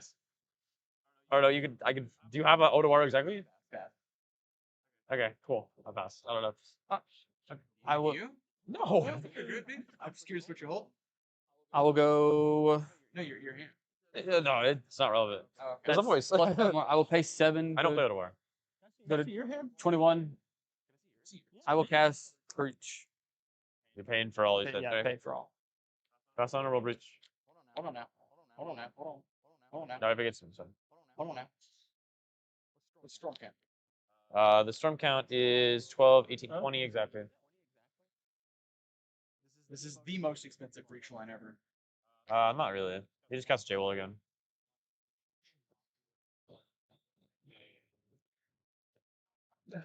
Guys, I'll be honest.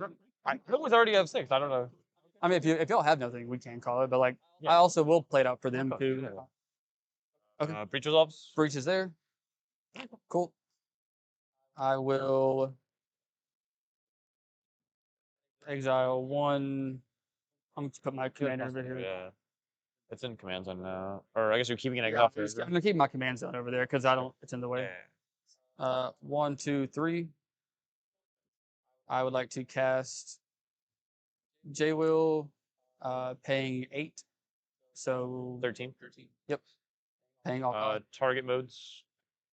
Both him. Just making sure. Both Sterling. I'll be like this one. Okay.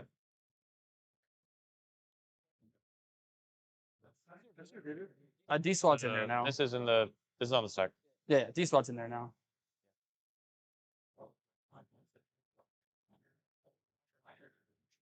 Hail Mary. Who's my fuck up? Target breach.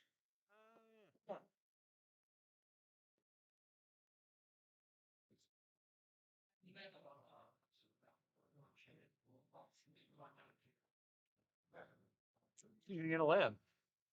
You're right. I wouldn't do that. 2.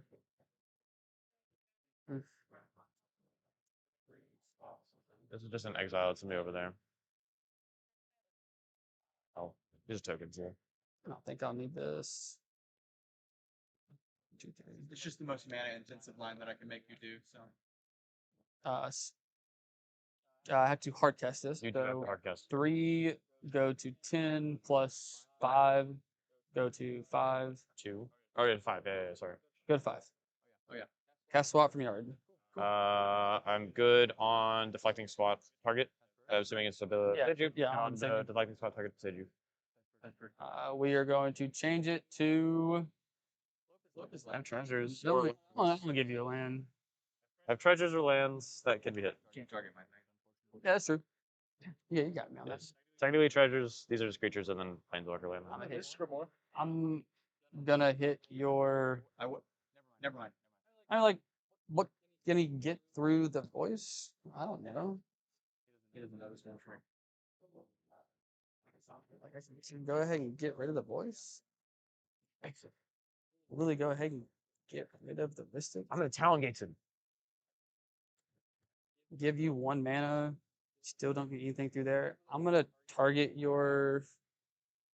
It can't be wrong. I feel like if I walk into something off this, I don't know. I feel like I'm. There's a right decision.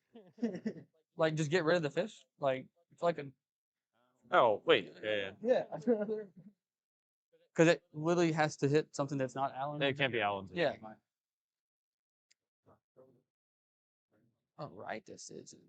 I'm just gonna hit. The fish. Am I missing something? I don't know. I'm gonna hit fish. I feel like if I'm wrong, That's good. Could be wrong. Yeah. Yes. Good. Do you have any basics left? Or basic type. Sorry, not basic. Yeah. I need duels left. Top of the stack is J Will target Sterling. I'm good now. 40. Yeah.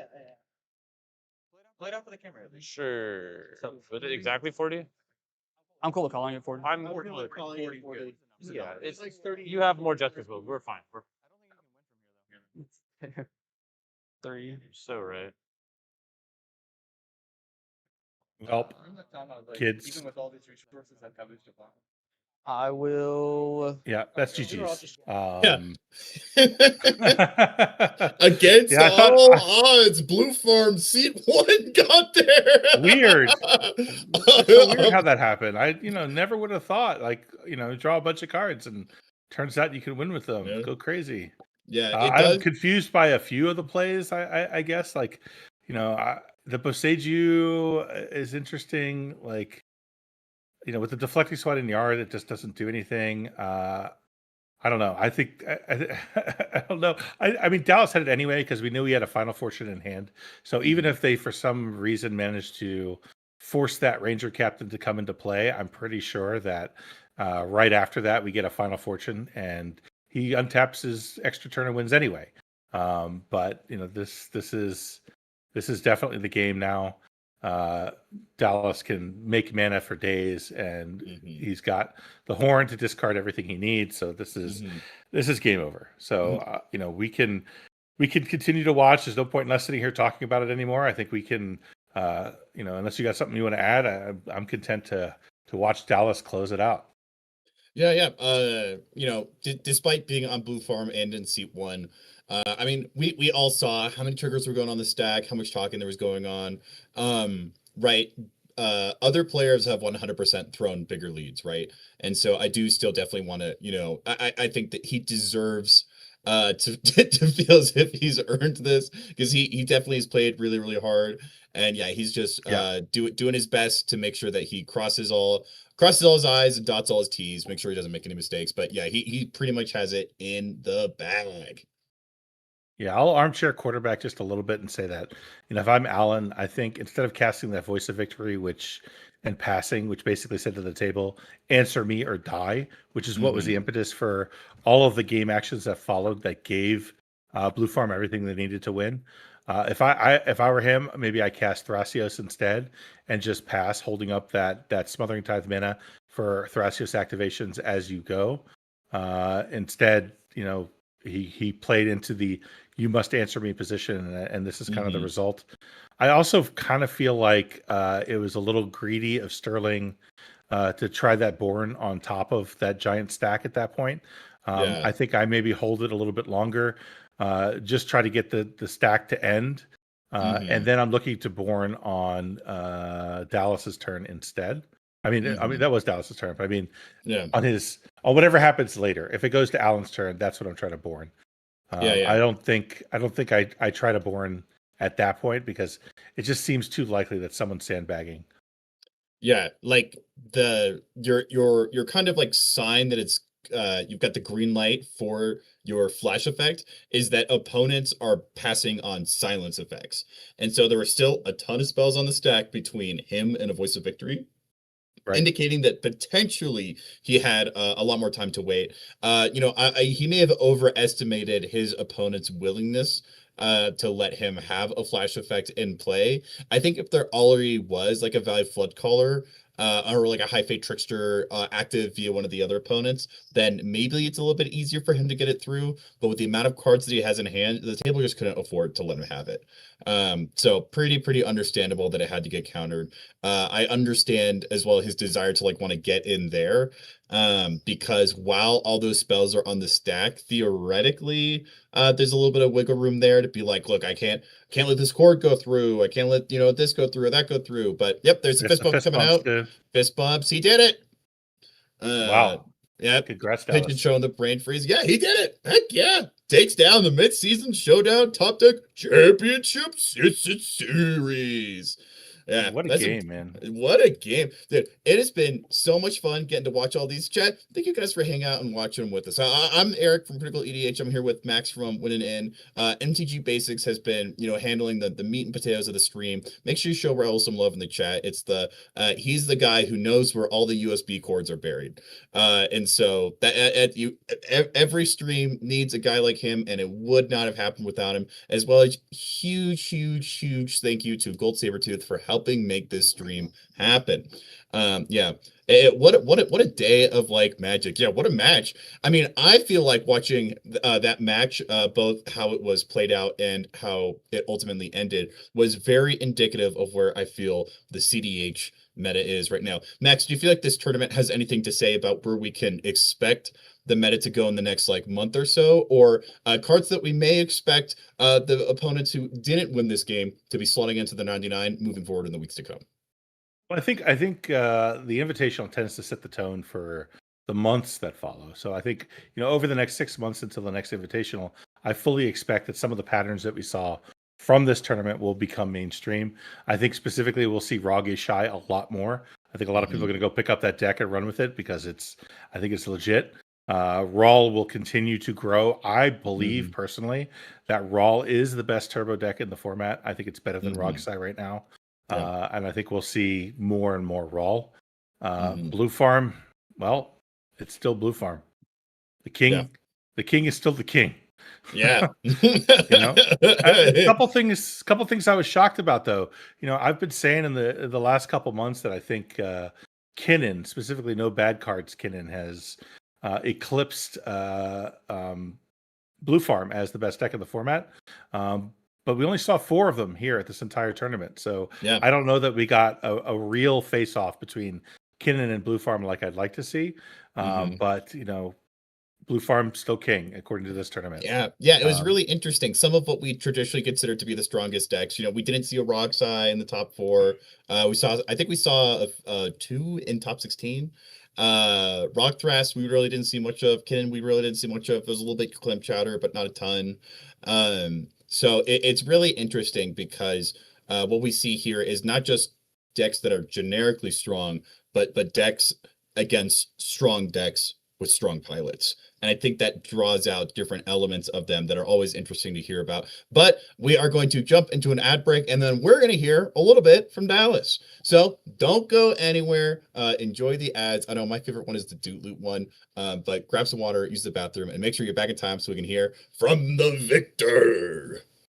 Gold Sabertooth creates one-of-a-kind art for Magic players who want more from their game. From stunning playmats to beautifully illustrated tokens, every piece is crafted to inspire and stand out. Let your table tell a story. Explore the full collection now at etsy.com/shop/goldsabertooth.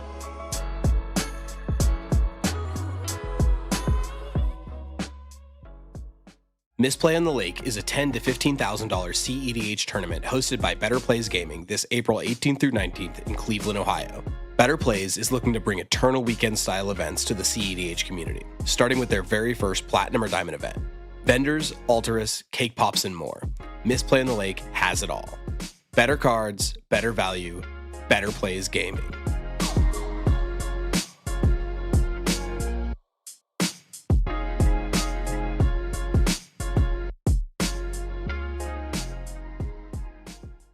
Just Jam D-Grid is bringing the heat to the Southwest with this $20,000 CEDH tournament. This 2-day event will take place in Gamers Guild, the largest play space west of the Rocky Mountains.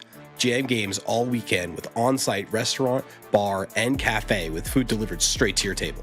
When in doubt, just jam. Don't miss it this May 30th through 31st in Phoenix, Arizona.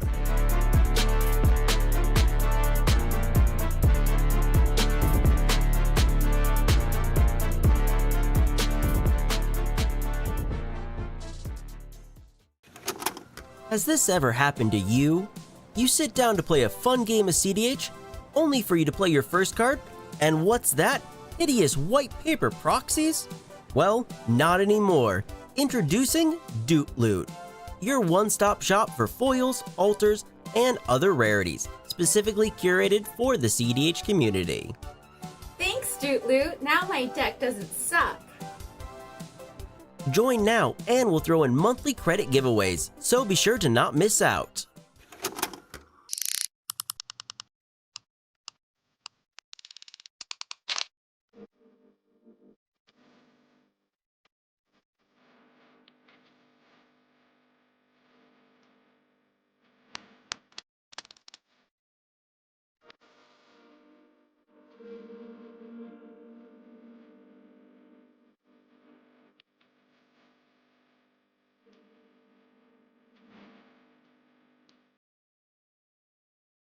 Hey everybody, this is Joseph, also known as Pigeon, and I'm going to be announcing some stuff for the Siege 10K here in Colorado. Get ready to battle for glory at one of the biggest Magic the Gathering competitive EDH tournaments this June 13th and 14th. Join us at the Castle Doubletree Hotel in Thornton, Colorado for Level 7's The Siege CEDH 10K. $10,000 in cash prizes up for grabs, $4,000 to first place.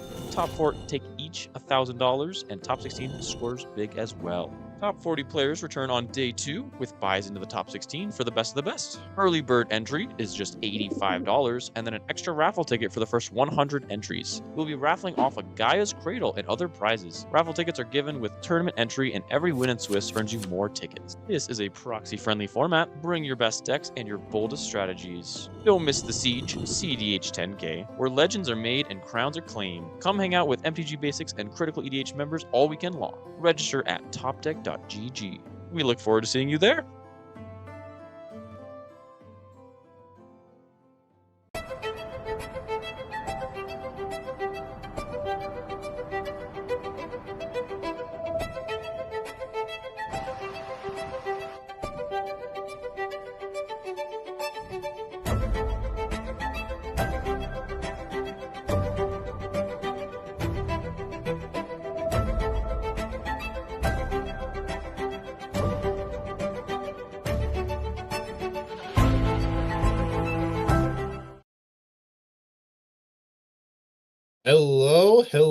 Hello. Welcome back, guys. Oh, sorry. That was my son, who I birthed from my own loins. Very natural, very normal. Dallas, speaking of things very normal, Blue Farm, seat 1, picking up the W. But Yes, sir. Even though it's a good deck, you fought really hard and supposed to have a good seeding. Winning just doesn't happen on accident in CDH, especially not against opponents as fierce as those. So for those watching, walk us through, if you had to pick 2 or 3 elements that you feel like contributed the most to your victory in this game, let us hear about them. Oh, Lord. Sorry, I know you probably got a lot on your mind right now. Well, yeah, let's start with mulliganing. The mulligan? Yeah, let's start with mulliganing. What was that like? I want to say I just kept Esper Sentinel 2/3 lands counter Mindbreak Trap, and that was like 3 days ago, right? Like it was like a year ago, right? Yeah. Do y'all have my open? We do, but I have to scroll up to find it. It's so far back in our group chat. And you drew so many cards by the end that it like a lot. It didn't even matter. Yeah. I don't know about you. When we saw when it was the Island's turn to play Smothering Tithe, and he's like, "Oh, Kennen or Voice of Victory. I wonder which one would be better." Me and Max were, our combined blood pressures were insane levels. I mean, you must have been panicking in that moment. What was that like for you? I just needed to not fight that right there, because it just didn't seem like it was my fight. I have draw engines, but I think Sterling had a Ristic at that point already, maybe. I feel like he did. Yeah. I don't know. I just didn't feel like it was my fight to go at that point.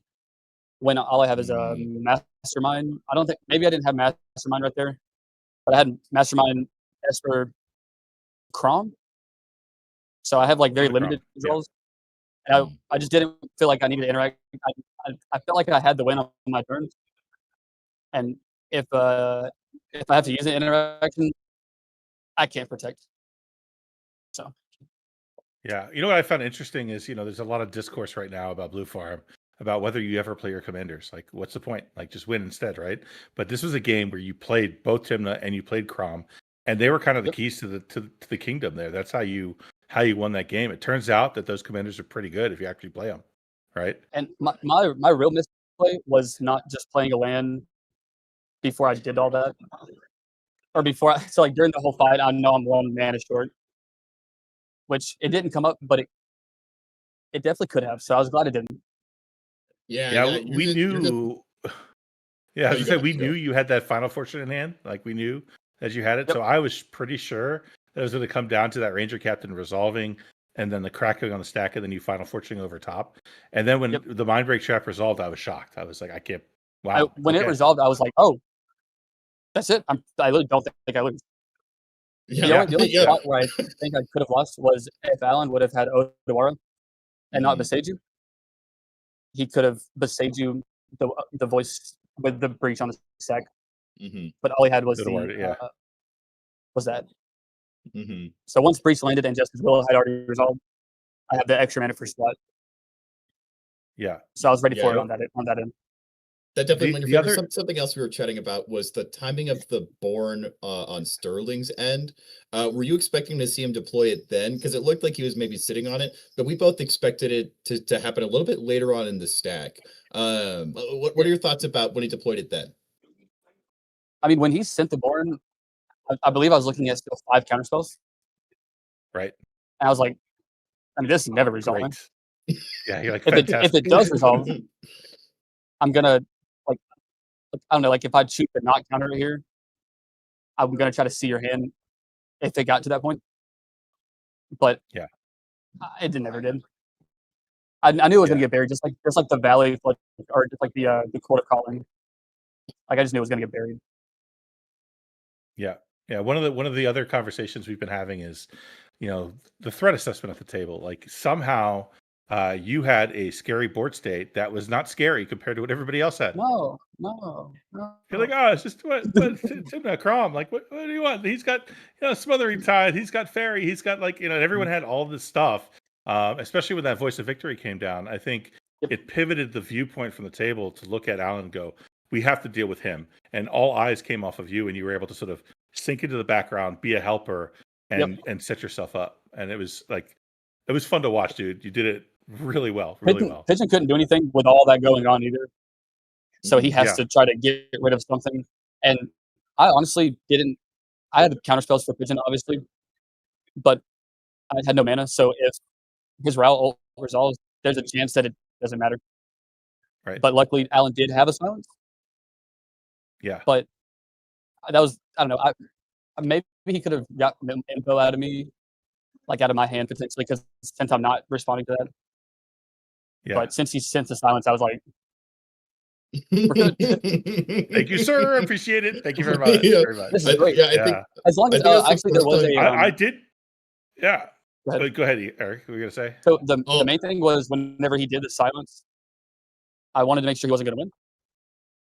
So we asked him. He said no, and I've played Alan several times, never seen him lie to me. So I was very glad I did not see that happen at the finals. So I very much respect to that, because he showed me, and he after the game, and he could have won with silence resolved, but that was the deal. Oh, he did. And he stuck to He had it. Yeah, I mean, wow. if he says he was going to win, or if he says nothing, I probably just have to counter it. I mean, I think I still had mental then. No, maybe I didn't. I don't know. I had counter spell. I had something for it, and it would have been like a. I don't know. I've played with Alan several times, so instead of countering it, he would just agree to not win, because otherwise we just let Pigeon and Sterling kind of do their thing. Yeah. With the Mystics and Mystics. So one last question, and we'll let you go celebrate. There was a moment, like you said, where I thought that Rawl was going to somehow steal the win underneath everybody. Yeah. When that Rawl flipped, I was like, I don't think anyone has anything that could stop this other than a silence specifically. Yep. And I had no mana. And so, I mean, how worried were you? Did you get to that place? Like, I know you get to that place where you're like, I'm losing. After all that, I'm losing. Did you feel like that? I mean, how far did it go? Yeah. And that's why I was letting everything resolve, because my main thing was, I was like, again, this is just not my fight right now. I don't have a tithe. I don't have omniscience. So I'm just kind of letting this play out, and it's 50-50 if Alan has the silence. He has the grip, So I was just hoping he had. He also, I don't think he plays Orange Champ, but I know he plays the Silence. So I was hoping that he had it, which he did. So. Well, congrats, I do think we just lose to Raul otherwise, honestly. I think so too. Yeah. I think so too. I think that's what was about to happen. Like maybe not. Like maybe he just keeps starting to fizzle out. Maybe Sterling eventually fights, then I fight. But I don't. I still think Raul probably gets there. Yeah, Because he'll kill Raul. Because the bolt that he used to kill the voice, he probably would have killed Raul, or the gut shot. Like he would have reset Raul to flip it and keep going again. Yep. Yeah. Well, man, congrats on your congratulations, victory. dude. Yeah. Go ahead. Yeah. You didn't lose to a silence. You didn't lose Nope. to a smothering tide. You didn't lose to a born. You won. Congrats, dude. To the victor goes the spoils. If there's any tournament to take down aside from the Invitational, this is a pretty good jewel in your crown, a nice feather in your cap. So hopefully, you've got plenty of water that you can drink to rehydrate after playing that game. But thanks for taking the time to give us some of your thoughts on it. Once again, congratulations. Great job. Thank y'all very much, and look forward to seeing y'all hopefully the next big event. Yeah, fingers Yeah, crossed. Yeah. You there? Good job, Monolith, too. Yeah. Yes, sir. Shout out Monolith. Shout out Jordan Drake. Shout out the whole squad. Hell yeah, man. Y'all have a good one. You too. Well, closing out for us, there are some people we want to shout out as well. Once again, I'm with the channel Critical EDH. Max P. And this is one's with got etched on it. There's like stitch so stitching. That's nice. there's definitely those that you're able to check out if you're not done with EDH content for the day, as well as the stream itself is being hosted by MTG Basics. They do a ton of gameplay on their channel. Super special shout out to Gold Sabertooth. It's not content that he creates, it's play mats and championship level like runs on like Marnius, and we got to see some really cool games with him on Tivit earlier. And I'm not exaggerating when I say this stream would not have happened without him. So huge thank you to GST. And then we've got a couple other people that helped us out along the way. If we've got time real quick to cut to those, Raul. We've got Excalibur events. You know them, you love them. They're one of the big names of CDH. I was saying earlier, they pull the sword out of the stone and they pull off all the biggest events that CDH has to offer. We've got Misplay in the Lake coming up April 18th, I believe is the date. Jump in, Max, if I'm wrong. I think that's correct. I'll be there. I think that's correct. Max is going to be there. So if you liked watching him on screen commentating, just imagine how much you're going to like seeing him in top 4. Then we've got Just Jam Decred. This is another tournament going on in Arizona. I believe this one is the tail end of May. I'm going to this one. I'm super excited about it. There are just CDH tournaments and CDH tournaments and CDH tournaments, and they're all kind of working together in tandem.